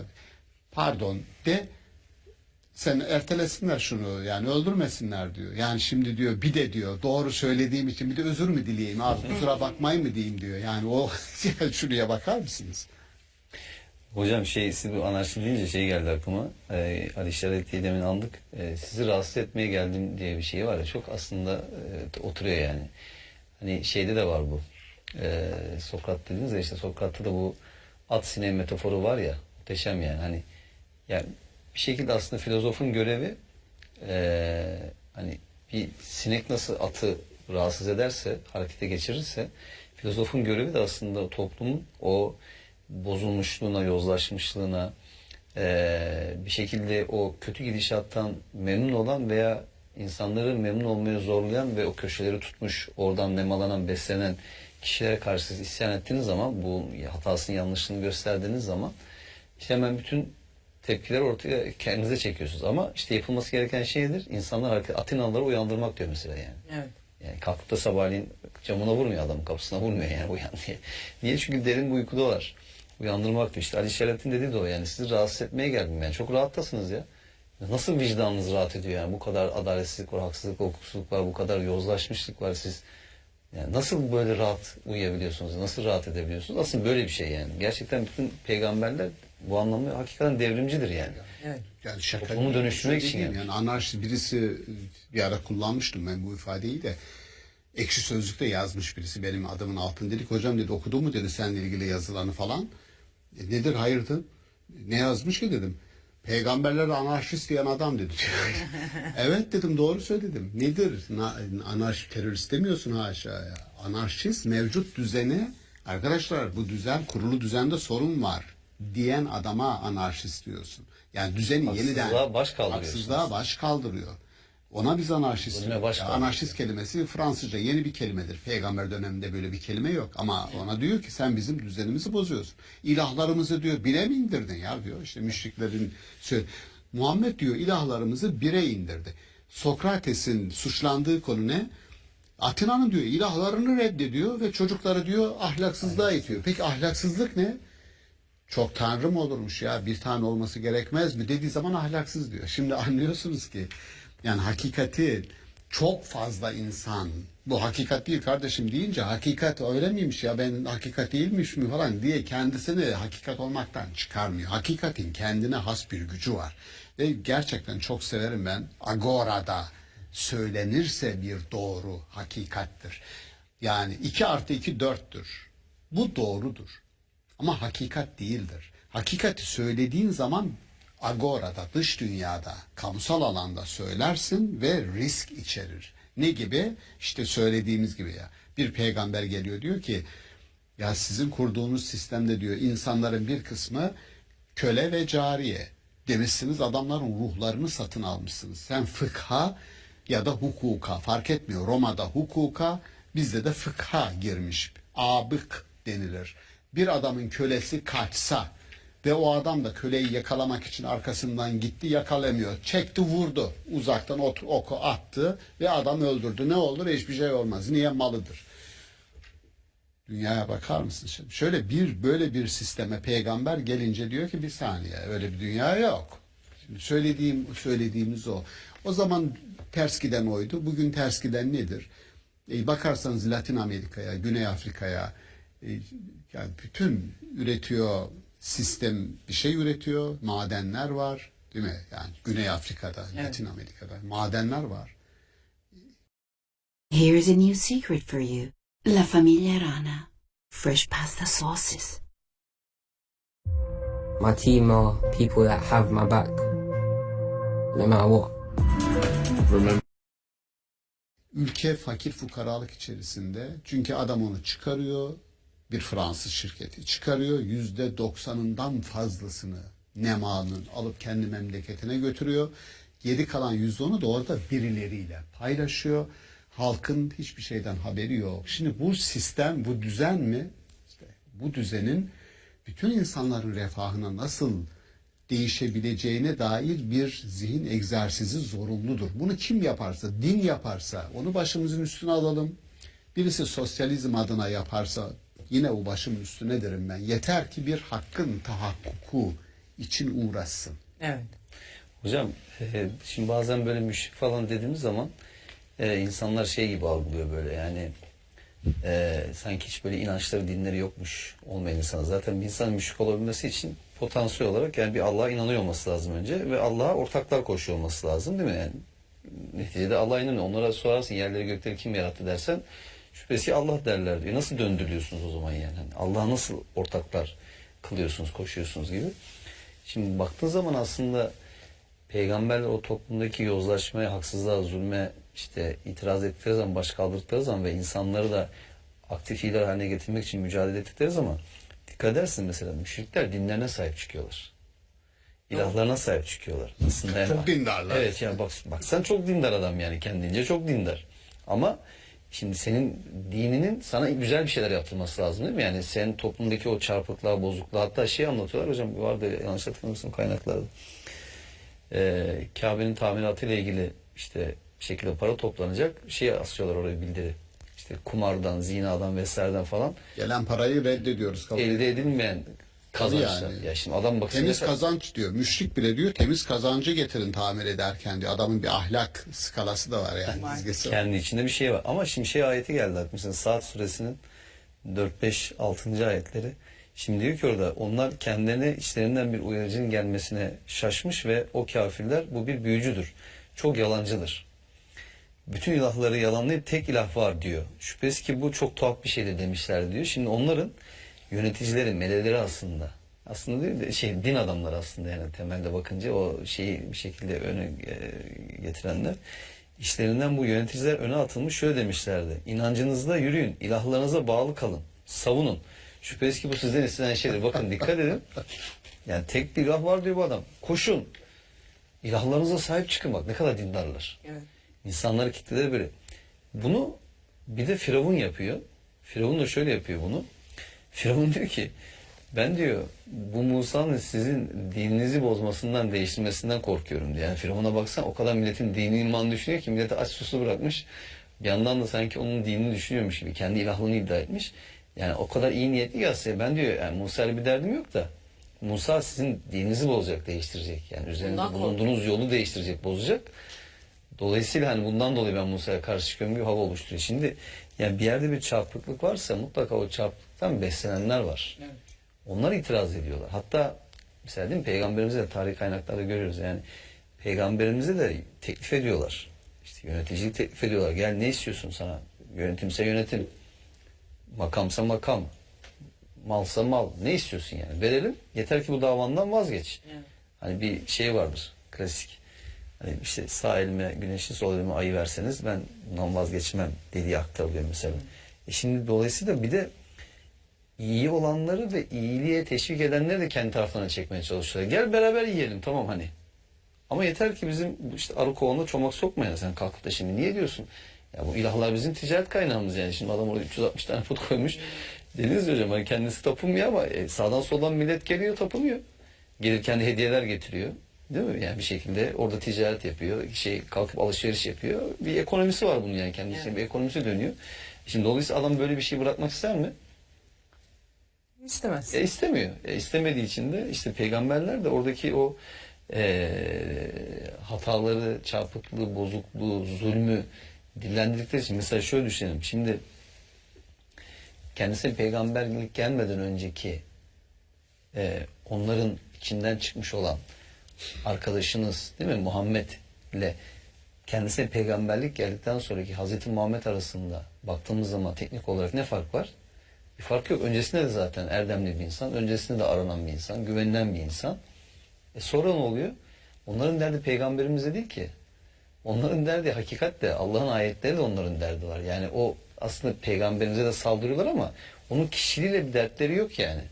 Onun söylediğiyle, getirdiğiyle, hatta peygamberimizi şeye çekmeye çalışıyorlar. Uzlaşmaya çalışıyorlar yani hani. Hani gel bu ilahlara da tapalım. Tamam hani senin dediklerini yapalım, bizim dediklerimiz de olsun gibi değil mi? Oraya çekmeye çalışıyorlar peygamberimiz. Dolayısıyla onların derdi hakikatle. Mesela diyor ya hani yaygara çıkartın Kur'an okunduğu zaman. Yani ses çıkartın, yaygara çıkartın ki onun sesini bastırın yani. Susturun Kur'an'ın sesini. Şimdi neden bunu yapıyor? Çünkü işine gelmiyor hakikat. Hakikat işine gelmediği için de onu ortadan kaldırmaya çalışıyor. Yani onu gölgelemeye çalışıyor. Evet. Bir şekilde örtmeye çalışıyor. Karanlığa sürüklemeye çalışıyor. O kelimeler sevgili İbrahim'in kelimeleri aslında bütün peygamberlerin silahları. Yani peygamberlerin silahları yok, kelimeleri var. Kralların silahları var. Dinlerin mücadele enstrümanları kelimeler. Az önce bahsettiğim anarşizm bir felsefi düşüncedir. Evet. Ve silahı kelimedir, düşüncedir. Yani anarşizm bir zihinsel eylemdir. Ve peygamberler ellerinde kılıçla değil, ağızlarında kelimelerle, insanlarla buluşurlar. O anlamda İbrahim'in kelimeleri ondan sonra gelen peygamberlerin de kelimeleridir. Nedir o? Mesela adalet o kelimelerdendir.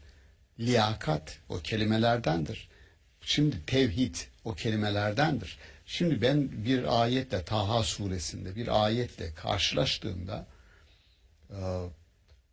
tarih felsefesi açısından yani tarihin akışını değiştiren olaylar, yönünü değiştiren olaylar, diakron denilen o olaylarda o anlatım dedim burada inanılmaz bir mesaj var. Müthiş bir şey. O da şu Taha suresinde anlatılıyor. İsrailoğulları Mısır'dan çıktığında hepimizin bildiği hikaye. Mısır'dan çıkıyorlar. Başlarında Hazreti Musa var. Yanında işte kardeşi Harun var vesaire. Sonra Musa Tur-i Sina'ya bir süreliğine çıkıyor ve Harun'u başlarında bırakıyor. Geri geldiğinde bu adamlar bir buzağa tapmaya başlıyorlar. Yani deniyor ki Mısır'dan Musa ile beraber çıkan insanlarla o buzağa tapan insanlar aynı insanlardı. Bu korkunç bir şey. Bu böyle bir özgürleşme, peygamberle bir önderle beraber o trajediden kurtulan, Firavun'un ölümüne şahitlik eden, tamam, büyük bir olay yaşamış adamlar çok geçmeden buzağa tapıyorlar. İnsan bu yani. Çiğ süt emmiş dedikleri tam o. 40 gün değil mi hocam? 40 gün. Musa tabii şoka giriyor. Ya diyor siz, lan bu nasıl oldu? Kim yaptı? Musa'nın sakalına yapışıyor. Harun. Harun. Nedir ya bu durum diyor. Ben yapmadım diyor. Onu diyor şu Samiri, Taha suresinde adı geçiyor. İncil'de de Samaritan. Yani İncil geleneğinde Samaritan hikayesi çok büyük yere sahiptir. Kur'an'da da geçiyor. Samiri yaptı diyor. O da işte ma hatbuke ya Samiri, senin derdin neydi ya? Ne yaptın sen ya? Niye bu adamlar? Samiri İsrailoğullarından değil deniyor. Çıkarken onlarla beraber çıkan birisi. Kıpti deniyor. Yani yerli birisi. Peki ne yaptın da? Adam bir şey söylüyor Samiri. İşte orası tarih felsefesi açısından beni ürküttü yani. Dedi ki elçinin getirdiği mesajın içinden bir şeyi aldım, çektim ve dedi sistem çöktü dedi. Senin adamların seninle Mısır'dan beraber çıkan o adamlar onu çekince içinden dedi oldular putperest dedi. Bir şeyi, kabza ifadesini kullanıyor. Bir şeyi oradan aldım ve sistemi çökerttim dedi. Ya şimdi soru diyorum ki bir sistemin, diyelim Hazreti Peygamber bir sistem getirdi. Din içerisinde tevhidi var, adalet var, her şey. Bu kelimeler yani. Ne çekersek bu sistem çöker. Merakımdan baktım ya ayette mesela Fahrettin Razi ne diyor ya? Bu adam neyi çekti de bu sistem çöktü? Fahrettin Razi diyor ki tevhidi çekti de çöktü. Ben de diyorum bugün bizi çökerten nedir? Bugün hangi kelime bizim yaşamımızda, kolektif yaşamımızda eksikse bizi çökerten o. Konuştuğum salonlarda soruyorum. Diyorum arkadaşlar, sizce bugün bizim ülkemizde yahut bu coğrafyada yahut dünyada eksik olan nedir ki insanlar birbirini yer, insanlar mutlu değil. Ya bir şey eksik. Bir yemek yapıyorsun, masaya getiriyorsun, diyorsun, ya bunda bir şey eksik diyorsun. Ya buna yağ koymadım mı? Mesela salata. Ya buna yağ koymadık mı? Koydum. O zaman ya tuzu mu eksik? Bir şey eksik çünkü, tamam mı? Tamam diyorsun, şimdi oldu diyorsun. Şimdi dünyamızda eksik var, bir tane bile değil. Arkadaşlar diyorum, sizce ne eksik? Kimi diyor ki hocam adalet, kimi diyor eşitlik, kimi diyor merhamet, kimi diyor işte sıkıntı bu. Yani bir şey eksik. Ya ben merhametteyim, merhamet eksik. Yani şu demek, empati duygumuzu kaybettik. Kimse başkasını düşünmüyor. Ben de ben. Önce ben geçeyim. Daha fazla ben alayım. Onu ben alayım. Bunu ya insan insanın kurdudur dediği Thomas Hobbes'un olduğu gibi burada kendini gösteriyor. Şimdi ya burada müthiş bir tarih ve toplum felsefesi var. Toplum felsefesi siyaset felsefesinden farklı. Toplum felsefesi halka ilişkindir. Siyaset yönetenlere ilişkindir. Yani bir halk nasıl olur da hangi durumda gelir de dibi görür, bozulur, çözülür, değerleri artık işlemez hale gelir. Bir şey çektim orada ve sistemi çökerttim diyor. Dolayısıyla onu yerine koymak gibi bir farkındalık ve görevimiz var. Onun gibi işte diyorum ya, ben merhametimizi kaybettik diyorum. Merhamet, merhamet, merhamet. Birisi der ki hocam adalet duygumuzu kaybettik. Adalet, adalet, adalet. Ama ortada bir sıkıntı olduğunu görüyoruz. O eksik nedir? Hazreti Peygamber'in geçer ya, bir ev gibidir der peygamberlerin kurduğu bina. Ev bir tuğla yeri boştu. Ben geldim orayı tamamladım. Sonra zaman içerisinde doğuş dönemindeki İslam dini ile devletleştikten sonraki İslam dini arasında inanılmaz bir makas, açıklık var. Devlet dini olduktan sonra, kurumsallaştıktan sonra din haklardan çok sorumluluklar demeye başladı. Oysa Hazreti Peygamber başladığında Mekke döneminde haklar, haklar, haklar diyordu. haklarımız var. Özgürlük hakkı, ibadet hakkı, kul hakkı. Sonra yavaş yavaş devletleşince Emeviler vesaire biz bir devlet diliyle konuşmaya başladık. Şu anda da o sorumluluk vurgusunun hak vurgusunu öldürdüğünü düşünüyorum. Yani bir nereden düştük, nerede kaybettik derseniz o kelimelere, yine ben hep İbrahim'in o kelimelerindeyim. O kelimelerin hangisi bizim dünyamızda eksik, kendi yaşamımda hangisi eksik, ailemde hangisi eksik, iş yerimde hangisi eksik. Bu soruyu sorduğumuz zaman çok zorlanmadan o eksiğin ne olduğunu kendini göstereceğini tahmin ediyorum. Evet, yani aslında eksiği bulurken hocam aynı zamanda da kelimelerin anlamlarının içlerini boşaltmaya başladık ya. O manaları tekrar hatırlamak, o kelimelerin anlamlarıyla, güzellikleriyle buluşarak önce bir neyin eksik olduğunu kavramadan önce o kelimeleri doldurup ondan sonra asıl neye özlem duyduğumuzu bulmak da bir yöntem olabilir mi? Hocam insan insanın kurdudur dediniz ya. Hobbes, sizin kitaplarda geçiyordu galiba. İnsan insanın yurdudur. Yanlış hatırlamıyorsam. Biraz gönlün büyüdüğü zaman artık onu demeye başlıyorsun. Tam olması gereken aslında. Yani devam et lütfen Emre Hocam ama varoşçular derler. İnsan insanın cehennemidir. Dostoyevski diyor ki cehennem insanın gönlünde başkasına yer olmadığında ancak işte senin gönlün cehenneme döner. Dolayısıyla insan insanın yurdudur. İnsan insanın cehennemidir. Niye diyorsun? Cennetidir de. Aynen. Cenneti insanda bul yani. Ben de tam oraya getirdim. Özellikle yaklaşalım. İnsan aslında cenneti olmalıdır. Evet. Cehennemi değil. İnsanın cenneti nerede olacak? Bu dünyada olacak tabii ki. Yani zaten cennette, ahirette cenneti verecek olan Allah. İnsan orada bir ihtiyaç yok ama sen burada bu cenneti yaşatman, var etmen lazım. Şimdi tabii şöyle, bütün bu olumsuzlukları, kötülükleri yapan evet insan maalesef ki. Ama en nihayetinde elimizde de insandan başka bir sermaye yok. Yani iyileştirecek olan da insan. Dolayısıyla biz insanın bu kötücül tarafına değil de iyiliğini açığa çıkartacak şeylere odaklanmamız lazım.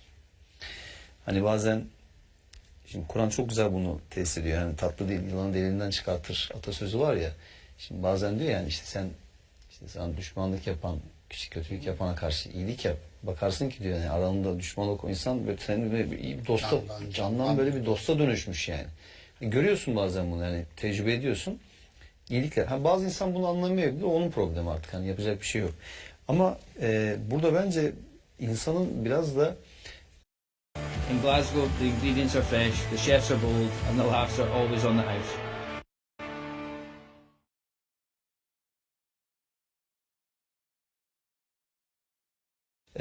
Hani Kur'an'ın hedeflediği insan ve Kur'an'ın hedeflediği toplum başlıkları konuşuyoruz ya. Yani nasıl bir insan hedefliyor? O yüzden insanın sürekli olarak kendisini ve imanını Kur'an'a arz etmesi. Yani Kur'an'dan ben nasıl onay alıyorum? Veya hangi noktalarda onay almıyorum? Onay aldığım noktalarımı nasıl iyileştirebilirim? Onay almadığım noktalarımı nasıl geliştirebilirim? Yani sürekli olarak aslında Kur'an-ı Kerim'de böyle yaşayan böyle bir organik ilişki kurmak lazım. Evet. Çünkü o rehber, o yol gösterici. İşte Hazreti Peygamber de onun en güzel örneği, en nihayetinde onun hayatında örnek alıyoruz. Kur'an'ın bize tanıttığı Hazreti Peygamber'i. Yani bu açıdan düşündüğümüzde insanın Allah'ın onda yaratmış olduğu o fıtrata yaklaştığı oranda iyileşebileceği, kendisini iyileştirdiği oranda da başkasına da iyi gelebileceği, başkasına da şifa olabileceği gerçeğini de ıskalamamak lazım. Evet. Ve bunun için çok insana da ihtiyaç yok. Hani işte bir avuç insan diyoruz ya hocam konuşuyoruz arada. Hani az sayıda bir avuç insan da olsa Allah dilerse onların etkilerini artırabilir. Etki alanını genişletebilir. Ya da en azından biz Allah'ın bize vermiş olduğu bu işte ömür sermayesini Allah'ı razı edecek bir hayat yaşamış olarak tamamlarız. Ve onun huzuruna geldiğimiz zaman en azından onun karşısına durabilecek bir yüzümüz olur. Ona karşı mahcup olmayız. İnşallah. Evet, en nihayetinde o yüzden hani insanın aslında o iyi tarafını açığa çıkartacak, onu iyiliğe teşvik edecek, onu anlamda aktif hale getirecek yönlerini taraflarını aslında burada belki parlatmak yani önemli olan. Beslemesi lazım. Yani insanın bir durup düşünmesi lazım. Şeyde şöyle denir, ben derslerimde arkadaşlara hep söylerim. Laboratuvarda nasıl bir bakteriyi görmek için mikroskoba ihtiyaç varsa, yani mikroskobik bir varlık ve mikroskobu tuttuğun zaman ya da merceği tuttuğun zaman onu görüyorsun, gözünde büyüyor orada. Kavramlar böyledir. Ne kadar çok kavramınız varsa o kadar çok kavrama imkanınız var. Ne kadar çok kelimeniz varsa o kadar kelimeyle kelam etme ve kavrama, kapsama imkanınız var. Bir medeniyetin de ne kadar çok kelimesi varsa o kadar başka medeniyetlere nüfuz etme imkanı var. Yani burada İbrahim'in kelimelerle millette önderlik etmesi bir çok ciddi mesaj içeriyor. Önderlik bugün kelimelere, kavramlara hakimiyettedir. Hak edeceksin. Öyle silahla, gidersin silahla bir yere 300 sene gidersin, 500 sene gidersin, sonra seni gönderirler. Ama kelimelerle gidersen, kavramlarla gidersen, bir zihin dünyasıyla gidersen, bir metafizikle, soft bir güçle gidersen bu seni önder yapar. Evet. O topraklarda olmasan da öndersindir.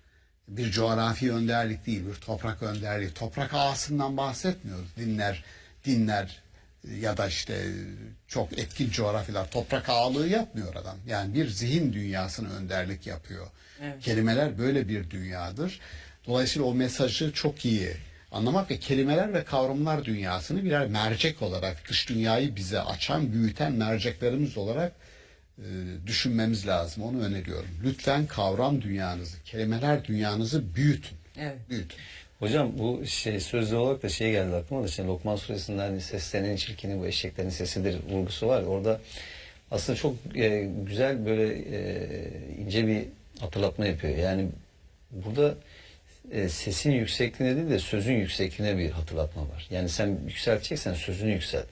Hatta var mesela, hani Nebi'nin yanında diyor ya, peygamberin yanında seslerini yükseltenler var ya diye mesela Allah uyarıyor onları. Evet. Yani yükseltmeyin. Sesiniz Nebi'nin sesini bastırmasın. Yükseltmeyin. Çünkü o söylemiyor yani. Düşünün o kadar insanlara karşı kibar. Bağıra çağır konuşuyorlar ya da Hucurat Suresi değil mi? Uzaktan odaların dışından çağıranlar diyor mesela. Bağıra çağır. Yani şimdi özel hayatı var, ailevi hayatı var. Ne bileyim, belki dinleniyor, belki ibadette, belki toplumsal sorunlarla ilgili düşünceler üretmeye, fikirler üretmeye çalışıyor, çözümler üretmeye çalışıyor. Yani zırt pırt sizin her ihtiyacınızı karşılayamaz yani. Böyle hatta özel konuşmayla ilgili mesela diyor ya, özel konuşmanızı sadaka verin diyor mesela. Şimdi herkes peygamberle özel konuşuyor. Şaban hocam biliyor işte yani. Şimdi onun Ankara İlahiyat'taki odası dergah gibi maşallah, gelen giden bitmiyor. Ama dergah değil. Siyasetçisinden öğrencisine kadar herkes gelip gidiyor yani, akademisyeninden şeyine kadar. Şimdi o hoca sürekli, yani kendisi şahit yani. Herkesin bir sıkıntısı var, derdi var, bir sorusu var, sorunu var, telefonla arayan, mektup yazan, mail atan. Yani şimdi düşün ki yani insan olarak neler yaşanabiliyor. Şimdi peygamberse tabii herkes seninle görüşmek istiyor. Herkes bir şekilde senin yanında okuyup olmak istiyor. Allah bununla ilgili düzenleme getiriyor insana. Yani sözle ilgili, sözün söylenmesiyle ilgili. Şimdi bu şeyle ilgili de, bozgunculukla ilgili de Bakara Suresinin bu 11-12. ayetleri aklıma geldi. Orada diyor ki onlara yeryüzünde bozgunculuk çıkarmayın, yani bir fesat çıkarmayın dendiği zaman biz ancak ıslah edicileriz derler diyor. Dikkat edin, onlar bozguncuların ta kendileri fakat farkına varmazlar diyor.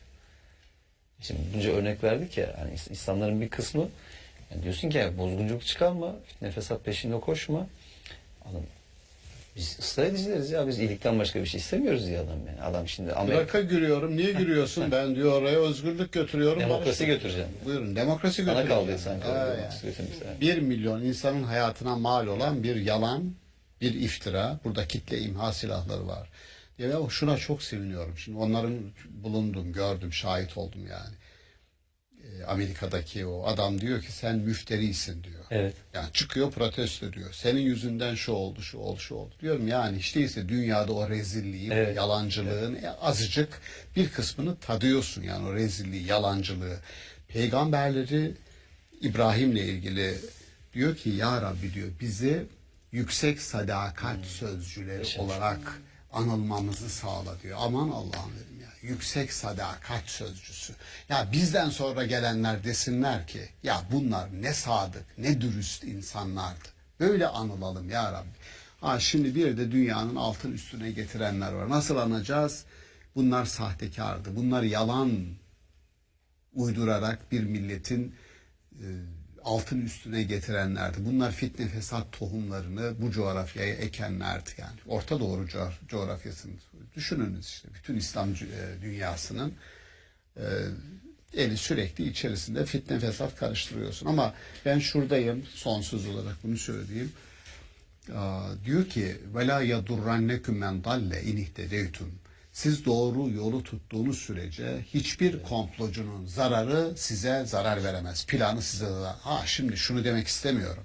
İslam dünyası çok mükemmel giderken adamlar soktular ellerini ve karıştırdılar. Hayır, siz karıştırılacak bir kıvama gelmişsiniz. Zaten o da karıştırıyor. Onun için kendinize döneceğiz. Aleyküm enfüseküm. Siz kendinize bakın. Hiçbir komplocu size zarar veremez. Siz doğru yolu tuttuğunuz sürece. O doğru yolu tutan insanlar, önderler, peygamberler, düşünürler, büyük insanlar, zihinler önümüzü aydınlattılar, sağ olsunlar. Neyin ne olduğunu şu anda farkındayız. Kelimelerimizle, hangi kelimelerle hakim kılarsak insanlarımızın arasında. Bırakın dünyayı. Ben hutbe okuyorum diyelim ya, diyanet olarak. Merhamet deyin, kardeşlik deyin, hakkaniyet deyin, liyakat deyin. Dolaşıma sokun bu kelimeleri. İnsanların zihninde bunlar yer etsin. Kardeşliği, merhameti. Ondan sonra bir bakarız yani. Önce kendimize bunları bir yerleştirelim yani. Evet. Emre Hocam çok teşekkür ediyorum. Var mı eklemek Biz istediğiniz teşekkür son bir şey? ederiz. Yok yani şöyle diye tamamlayabiliriz belki. Hakikaten kötülük ve kötü insan olmak zor bir şey, kolay bir şey değil. İyi insan olmak isteyen için de Allah'ın desteği, apaçık yardımı şüphesiz. O yüzden hani öyle veya böyle bir şekilde bu hayatı tamamlayacağız. Bir ömür yaşayacağız ve bir gün öleceğiz. Ve en azından bu hayatı onurlu ve omurgalı yaşamayı tercih ederek, insani ve İslami değerleri de gözeterek tamamlamak burada esas olan şey. Hepimizin dediğim gibi hataları, kusurları oluyor. Ama önemli olan işte onları tekrar etmemek üzere bir irade ortaya koyabilmek ve Allah razı edecek bir hayatı sürdürebilmek. Evet. İnşallah. Çok teşekkür ediyorum. Rica ederim. Ağzınıza Yani sağlık. son bir şey. Buyurun. Buyurun hocam. Ahlakın soy kütüğünden bahsederken soy kütük, Nietzsche diyor ki soy kütük dediğim şey mücadeledir. Yani hiçbir şey kendi kendine gelip önünüze hazır gelmiyor. Bir mücadele ve farkındalık gerekir ki sonunda hak ettiğimiz bir sonuçla övünelim ve gurur duyalım. O soy kütüğü, mücadeleyi unutmamak lazım. Evet, çok teşekkür ediyorum. Ben de şunu eklemiş olayım. Bizi izleyen genç arkadaşlarımız muhakkak vardır. Dilimize sahip çıkalım. Dilimiz ne kadar zengin, zihnimiz o kadar zengin. Dilimiz ne kadar zengin, yaşam o kadar zengin. Dolayısıyla o kısaltmaları kullanmayalım. O kısaltmalar çok tehlikeli. Çok teşekkür ediyorum değerli hocalarım. Sevgili izleyenler, biz ayrılan sürenin sonuna geldik. Yarın tekrar görüşmek dileğiyle.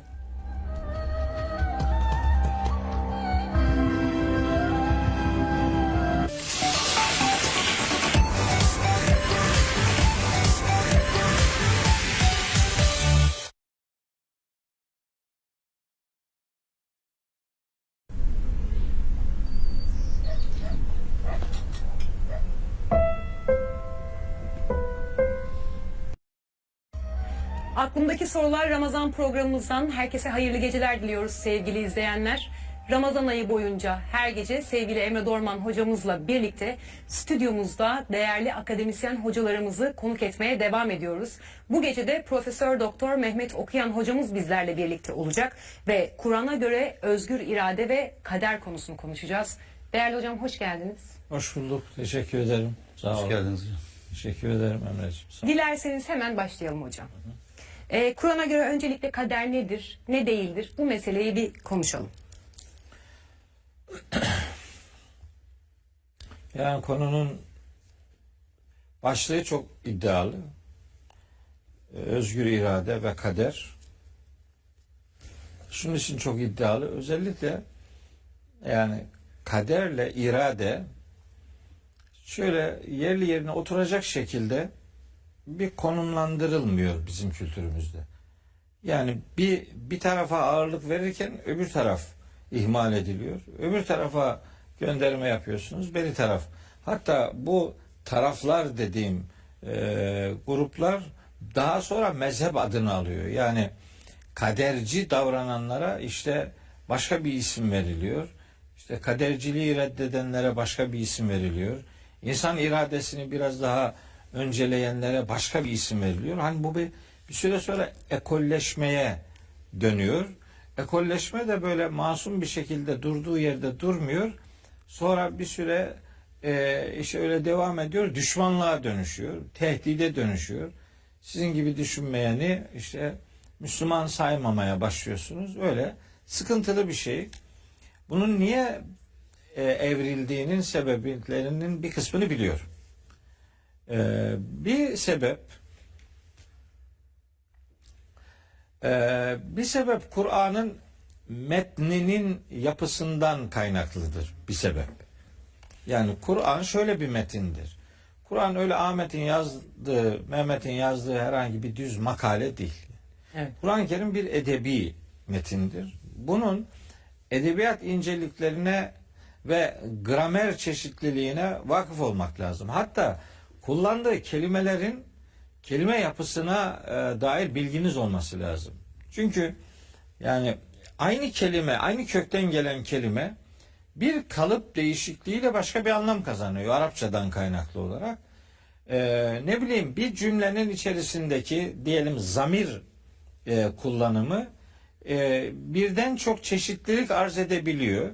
O zamir kullanımını eğer tercih ettiğiniz görüş doğrultusunda başka ayetlerden onu desteklemiyorsanız, delillendirmiyorsanız o zaman bambaşka bir şey çıkıyor ortaya. Onun hani can alıcı birkaç örneğini vereceğim. Niye böyle oluyor filan? Örneği nasıl? Bir sebep bu. Yani grameri doğru yorumlamamaktan kaynaklı veyahut da önceden bir şeyi kabul ediyor, sonra ayeti o kabul doğrultusunda işte tercüme ediyor veya anlamaya çalışıyor. Yani ayetin dediği gibi düşünmüyor da ayeti düşündüğü gibi tercüme ediyor. Bu sıkıntılı bir iş. Evet. Yani Kur'an senin noterin değil yani. Veya sen bir şey düşüneceksin de Kur'an'dan da bir delil bulayım, öyle bir şey değil. Sen düşünceni önce Kur'an'dan öğreneceksin. Ondan sonra düşüneceksin o konuda, eğer mesele Kur'an'la alakalıysa filan. Bu yapılmıyor. Tersine yapılıyor yani. Bunu bir örneklendireyim çünkü sonra karışabilir, unutmayayım. Mesela Kur'an'da şöyle ayetler var. İşte diyor ki Allah mühürler. Allah kalpleri mühürler. Kimin kalbini mühürlüyor? İşte orada onların diyor mesela. Ya şimdi o onların dediği, o onlar zamirini önceden geçen birileri var. Orayla ilişkilendirmen lazım. Onu oradan kopardığın zaman olmaz kardeşim. Yani gramer açısından hata yapıyorsun yani. Efendim bir kaderci algıya bakarsan Allah kafir olarak öleceğini yazdığı bir adamın, yani kaderini öyle belirlediği bir adamın kalbini de mühürler deyip ikisini bir araya getirebiliyor kendi kafasına göre. Halbuki Allah kimin kalplerini mühürler sorusunun cevabını vermiş, ayetlerde bir sürü ayet var. O ayetlere baksa Allah şunların kalbini mühürler diye anlayacaktı onu yani. Bağlamdan kopuk, konuyla ilgili diğer ayetlerden kopuk bir okuma yapılıyor. Mesela diyelim ki Allah dilediğine hidayet eder, dilediğini saptırır diye böyle tercüme edilen ayetler var. Bunlar birkaç tanedir Kur'an-ı Kerim'de. Şimdi Allah dilediğine hidayet ediyor, dilediğini saptırıyor. Ne demek? Bu niye böyle tercüme ediliyor? Bir kaderci algı var, alın yazısı merkeziyle ilişkilendirilmiş. Alnına kişinin ne olduğu, ne olacağı, nasıl öleceği, nasıl bir yere gideceği önceden yazılıyor. Yazılıyorsa bu yazılanlar içerisinde cennete gitmesi yazılmış olanın Allah hidayetini diler. Allah onun için hidayet yaratır. Cehenneme gideceği yazılmış olanın da cehennemlik oluşunu yazar. Dolayısıyla Allah dileyeni değil, dilediğini saptırmış olur. Dilediğine hidayet etmiş olur. Çünkü onun kaderi öyledir. dilediğini saptırır. Çünkü onun kaderi sapmaktır. Öyle yazılmıştır. Bu yanlış yani bunun. Kaderin yazılması da yanlış. Saptırmanın dileme kısmını Allah'a nispet etmek de yanlış. İkisi de yanlış. Evet. Mesela o cümle şöyle, yani Arapçası şöyledir. Yudillu men yeşâ'u ve yehdi men yeşâ'u. Tercüme genelde meallerde de görülen haliyle şöyle: Allah dilediğini saptırır, dilediğine hidayet eder. İşte o dileme fiili kime aittir? O cümlede iki tane zamirin ait olabileceği adres vardır. Dileme fiili insana da gidebilir, dileme fiili Allah'a da gidebilir. Eğer insana giderse bu dileme fiilinin işte zamir kullanımı, o zaman Allah dilediğini değil, dileyeni saptırır, dileyene hidayet eder. Peki Allah'ın kimin hidayetini isteyeceği, kimin de sapmasını dileyeceğine dair ayetler yok mu Kur'an'da? Var. Allah kimi saptırır veya kimden başkasını saptırmazla ilgili bir sürü ayet var Kur'an-ı Kerim'de. O ayetlerden istifade edilirse eğer, Allah'ın hidayeti dilediği insanların hidayeti kendilerinin istediği için Allah onlar için hidayeti yaratır. Bu sonuç gelir. Sapkınlığı dileyen insanlar için de Allah sapkınlığı dileyenin dilemesine izin verir, fırsat verir. Onun için sapkınlığı yaratır, diğeri için hidayeti yaratır. Ama dileyen insandır. Dileyen Allah değildir. Peki Allah dilerse yapamaz mı? Tabii yapar. Allah'ın dilemesi halinde bütün mensuplarını mümin olarak yarattığı varlıklar da vardır. İşte melekler mesela, onların küfür diye bir iradeleri yoktur. Veya ne bileyim Allah'ın işte imtihana tabi tuttuğu insanlar içerisinde hakikat yolculuğunu yapanların Allah hidayetini diler. Cinlerin de öyledir yani. Burada dileme fiili insana ait veya cine ait bir şeydir, hususiyettir. Oradan hareketle sonucu Allah'la ilişkilendirmek gerekir. Eğer Allah dilediğine hidayet ediyor, dilediğini saptırıyorsa eğer, yani kişinin eğer özgür iradesi yoksa, o zaman bu hayatın da bir anlamı yoktur. Yani burada bir komedi dönüyor diyeceksiniz. Yani bir senaryo yazılmış, roller dağıtılmış, herkes rolünü oynuyor.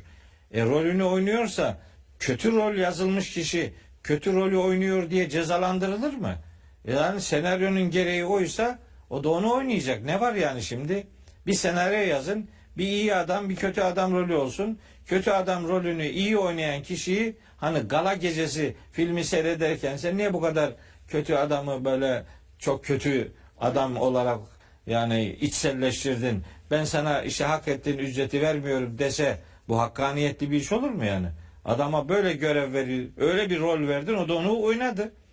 Onun ödül alması lazım eğer öyleyse. Kainat kitabında da böyledir. Allah senaryo yazmıştır hayata dair, kainata dair. Senarist Allahu Teala'dır, o yazar. Ama Allah rolleri dağıtmamıştır. Rolleri tanıtmıştır. Kişi hangi rolü tercih ederse öyle bir akıbete doğru yolculuk yapar. Buradan hareketle konuyu kadere bağlayayım. Kader işte Allah'ın insanoğluna verdiği iradenin tecellisidir. Yani iradeyi verdi bize Allah. Herkes doğuştan 4 tane değerle doğar. Bunlar işte fıtrat, vicdan, akıl ve irade. İrademizi fıtratımızla, vicdanımızla, aklımızla birleştirerek bir konuda karar veririz. İşte bizim irademiz artık kaderimiz olur. Kader o noktada, mesela diyelim ki şu kupayı bu yükseklikten aşağıya bıraktığınız zaman bu kırılır. İçindeki su dökülür. Bu Allah'ın bu tür nesneler için yarattığı kaderdir. Evet. Yani belli yüksekliklerden aşağıya düşen işte metal şeyler kırılır mesela. Su işte aşağıya doğru dökülür. Su aşağıya doğru akar. Bu Allah'ın suya ve tabiata yerleştirdiği yazgısıdır, kaderidir. Ama bu kader insanların sorumlu olduğu bir kader değildir. Kupayı buradan aşağıya düşürdüğünüz zaman kırılmak kupanın kaderidir. Ama kupayı buradan aşağıya düşürmek kader değildir. Bu iradedir. Siz iradenizle bunu yaparsanız bunun sonucunda işte olanı kadere havale edemezsiniz. İşte bir takım doğal felaketler oluyor. işte insanlar ölüyor. Orada insanların asıl suçlunun insanlar olduğunu unutup orada işte faturayı işte bunun kaderi böyleydi filan. Öyle bir şey yok. Hani en çok depremler üzerinden konuşulur değil mi? 6 Şubat depreminde şu kadar insanımızı kaybettik. Ne oldu? Şimdi deprem oldu. Deprem öldürmedi ki insanları. İnsanların inşaatlarla alakalı, yerleşimlerle alakalı duyarsızlıkları öldürdü. Evet. Deprem toprağın kaderidir. Yani deprem olursa toprak nefes alır. Yani bu toprağa Allah'ın yerleştirdiği bir sistemdir. Bunu insanların ilişkileriyle doğrudan bağlamak ve bunu bir cezalandırma yöntemi olarak kullanmak son derece yanlıştır. İnsanların yaşamadığı yerlerde de depremler oluyor. Onu ne yapacaksın yani faturası? Balıklar mı günahkardı onun için denizlerde deprem oldu diyeceksin. Yani böyle bir şey olmaz yani. İnsanın iradesi onun kaderidir. İrademiz kaderimizdir, kaderimiz irademizdir. Peki bizim sorumlu olduğumuz alan nedir? İrademizle tercih ettiğimizdir. Ama bizim irademiz dışında büyük bir kader vardır. Yani Allah'ın kader demek Allah'ın kadir sıfatının tecellisi demektir. Allah'ın kadir oluşunun, kudret sahibi oluşunun görüntüsüne biz kader diyoruz. Biz o anlamda kadere iman ederiz. Çünkü kader kainatın bir ölçüyle yaratılmışlığıdır. İşte Kamer suresi 49. ayette diyor. İnna külle şeyin halaknahu bi kader. Biz her şeyi bir kaderle yarattık. Yani her şeyin bir kaderi vardır. Her şeyin bir prensibi vardır. Her şeyin bir ölçüsü vardır. Kainatta rastgele bir şey yoktur. O anlamda her şey kaderiyle varlığını sürdürür. Ama insanın kaderi iradesine bağlanmıştır. İradeyle tercih ettiğiniz şey sizin sorumluluk alanınızın ya da sınırınızın başladığı yerdir. İnsan cinsiyetini kendisi belirlemez. Onun o kaderdir. İnsan anasını babasını tercih edemez. O insanın kaderidir. Milliyetini, coğrafyasını veyahut da ne bileyim doğum tarihini, doğum yerini insan kendisi belirleyemez. Veya ne bileyim güneşin doğuş zamanını, doğuş yerini insan belirleyemez. Rüzgarın esmesini insan belirleyemez. Yağmurun yağmasını insan belirleyemez. Onlar eşyanın kaderidir. Elbet öyledir. Orada mutlak büyük bir kader vardır. Ama o bizim sorumlu olduğumuz kader değildir. Bizde sorumlu olduğumuz alan irademizle şekillendirdiğimiz alandır. İrademiz kaderimiz, kaderimiz irademizdir. Biz o iradeyle neyi tercih edersek ondan sorumlu tutulacağız. Bizim dışımızdaki irade, kader bizim sorumluluk alanımızla ilişkili değildir. Buradaki sorun, en temel sorun bitiriyorum. Kader Kur'an'ın bir kavramıdır ve bu bizim Allah'ın bütün sıfatlarına olan imanımız gibi Allah'ın kader yani kadir sıfatına hepimiz inanırız. Allah'ın isimleri diye konuşuyoruz zaman zaman. O isimlerden biri de kadir olmasıdır Rabbimizin. Onun Rahman Rahim oluşuna nasıl inanıyorsa bir Müslüman Allah'ın kadir ve kadir oluşuna da öyle inanır. Allah'ın kaderine de öyle inanır insanoğlu. Ama sorun bunun alın yazısı şeklinde algılanmasıdır. Allah kimsenin alnına bir şey yazmamıştır. Allah herkese fıtrat ve vicdan vermiştir. Herkese akıl ve irade vermiştir. Fıtratınız ve vicdanınız doğrultusunda akıl ve iradenizi doğru şekillendirirseniz din adına eğer bunu Kur'an'ın dediklerini yaşar ve hayat prensibi rol model olarak da Hz. Muhammed'i takip ederseniz nihayetinde kaderiniz öyle şekillenir. İradeniz istikametten yana olduysa kaderiniz cennete gitmek olur. İradeniz kötülükten yana şekillenmişse kaderiniz cehennemden yana olur. Yani siz kaderinizi tercih edersiniz. Hangi yolu tercih ederseniz yolun kaderi sizin de kaderiniz olur. Peki Emre Hocam, şimdi Mehmet Hocam kader Allah'ın vermiş olduğu özgür iradenin tecellisidir dedi. Peki Kur'an insanın özgür iradesi hakkında neler söyler? Şimdi öncelikle bu konu gerçekten çok önemli bir konu. Niye? Bu yanlış kader anlayışından, yanlış kader algısından dolayı insanlar az önce işte Mehmet Hocam dediği gibi birçok konudaki sorumluluklarını üzerlerine atıp Allah'a fatura edebiliyorlar. Mesela halk arasında çok yaygın kullanımlar var. Şimdi kader kurbanı kullanımı mesela bunlardan bir tanesi. Kader mahkumu kullanımı, kötü kader, kaderin oyunu, alın yazısı, işte bu benim kaderim şeklinde böyle ifadeleri sıklıkla denk geliyoruz. Bu şarkılarda, türkülerde oluyor, şey oluyor çok insanda. Yani aslında bir insan bunu söyleyerek neyi iddia etmiş oluyor? Yani bunu Ben kendi irademle yapmadım. Benim bunu yapmak dışında bir seçeneğim yoktu. Allah'ın bana ezelden belirlemiş olduğu bu alın yazısının bir sonucu olarak zaten bu olay başıma geldi demek. Şimdi burada aslında düşündüğümüzde tarihteki hani ilk böyle Kur'an-ı Kerim bize öğrettiği kaderci kim diye baktığımızda aslında bunun bir benzerini iblis de yapıyor. İblis mesela Rabbimize diyor ki hani beni saptırdın diyor. Şimdi düşünebiliyor musunuz? Yani aslında kendisi Allah'ın emrine uymuyor ve kendince bir gerekçe sunuyor. Kendince sunduğu gerekçe de bir nevi ırkçılık. Yani o kadar komik bir şey ki yani diyor ki sen onu topraktan yarattın, ben ateşten yarattın. Yani ben onun üstünüm diyor. Üstünlük taslıyor. Kibir. Yani kibir, ırkçılık ve kadercilik. Sonrasında da buna rağmen diyor ki işte beni sen saptırdın diyor. Şimdi bu kader konusuyla ilgili milli şairimiz Mehmet Akif Ersoy'un Safahat'ta gerçekten çok muhteşem kader ve tevekkül ile ilgili pasajları var. Şimdi tabi burada çok uzun, belki onun hepsini şey yapmak mümkün değil ama lütfen bunu izleyicilerimiz okusunlar. Çok ufak bir parça paylaşayım. Diyor ki o ihtişamı elinden niçin bıraktın da bugün yatıp duruyorsun ayaklar altında. Kadermiş öyle mi? Haşa, bu söz değil. Doğru. Belanı istedin, Allah da verdi. Doğrusu bu. Ne istenirse elbette sonuç öyle çıkar. İlahi iradenin sana zulmetme ihtimali mi var? Çalış dedikçe şeriat çalışmadın, durdun. Onun hesabına birçok hurafe uydurdun.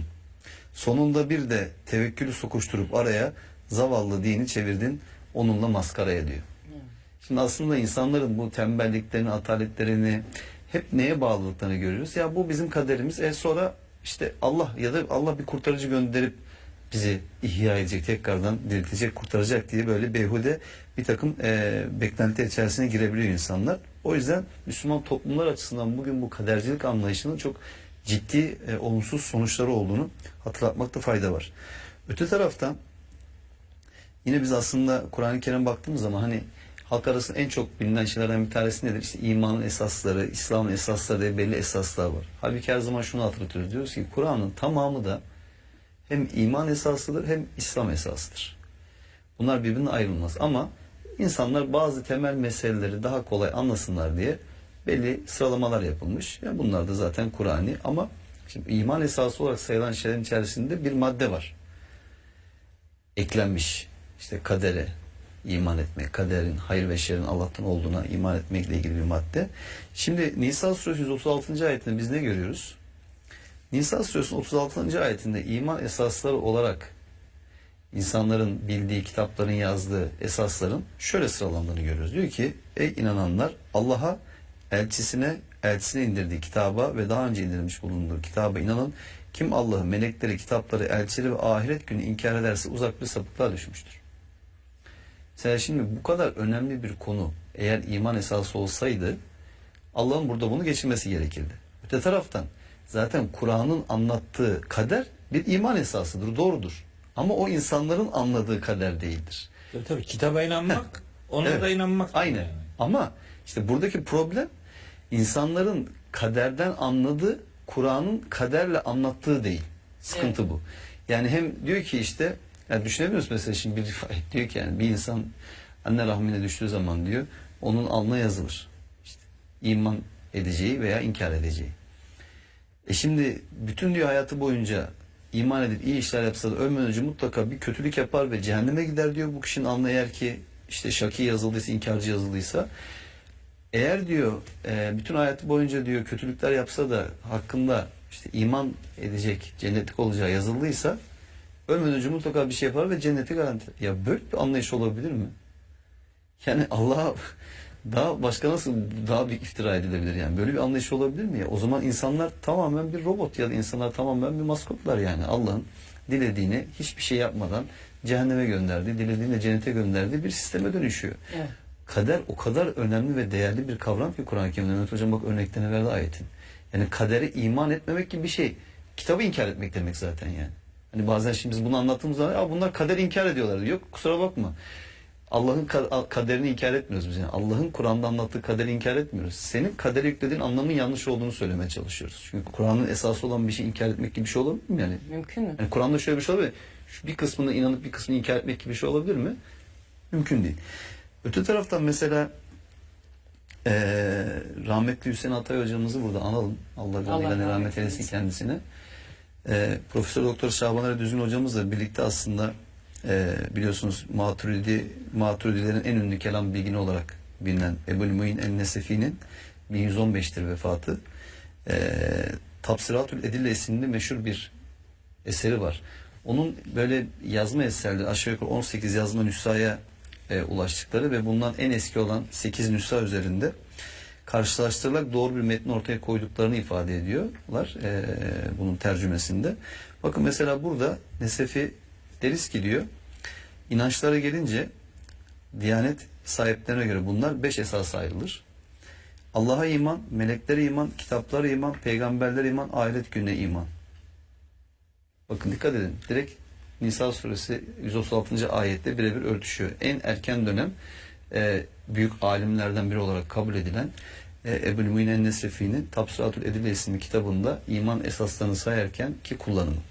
Şimdi dolayısıyla bazı insanlar şöyle diyorlar. Diyorlar ki ya siz işte bunu ilk defa siz söylüyorsunuz. Bunca zaman kimse bunu söylemedi de siz bunu nereden çıkartıyorsunuz falan diyor bazı insanlar. Sanki bugüne kadar söylenmiş her şeye herkes hakimmiş. Bütün söylenenleri sanki derleyip toparlamışlar. Yani bu konuda çok böyle sanki uzmanlıkları, bilgileri varmış gibi böyle insanlar büyük laflar ediyorlar. Ama işte bununla ilgili bir tane örnek mesela. Ve çok değerli bir eser, çok önemli bir eserden bir örnek. Şimdi öte taraftan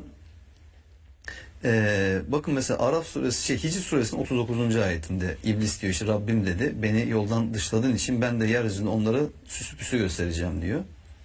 Yine Araf 16 diyor ki madem sen beni saptırdın yemin olsun ki ben de senin dosdoğru yolun üzerine oturup onlar için pusu kuracağım, oturacağım diyor.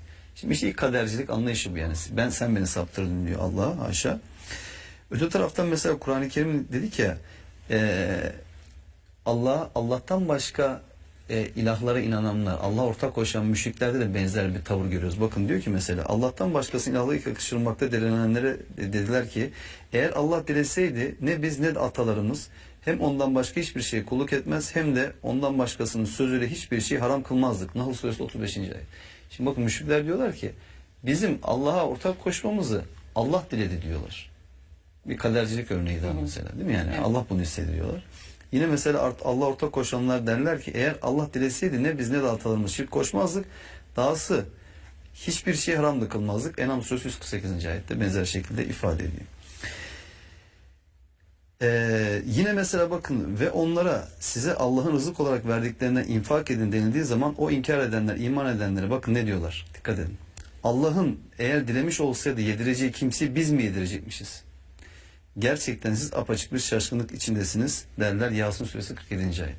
Yani adam diyor ki işte Allah'ın size verdiklerinden verin dediğimiz zaman diyor ki Allah dileseydi onlara verirdi.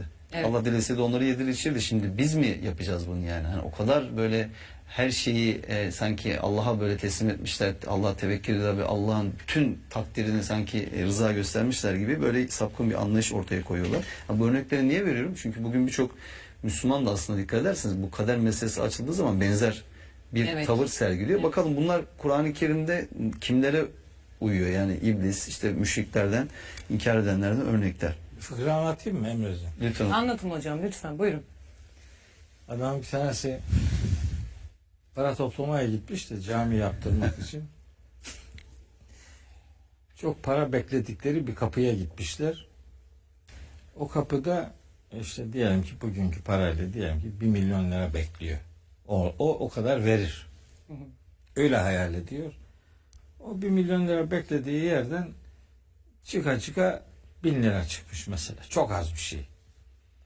Tabii morali bozulmuş adamın. Beklentisi boşa çıkınca yanındaki arkadaş demiş ona ki adamda var ama ne etsin bizim oranın ağzıyla ne etsin Allah nasip etmedi o vermeyi.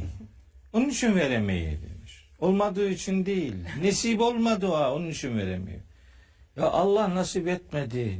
Allah nasip etmediyse niye ver diyor ya. Allah verdi hem ver diyecek hem nasip etmeyecek. Öyle şey olur mu?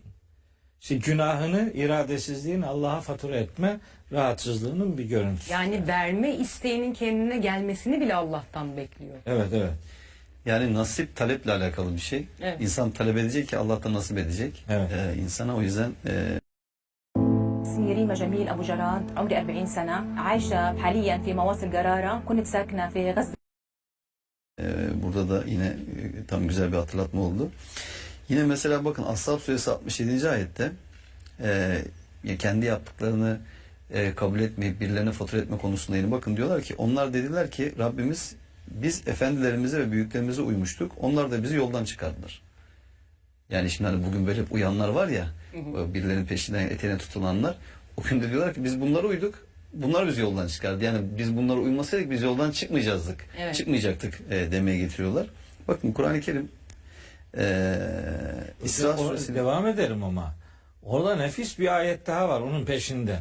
Kıyalım hocam hemen. Bak o Ahzab suresinde o kadar hoşuma gidiyor ki o ayet. Ve kâlu rabbena inna ata'na saadetena ve küberâna biz efendilerimize, büyüklerimize işte itaat ettik ve adallûne sebîlâ. Bizi bunlar yoldan saptırmış meğer. Evet. Rabbena ey Rabbimiz bu 68. ayet bir sonraki ayet. Rabbena ey Rabbimiz atihim dı'feyni minel azabi. Onlara azabı katlayarak ver. Mahşerde diyecek. Vel'anhum la'nen kebira. Ya Rabbi sen onlara en büyük lanetinle lanet et diyecek. Şimdi peşinden gittiği adamlara mahşerde böyle diyecekler. Hatta not alsın kardeşlerim okusunlar. Fussilet suresinin 29. ayetinde de benzer bir ifade var.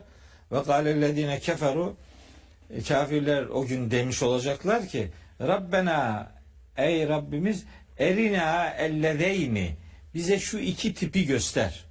Adallana minel cinni vel insi. Cinlerden olsun insanlardan olsun. Bizi saptıran şu iki insan tipini bize göster.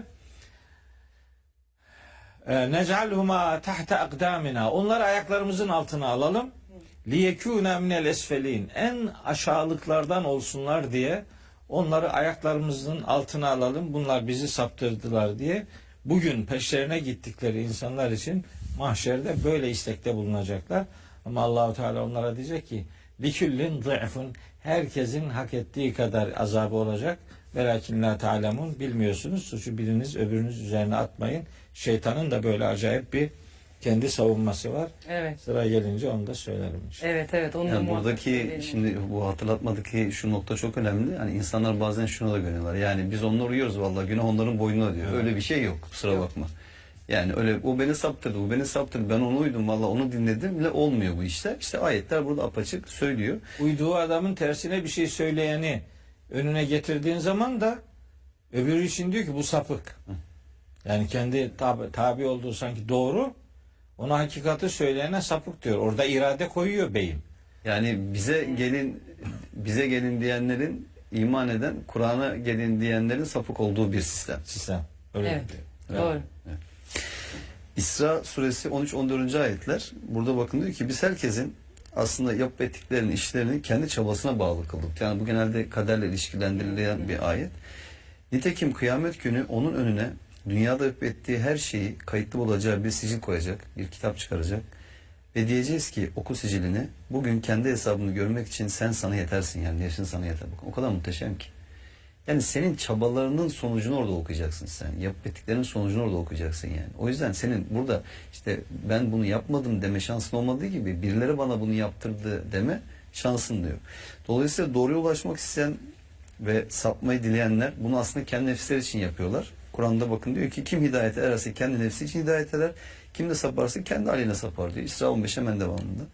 Sonra bakın diyor ki kim temizlenip arınırsa artık o kendi nefsi için temizlenmiş, arınmış olur. Fatır suresi 18. Ve insan başkasının değil sadece kendi çabasının karşılığını görecektir. Necm suresi 39. ayet. Bak çok net, çok açık ayetler. Mesela yine İnsan suresinin 3. ayeti burada diyor ki biz insanı doğru yolu yönelttik. Artık ister şükreden biri olur, isterse nankörlük eden biri olur. Bakın yani biz zaten insanın yola iletilmesi başlı başına özgür iradesinin olmasını zorunlu kılıyor. Hani biz dilediğimizi şükür sahibi kıldık, dilediğimizi nankör kıldık demiyor Allah. Biz dilediğimize iman ettirdik, dilediğimizi inkar ettirdik demiyor Allah. Yine mesela Yunus suresi 44. Şüphesiz Allah insanlar hiçbir şeyle zulmetmez. Ancak insanlar kendi kendilerine zulmediyorlar diyor. Yani bir insan inkar ediyorsa ve inkarında ısrar ediyorsa aslında bu insan kendi kendine zulmetmiş oluyor. Allah onu saptırmıyor ki. Allah onu inkar ettirmiyor. Dolayısıyla Kur'an-ı Kerim'deki aslında tabii bu ayetler hepsi birbirinden önemli. beraberinde şunu gösteriyor. Allah imtihanın bir gereği olarak insana özgür irade vermiş. Ama tabii ki işte başında da söyledik. İnsanın kendi iradesi ve kendi seçimiyle olmayan bir takım şeyler var. Nerede doğacağı, hangi anne babada doğacağı, cinsiyetinin ne olduğu gibi şeyler. Ama hayata geldikten sonra hayatın içerisinde karşılaştığımız olaylarla ilgili seçimlerimiz, kararlarımız, yönelimlerimiz, eğilimlerimiz, bunların hepsi Allah'ın verdiği akıl ve iradeyle gerçekleşen şeyler. Allah aslında evet bize işte rolleri dağıtmıyor, tanıtıyor. Diyor ki şunları yaparsan iman eden iyi bir insan olursun. Şunları yaparsan da azgın, sapkın olursun. Şunlardan kaçın. Bunları da dikkate al diyor Allah. Yol gösteriyor aslında bu anlamda Allah. Bakın bu aslında Allah'ın insanı değerli gördüğü bir anlayış. Mesela biz doğadaki canlılarda bir özgür iradeye tanıklık etmiyoruz. Evet. Ya da onların dini ve ahlaki sorumlulukları olmadığını biliyoruz. Dolayısıyla insana eğer bu yüklendiyse bu insanı değerli gören bir anlayış. Diyor Allah emaneti işte dağlara yükledi. Onlar bunu yüklenmekten kaçındılar. İnsan ise çok cahil ve zalim olmasına rağmen bunu yüklendi. Eğer sen bunu yüklendiysen bunun hakkını vermen gerekiyor. Bu emanetin hakkını vermen gerekiyor. Kadere bağlayarak ya da insanın aslında özgür iradesi olmadığını, bir yaprağın rüzgarın karşısındaki durumundan farksız olmadığını iddia etmek, hani hem Kur'an'daki bunca apaçık ayete hem de açıkçası Allah'a fatura edildiği için de Allah'a iftira etmek oluyor. Evet. Bunu da burada hatırlatmış olalım. Evet. Bir de şöyle bir şey de ortaya çıkabiliyor hocam. İşte Allah her şeyi biliyorsa neden bizi sınıyor? O zaman gibi sorular da çıkıyor. İsterseniz önce şeytanın yoldan çıkardıkların konusunda kendini savunması örneğini verdikten sonra da bu soruyu cevaplayalım dilerseniz. Geri geldi mi? Tabii. Diğer şeye de ufak bir katkı vereceğim. Devam et. Demir Hoca'nın anlattığına. Şimdi bu İbrahim Suresi'nde 22. ayette iblisin, şeytanın faturayı Allah'a kesmesiyle ilgili kanaatlerin bir anlam ifade etmediğini gösterecek bir ayet okuyacağım. Şimdi burada bir şeye daha dikkat çekmek istiyorum. Tam sırası geldi. Söylemezsem olmaz. Şimdi mesela adam meal okuyor ya, alıyor eline meali. Alıyor eline meali. Mesela diyelim ki açıyor Hicr suresini, demin Emre'nin anlattığı ayetleri okuyor. Diyor işte iblis şöyle dedi. Rabbim işte beni saptırmana karşılık işte ben de insanların yeryüzünde onların önüne çıkacağım. Hayatlarındaki her şeyi onlara süslü göstereceğim. Onları saptıracağım. Sen beni saptırdın diyor.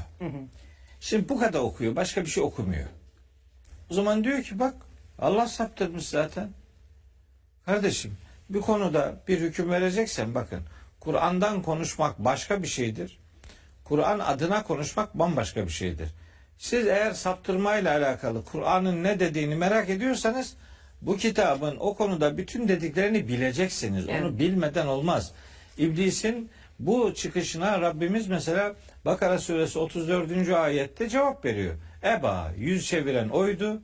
Vestekbere, kibirli davranan oydu. Ve kâne minel kafirin, kafirlerden olan oydu diyor. Yani o kendisi yüz çevirdi, kafir oldu, kibirli davrandı.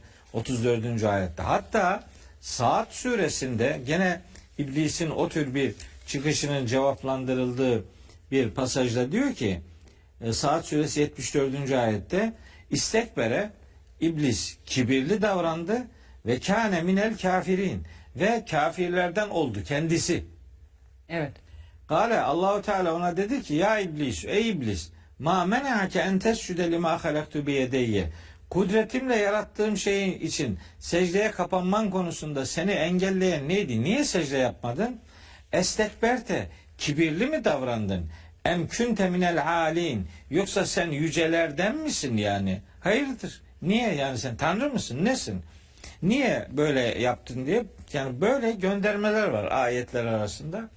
Öyle bir ayete bakarak işte Kur'an'da böyle yazıyor, bak Allah saptırıyormuş filan gibi değerlendirmeler sadece Kur'an'dan konuşayım derken bunu Kur'an adına konuşmaya dönüştürmemesi lazım.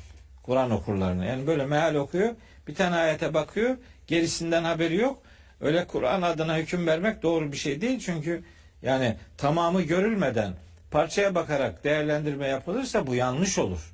Eksik olur milletin, hem kendisi yanlış anlar hem milletin yanlış anlamasına kapı aralamış olur. Onu özellikle bir okuma metodu olarak ifade edeyim kardeşlerime.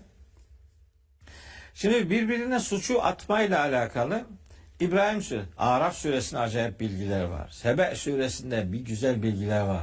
Saffat Suresinde var. Aman Allah'ım yani. Böyle birebir diyaloglar var. Hepsini okuyamayacağız. Bir iki tanesini okuyayım. Buyurun. İbrahim Suresi 21. ayet ve 22. ayet. Şimdi 21. ayette hani Emre dedi ya, bu fatura başkalarına atılamayacak yani. Tam onun delili yani. Tam. Ve berazu lillahi cemiyan. İbrahim Suresi 21. ayet okuyorum. Allah'ın huzuruna topluca çıkacaklar hepsi. Fekale duafâ, bu zayıf düşürülen adamlar, lillezîne istekberû, kibirli davrananlara diyecekler ki Allah'ın huzurunda, İnna künnâ leküm tebe'an, ya biz size tabi olmuştuk. Yani sizin peşinize geldik. Siz öyle dediniz, biz de öyle yaptık. Peki fehel entum muğnûne annâ min azâbillâhi min şeyin. Şimdi Allah'ın azabından bizden herhangi bir şey giderebilecek misiniz? Hadi size uyduk. Hadi savunun bizi. Yani ne oluyoruz? Uyduk. Faturası bak böyle geldi. Kalu. Onlar da cevaben diyecekler ki, onları saptıranlar. Tam kaderci, şeytan üzerinden bilgi vermişti. Tam onu bu kafirler de dillendirecekler orada. Diyecekler ki kalu lev hedanallahu lehedeynâküm. Allah bize hidayet etseydi biz de size hidayet ederdik. Kaderci. Allah istemedi. Bizim hidayet bulmamızı istemedi. Biz hidayete ermedik. Biz hidayete ermediğimiz için size de hidayet edecek halimiz yoktu. Şimdi cümleye bak. Sevaun aleyna ecezi'na em sabarna ma lena min mahis. Artık sabretsek de bir sığınacak yer bulamayacağımız için herhangi bir sızlanmamız da bir. Sevaun aleyna ecezi'na, bağırıp çağırmamız da bir. Em sabarna, sabretmemiz de bir.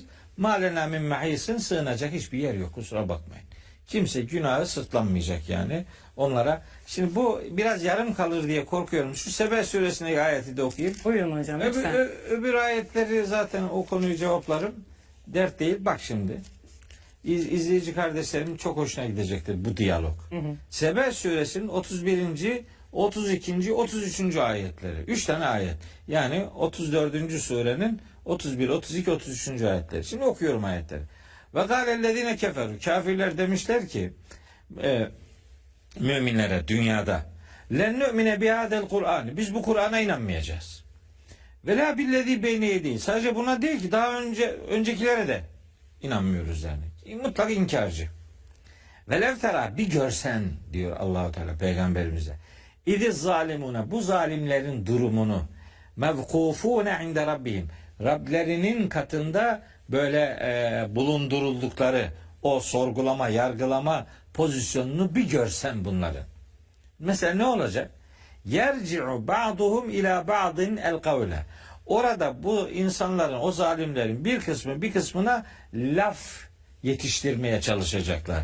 Yerci'u ba'duhum ila ba'din el kavle, yani bir kısmı bir kısmına sözle dönecekler. Yani birbirine laf yetiştirecekler. Yakulu, şimdi nasıl laf yetiştirecekler onu söylüyor. Yekulü'llezîne studifû, bu zayıf bırakılanlar, zayıf düşürülenler diyecekler ki lillezîne istekberû, onlar ya kibirli davranan, onları saptıranlara diyecekler ki levla entüm lekünnâ müminîne, ya siz olmasaydınız biz iman edecektik. Siz sebep oldunuz. Bizim bugün azaba uğratılmamızın sebebi size tabi olmamızı. Siz bunu yaptınız diye suçu o kibirli olanlara atacaklar. Bu 31. ayet. 32. ayette öbürler kendilerini savunacak. Diyecekler ki قَالَ istekberu lillezîne studifû, bu zayıf düşürülenlere kibirli davranan dünyadaki kibirli adamlar diyecekler ki اَنَحْنُ صَدَدْنَاكُمْ عَنِ الْهُدَى, sizi hidayetten biz mi engelledik? بَعْدَ اِذْ size gelmiş olmasına rağmen hidayet size geldi. Biz mi inanmanızı engelledik? Hidayet ortada, Kur'an ortada. Biz mi size engel olduk, yani Kur'an'ı elinizden aldık veya duyulmasını engelledik? Hayır. Hayır. Küntüm mücrimine, siz cürüm işlemeyi tercih ettiniz. Siz sapmayı tercih ettiniz. Diyecek bu saptıranlar, saptırdıkları adamlara. Sonra öbürler bir daha konuşacak. Ve kâlellezîne sudufu, zayıf düşürülenler bu defa diyecek ki lillezîne istekberu, bu kibirli olanlara. Bel, hayır. Mekrul leyli ve nehari, sabah akşam bize tuzak kurdunuz. İstemurûnena, yani bize şöyle emrediyordunuz ki ennekfure billahi, Allah'ı inkar edelim ve necale lehu endada, ve ona ortaklar koşalım diye. Siz sabah akşam bize tuzaklar kurdunuz. Siz bizi tufaya getirdiniz. Ve esenrun nedamete lemma ra'ul azab. Azabı gördüklerinde sapanlar da saptıranlar da pişmanlıklarını gizleyip için yanacaklar. İkisi de.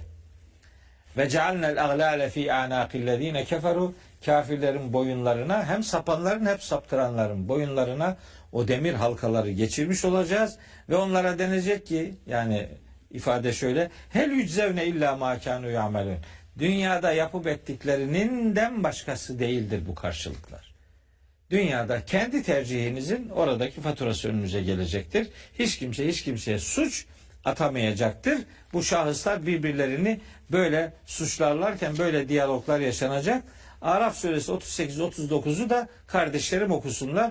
Onu okumayayım. Şimdi geleyim bu İbrahim suresi 22. ayette yani kendi şeyi anlamamız gerekiyor değil mi hocam? Hani bugün çeşitli kişilerin önünde böyle hani neredeyse sanki karşısında peygamberimiz varmış gibi, hani anam babam malım mülküm her şeyim sana feda olsun, her şeyin önüne sereyim diyen insanlar, o dedikleri insanlar da etraflarındaki işte kişilerin gücünden, sayısından onlarla övünen kişiler, evet, birbirlerine düşecekler yani. Evet. tabii Öyle aynen. diyoruz. Onun Ayet haberini veriyor. O Ahzab 67-68 onun için okudum. Fussilet suresi 29 onun için okudum. Suçu atamayacaksın. Yani şimdi tabii Zuhruf suresinde de çok nefis bir ayet var. İşte bir Kur'an'dan ayrı yaşayanlara bir şeytan musallat ederiz. O onlara adeta yapışıp kalır. Onlar birbirlerine hak yoldan saptırırlar. Hepsi de doğru yolda olduğunu zannederler. Allah'ın huzuruna geldiklerinde saptıranlara diyecekler ki seninle benim aramda keşke 2 doğular kadar mesafe olsaydı. Sen ne berbat bir arkadaşmışsın. Onlara Allah-u Teala cevap veriyor. İşte birbirlerini suçlarlarken bak diyor ki velen yenfeakumul yevme, bugün size hiçbir şeyin faydası olmayacak. Çünkü zalemtüm, kendiniz zulmettiniz. Enneküm fil azabi müşterikûn. Siz kendiniz zulmettiğiniz için sapanlar da saptıranlar da azapta ortak olacaklardır. Kimse faturayı başkasına kesemeyecektir. Biri diyorsa ki sen bizim gruba gel biz seni savunuruz, vallahi billahi yalan konuşuyor. Onun Kur'an'dan haberi yok, Allah'a iftira ediyor yani. Evet. Topluca Allah'ın huzuruna çıkacak insanlar ama hesap teker teker görülecektir. Kimse de orada birinden öbüründen yardım alamayacaktır. Orada avukatlık kurumu işlemiyor yani. Herkes kendi hesabını kendisi verecektir.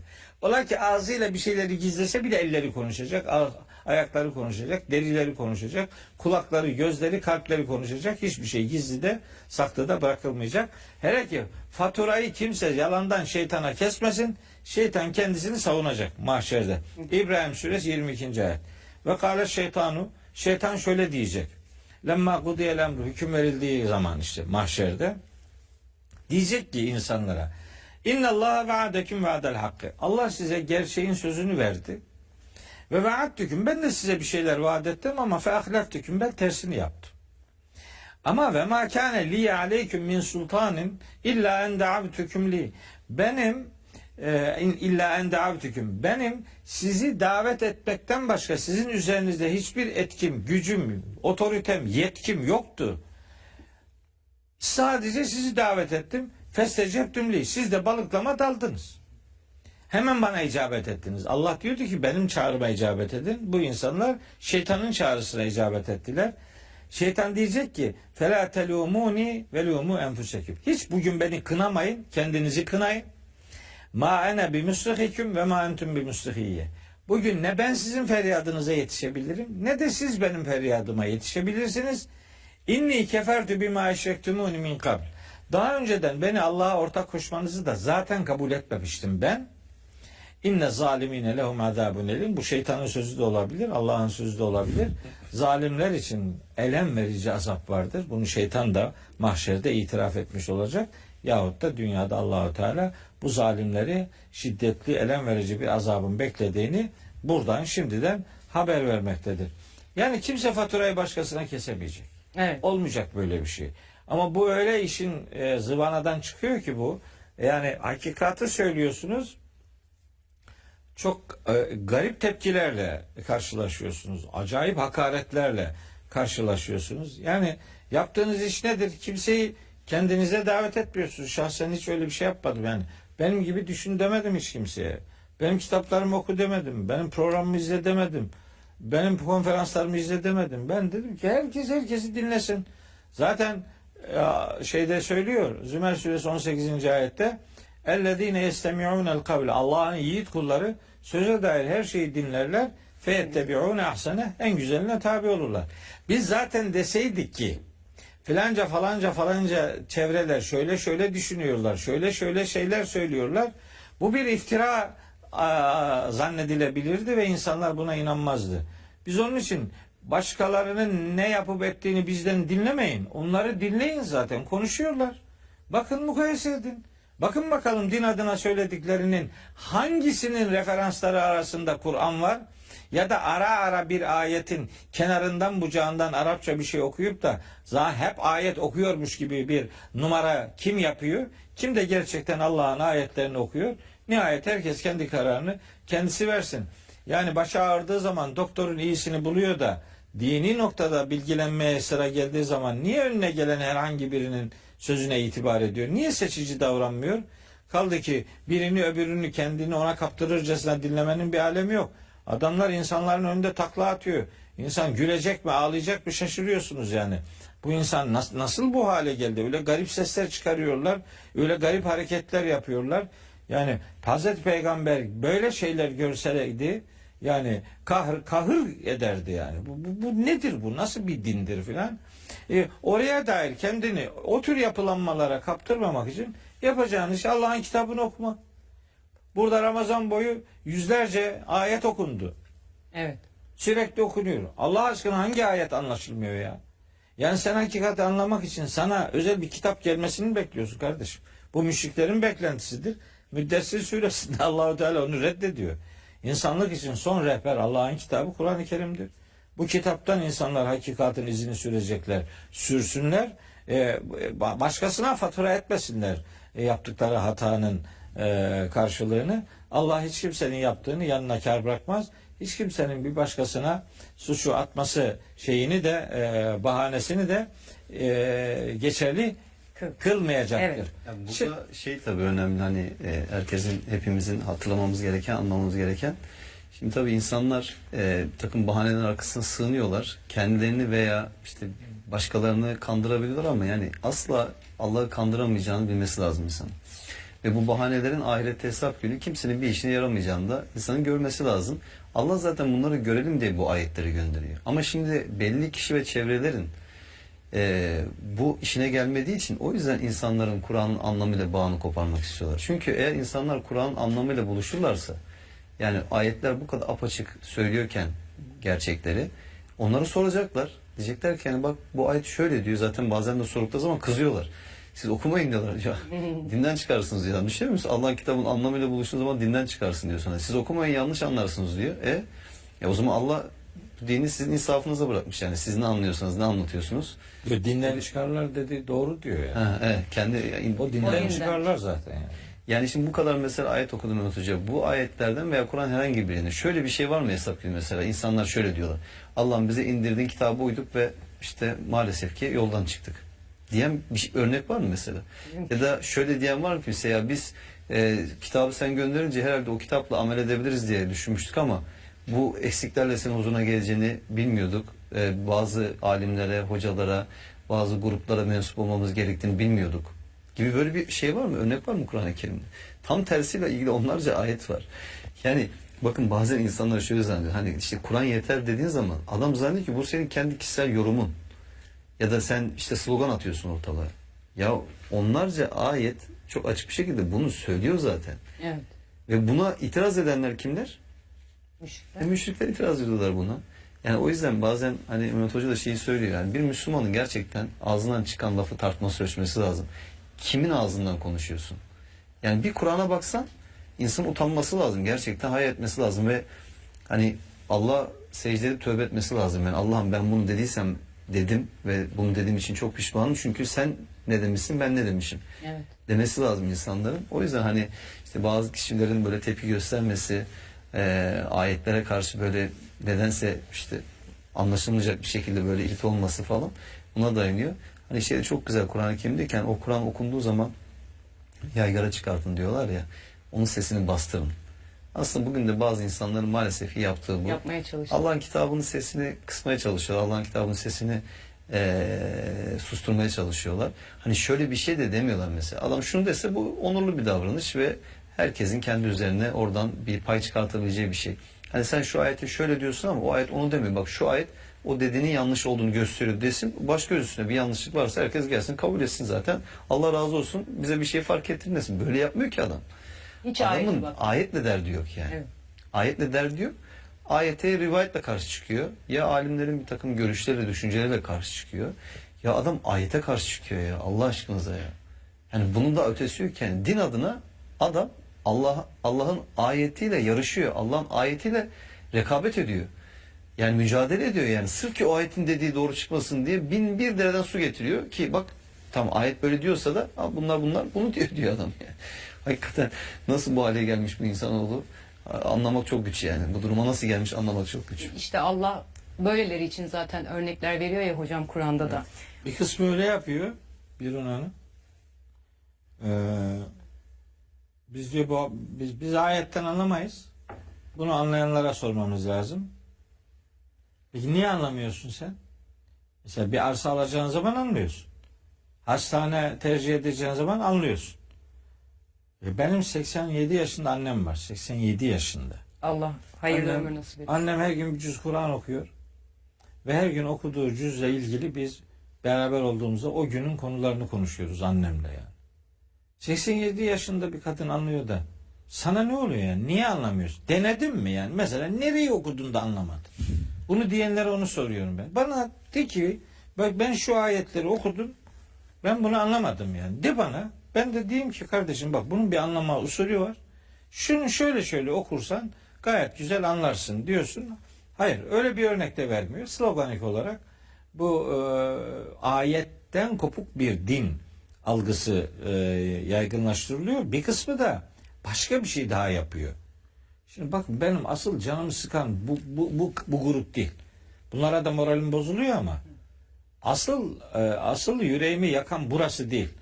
Bir de böyle koca insanlar yani böyle baktığın zaman hani diyelim eserlerine bakıyorsun yani ne bileyim biraz kıyafetine bakıyorsun diyorsun lan bu tamam ya bunu biliyordur artık diyorsun. Mesela diyor ki Allah'ın ayetiyle peygamberin sözü çatışırsa yani birinin dediği öbürüne uymazsa yani birbirine zıt olursa biz hükümleri Allah'ın kitabından değil hadislerden alırız. Şunu demiyor. Ya makul bir insan şunu der. Peygamberin sözü eğer söz peygamberinse gerçekten o söz Kur'an'la çatışmaz kardeşim ya. Ya Allah başka bir şey, peygamber başka bir şey der mi? Eğer peygamber başka bir şey diyorsa ona Resul denir mi ya? Elçi denir mi? Eğer emanet edilen şeye müdahale ediyorsa emanet ettiğiniz elçi o elçilik sıfatını kaybeder. Ona nasıl elçi diyeceksin yani? Olur artık. Ortaklık olur. Din Allah'la peygamberin ortak kurduğu bir şirket değil ya. Ve la yüşrikü fî hükmihi ahada. Kehf suresinin 26. ayet. Allah hükmüne kimseyi ortak etmez. Ve Hz. Muhammed de nihayet Allah'ın kuludur.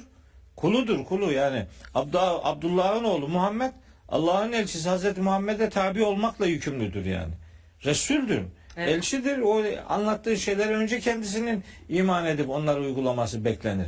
Şimdi diyor ki belli çevreler bütün o baba kitaplarda var bu.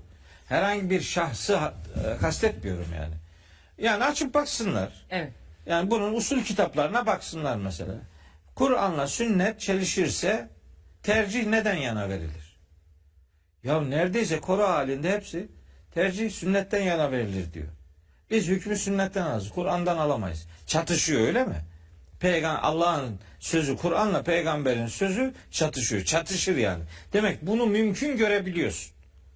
Bu bir defa yani artık tuzun kokması demek yani. Böyle bir şey olabilir mi? Bu nasıl peygamberlik kurumu? Hz. Muhammed'e sen ne demeye çalışıyorsun? Sen Tahrim suresinin 1. ve 2. ayetini bir kere olsun okumaz mısın ya? Böyle bir şey olabilir mi? Sen Hakka suresi 44, 45, 46, 47'yi bir kere okumaz mısın ya? Böyle bir çatışma nasıl olabilir? Hani çatışma, bunu açıktan itiraf edenler var, bir kısmı da bu çatışmayı hafifletmek için kavram geliştirmişler.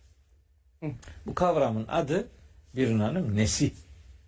Nesih bir hükmün ebediyen iptal edilmesidir. Peki kim kimi iptal ediyor mesela? Mesela durmuyor ki bu. Kur'an ayetleri birbirini iptal edebilir diyor. Ya Kur'an ayetleri birbirini nasıl iptal eder ya? Bu yazboz tahtası mı bu? Bu Nisa suresi 82. ayette diyor ki Allahu Teala Kur'an'ı hiç derinlemesine düşünmez mi bu adamlar? Eğer Kur'an Allah'tan başkası tarafından olsaydı onda pek çok çelişki bulurlardı diyor. Evet. Demek ki sen bunda çelişki var zannediyorsan derinlemesine okumuyorsun demektir. Daha okumalarını geliştirmen lazım. Kusura bakma. Daha doğru dürüst okumuyorsun demektir bu. Hocam bir de ne zaman iptal edecek? Onu da açıklamaları gerekiyor. Yani Kur'an vahyi indirilmekteyken bir ayeti iptal ediyor. Kur'an vahyi tamamlandıktan sonra mı ayeti iptal ediyor? Peygamberimizden sonra da edebiliyor mu? Tabii. Ediyorsa bu ayetlerin Kur'an'da ne işi var? Tabii. O artık o yani freni patlamış kamyon gibi gidiyor. Diyor ki şu ayeti nesetti. Kim dedi bunu? Kim dedi bunu? Ayetlerin birinin diğerini ortadan kaldırıldığına dair bir tane Kur'an referansı var mı? İşareten olsun. Yok. Peki bu durmuyor ki burada. Şimdi bir ayeti nesetmiştir. Bunu çeşitli alimler söylüyor. Mesela Tevbe suresinin 5. ayeti var. Seyf ayeti derler ona. Kılıç ayeti. Bu ayetin Kur'an'da 75 tane ayeti nesettiğine inanılıyor. Peki nesih ne demektir? Nesih bir ayetin ebediyen hükmünün iptal edilmesi demektir. Bir Müslüman nasıl bunu diline alabilir ya? Ayetleri iptal ediyorlar öyle mi? Allah bir yerde ak dediğini öbür yerde kara diyor. Bir yerde yap dediğini öbür yerde yapma diyor. Kur'an'da modası geçmiş hiçbir ayet yoktur kardeşim. Burada anlama sorunu vardır. Anlayamıyorum de, bunu itiraf et ama ayeti iptal etti deme. Çünkü iptal edilen ayetlerin sayısı 500'e bile çıkartılabiliyor. 5'e indiriliyor. 5'ten 500'e koca bir şey var, marj var öyle. Pergelin şeyi geniş yani tutabilirsen adamı. Burada kalmıyor bu. Bundan sonra diyorlar ki korkunç ya. Diyor ki Kur'an ayetlerini peygamberin sünneti, hadisi neshedebilir. Yani Allah'ın kitabının dediğini peygamberimiz iptal edecek öyle mi? Ve nasıl Resul olarak kalacak bu? Nasıl Resul bu? Resul, elçi ona emanet edilen şeyi değiştiriyor öyle mi? Bu burada da yetmiyor. Burada da durmuyor. Peygamber onu şöyle kılıflıyorlar. Kur'an vahiyidir. Peygamberin sözleri de vahiyidir. Allah dün öyle vahyeder, bugün böyle vahyeder. Peygamberin sözleri vahiyidir öyle mi? Peki madem onlar vahiy ise o Tahrim suresinin 1. 2. ayetinde ne diyor? Sen peygamberin hangi sözünün vahiy olduğunu, peygamberin hata işlediği örnekler var. Vahiy ile mi hata işledi bu? Böyle bir şey akla ziyan. Ama bu çok rahat bir şekilde savunulabiliyor. Bir problem görünmüyor. Hocam oradaki bir temel sıkıntı da şu. Yani şimdi şöyle bir formül bulmuşlar. Diyorlar ki işte Kur'an-ı Kerim yazılı vahiy, peygamberimizin sözleri sözlü vahiy. Peki niye peygamberimiz adını da koymuşlar. Vahiy metlu gayrimetlu. Niye peygamberimiz bunu yazdırmadı? İşte Kur'an'la karışmasın diye yazdırmamış. Ya sanki peygamberimize yazılı olarak mı geldi ki Kur'an-ı Kerim metni? Yani ikisi de vahiy ise birbirine karışmasının nasıl bir problem olabilir? Öyle değil mi? Tabii. Yani hiç böyle bir problem olamaz ama işte maalesef ki yani dediğim gibi işte bir hakikati gölgelemek için Kur'an'ın bunca apaçık ayetlerini gölgelemek için maalesef ki yani Kur'an'a böyle zulmediliyor yani. Maalesef. Nasıl ki müşriklere ne gösterirse göstersin Allah yine de inanmayacakları gibi bu konuda bir türlü Bir de şunu anlamıyorlar. Mesela şimdi bazı insanlar bir kitap yazmaya başlarlar. Uzun uzun yazar. Sonra mesela bakar ki bazı yerlerde tekrara düşmüş, bazı yerlerde söylediğiyle çatışmış, şey yapmış falan ama Hani ya bu kadar yazdıklar kıyamaz atmaya. Okursun kitabı görürsün. Adam burada bunu söylüyor, burada bu başka bir şey söylüyor. Bir de aynı şeyleri döndürmüş, tekrarlamış falan. Hani işte aslında 120 sayfa olacak bir kitabı adam 500 sayfa yazmış mesela. Onu da The lowest discount is only £15, and you can get free internet for life. And it is the latest 5G high-speed network. The portable Wi-Fi jointly developed by B.T. Group and the University of London is now on sale in limited quantities. No contract, no SIM card, no registration, no monthly fee. Buy it now and you can use the network for free for life. Get close to your device and you can immediately get a high-speed 5G network that is 20 times faster than traditional internet. Transfer 10G files in 1 second. Even in remote areas, even on ocean-going ships, there is a full signal. And you can connect 10 devices at the same time. Can be used for computers, mobile phones and tablets. You can easily connect to the network at a distance of 3 kilometers. This is really a great invention. kıyamamış, baskıya vermiş. Ya haşa, tövbe, Kur'an böyle bir şey mi yani? Hani bazı iptal olan ayetler var. Hani ama Peygamberimiz onlara kıyamadı mı hani Kur'an'dan çıkarmaya? Ya böyle bir şey düşünülebilir mi yani? Ya da o işte 5'ten 500'e kadar giden diyelim ki neyse olmuş ayet iddiası. Yani hani Kur'an'ın bir hükmü insanlar veriyor işte. Onu demek istiyorum işte, yani Kur'an'ın böyle bir hacim problemi var yani, hani Peygamberimiz bunu biliyordu da ama yine de bunların Kur'an-ı Kerim'e yazılmasını ve Kur'an-ı Kerim olarak okunmasını 1400 küsur senedir buna razı oldu Peygamberimiz. Halbuki Allah hükmünü kaldırmış ayet. Ya bu nasıl bir iftira Kur'an-ı Kerim'e? Ateistler bile bunu bu kadar Kur'an'a iftira etmezler yani. Evet. Yani aklını kullanan hiç kimse bunu yapmaz hocam. Yani Kur'an'ın hükmünü iptal etmek korkunç bir iddia Birun Hanım. Fussilet suresi 42. ayette diyor ki la ye'tihil batilu min beyni yedeyhi ve la min halfi, hiçbir iptal edici şey önünden arkasından açık gizli Kur'an'ı iptal edemez yani. Kur'an'ı iptal. Çünkü yani Kur'an ayetinin hükmü kaldırıldı demek o ayetin içi boşaltıldı demektir. Yani ayet aciz bırakıldı demektir. Allah'ın ayetlerini aciz bırakmak için uğraşanlarla ilgili Hac suresinde ve Sebe suresinde korkunç tehditler vardı. Allah'ın sözünde çelişki olmayacağı gibi Peygamberimiz Allah'ın sözlerini haşa ve haşa iptal etmek gibi bir tavrın içerisinde olamaz. Allah Kur'an'a şöyle vahyetti, peygambere de böyle vahyetti gibi sözler de akla ziyandır. Çünkü Kaf suresinin 29. ayetinde Allahu Teala diyor ki ma yubeddelul kavlu ledeyye, benim katımda söz değiştirilmez. Allah orada ak burada kara demez. Allah orada yap burada yapma demez. Dini öğretilerde de Hazreti Adem'den Hazreti Muhammed'e kadar Allah'a ait olan dini hükümlerde de hiçbir değişiklik olmamıştır. Sadece gelişme olmuştur, değişiklik olmamıştır. Bu böyle kabul edildiği için adam diyor ki bugünkü işte mesela kardeş kardeşe evlilik mesela haramdır, yasaktır ama ilk şeriatlarda helaldir. Hayır, yok öyle bir şey yok. Bugün haram olan o gün de haramdır. Evet. Allah'ın katında söz değişmez. Dolayısıyla hiç kimse kendi kanaatinin faturasını Allah'a kesmesin. Kendisi öyle az biliyordur. Diyor ki Hazreti Ömer şu ayete rağmen Allah'ın şu hükmünü uygulamadı. Yani o ayetin hükmünü Ömer kaldırdı. Nasıl kaldırıyor ya? Hazreti Ömer'e iftira değil mi bu? İşte eski kitaplarda yazıyor. Yazsın, ne yapalım? Bir kitabın eski olması doğru olması anlamına mı geliyor her haliyle? Elbette o kitapların içinde pek çok doğru bilgi vardır. Ama içinde yanlış bilgi olmayan tek kitap Allah'ın kitabıdır. Diğerlerinin her birinin 2., 3., 5., 15. baskıları yapılır ve onlarda değişiklikler yapılabilir. Yani bir insan birini bilmiyorum Hazreti Ömer'i yüceltmek için güya bunu söylüyorlar. Ya neyi yüceltiyorsun? Yani bu yapılan iş yüceltilecek bir iş değil ki. Allah'ın ayetini askıya alıyor Hazreti Ömer. Hocam, Hazreti Ömer'e hakarettir ya. Yüceltmek dedi hocam. Yani metne göre diyor ki eğer insanlar Ömer Allah'ın kitabına ilave yapacak demesinden korkmasam bunu Kur'an'a yazardım diyor. Ömer yani Allah'tan korkmuyor. Ya böyle bir şey olabilir mi yani? Hazreti Ömer insanlardan korkuyor ama Allah'ın ayeti olan ve bunun ayeti olduğunu bildiği bir şeyi de Kur'an'a eklemiyor. Yalan. Allah'a da iftira, Ömer'e de, Hazreti Ömer'e de iftira. Şimdi bunlara kanmamak için diyoruz ki Allah'ın kitabını okuyun kardeşim. Evet. Bunu okursan böyle yalanlara itibar etmezsin. Bana itibar etme, kitaba itibar et. Bunu anlarsın, korkma yani. Herkes anladığı gibi sen de anlarsın. Yani biz ne yapalım, biz anlayamayız. Bu alın yazıcı bir algıdır. Biz böyle bir algıyı asla kabul etmeyiz. Allah anlaşılmayan bir kitap indirmemiştir. Bu kitap anlaşılabilirdir. Anlamak isteyen için anlaşılabilirdir. Anlamak istemiyorsan da sana yapacak fazla bir şey yok. Onun sorumluluğu da. Herkesin cehenneme gitme hürriyeti var. Şeyde de mesela insanlara herhangi bir konuyla ilgili sen bunu anlamazsın desen bunu hakaret sayar. Hatta tepki verir. Ne münasebet, ne anlamıyor. Şimdi adam mesela diyelim ki ehliyet almak üzere bir ehliyet kursuna gidiyor, başvuruyor, evraklarını götürüyor. Tipine bakıyorlar, diyorlar ki sen ehliyet alamazsın. Adam demez mi? Niye? Yok, sen o sınavı geçemezsin, sen o arabayı kullanamazsın. Ya da okuldaki bir öğrenciye bunu desin. Yani böyle bir şey olabilir mi ya?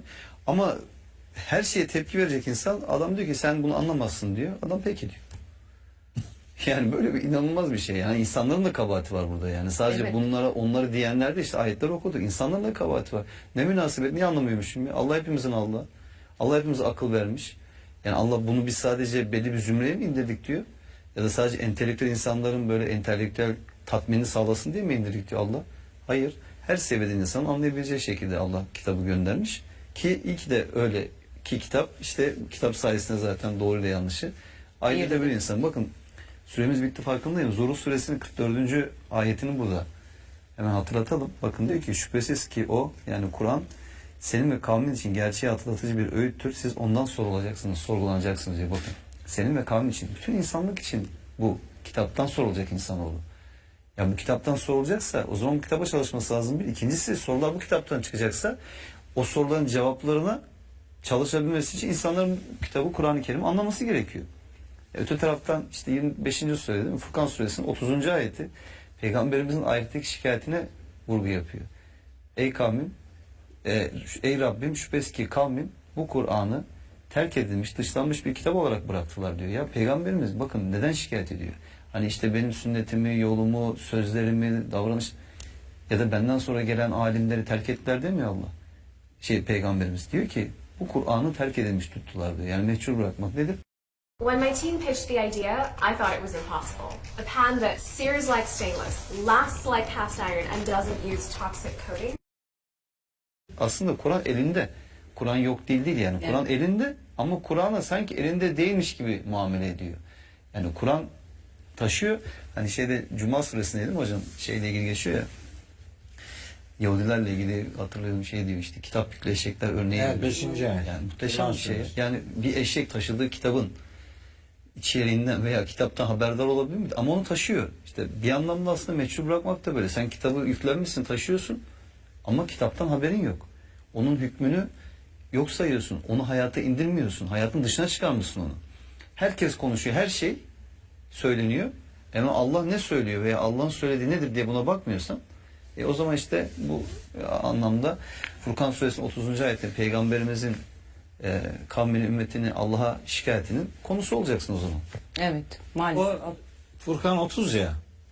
Yani orada bir de Furkan 28'den evet, almak lazım. 27'den aşağıya geldi mi bir adam yani Kur'an ve peygamber ilişkisini o kadar güzel anlar ki yani kardeşlerimden istirham ediyorum ya.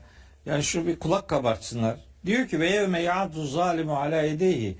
O gün zalim olan adam ellerini böyle ısıracak öfkeden, sinirden, pişmanlıktan. Yakulu diyecek ki ya leyteni keşke ne olaydım, keşke ben ittehaztu ma'ar rasulü sebila. Keşke Resul'le beraber bir yol tutsaydım. Yani Resul'ün yolunu yol edinseydim. Böyle diyecek. Bir pişmanlığını Resul'le yol tutma şeklinde belirlememiş olmayı pişmanlık sebebi olarak söyleyecek. Sonra 28'de diyor ki ya veyleta leyteni ah ne olaydım keşke ben lem ettehiz fulanen halila. Şimdi burayı çok iyi izlesin kardeşlerim. Lem ettehiz keşke ben edinmeseydim fulanen halila. Falanca veya filanca herhangi birini bu fulanen umum ifade eder. Herhangi birini keşke dost edinmeseydim. Niye? Çünkü lekad adalleni yani zikri ba'de izani. Bu zikir, bu Kur'an bana geldikten sonra bu adam beni bundan şaşırttı.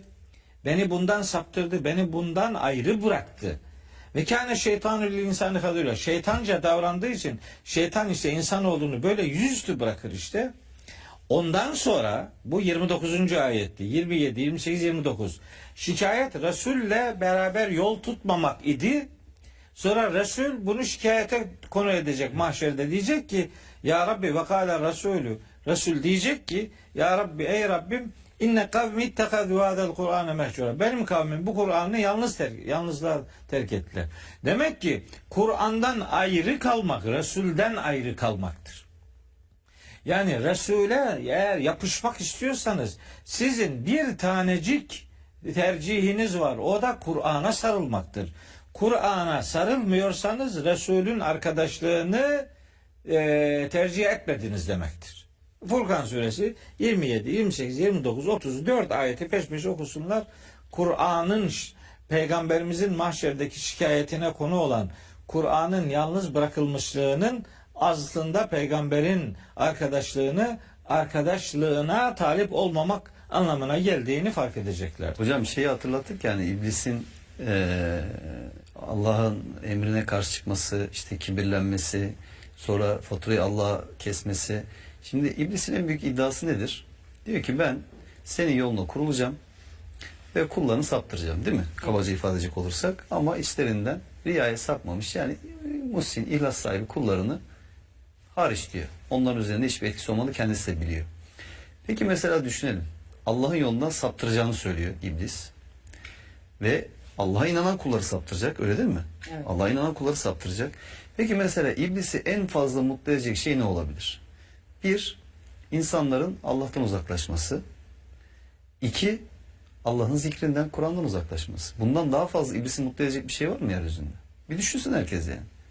O yüzden eğer her kim ki sizi Allah'ın kitabına çağırmıyor veya Allah'ın kitabından sizi uzaklaştıracak bir takım şeylere çağırıyor ya da Allah'ın kitabıyla işte çatışacak bir takım şeyleri din olarak size sunuyorsa, kimin kime hizmet ettiğini insanlar görsünler. Evet. Gözlerini açsınlar insanlar ve bunu görsünler. Yani yeryüzünde, bakın tekrar söylüyorum, iblisi en fazla mutlu edecek, memnun edecek ve ya ben işte evet Allah'ın bana verdiği mühleti bu kötülüğü yaparak, ama bu kötülüğün de hakkını vererek yaptım dedirtecek ne var? İnsanların Allah'tan uzaklaşması, Allah'tan yüz çevirmesi ve Allah'ın kitabından, Kur'an'dan yüz çevirmesi. O zaman herkes Allah'la yakınlığına ve Kur'an'la yakınlığına baksın. Ona göre kimin yolundan gittiğinde, Resul'ün yolundan mı gidiyor? Yoksa iblisin yolundan mı gidiyor? Herkes onun kararını versin kendisi. Evet. Yani Kur'an'ın itibarsızlaştırılma çabasına iştirak hatası kişinin tamamen kendi sorumluluğunda. Programın başından beri kullandığımız ayetlerde anlıyoruz ki tüm hatalarımız kendi sorumluluğumuzda. Evet. Dolayısıyla suçu başkasına atmak, faturayı başkasına kesmek mümkün değil. Kitap burada dururken ve o son saate kadar da var olacak ve asla değiştirilmemiş ve değiştirilmeyecek olan bir kitabımız varken doğru yolu ona danışmak, ona sormak en doğru yoldur diyelim. Çok teşekkür ediyorum. Evet. Ağzınıza sağlık, ayaklarınıza sağlık. Sevgili izleyenler, bu gece de biz ayrılan sürenin sonuna geldik. Yarın tekrar görüşmek dileğiyle.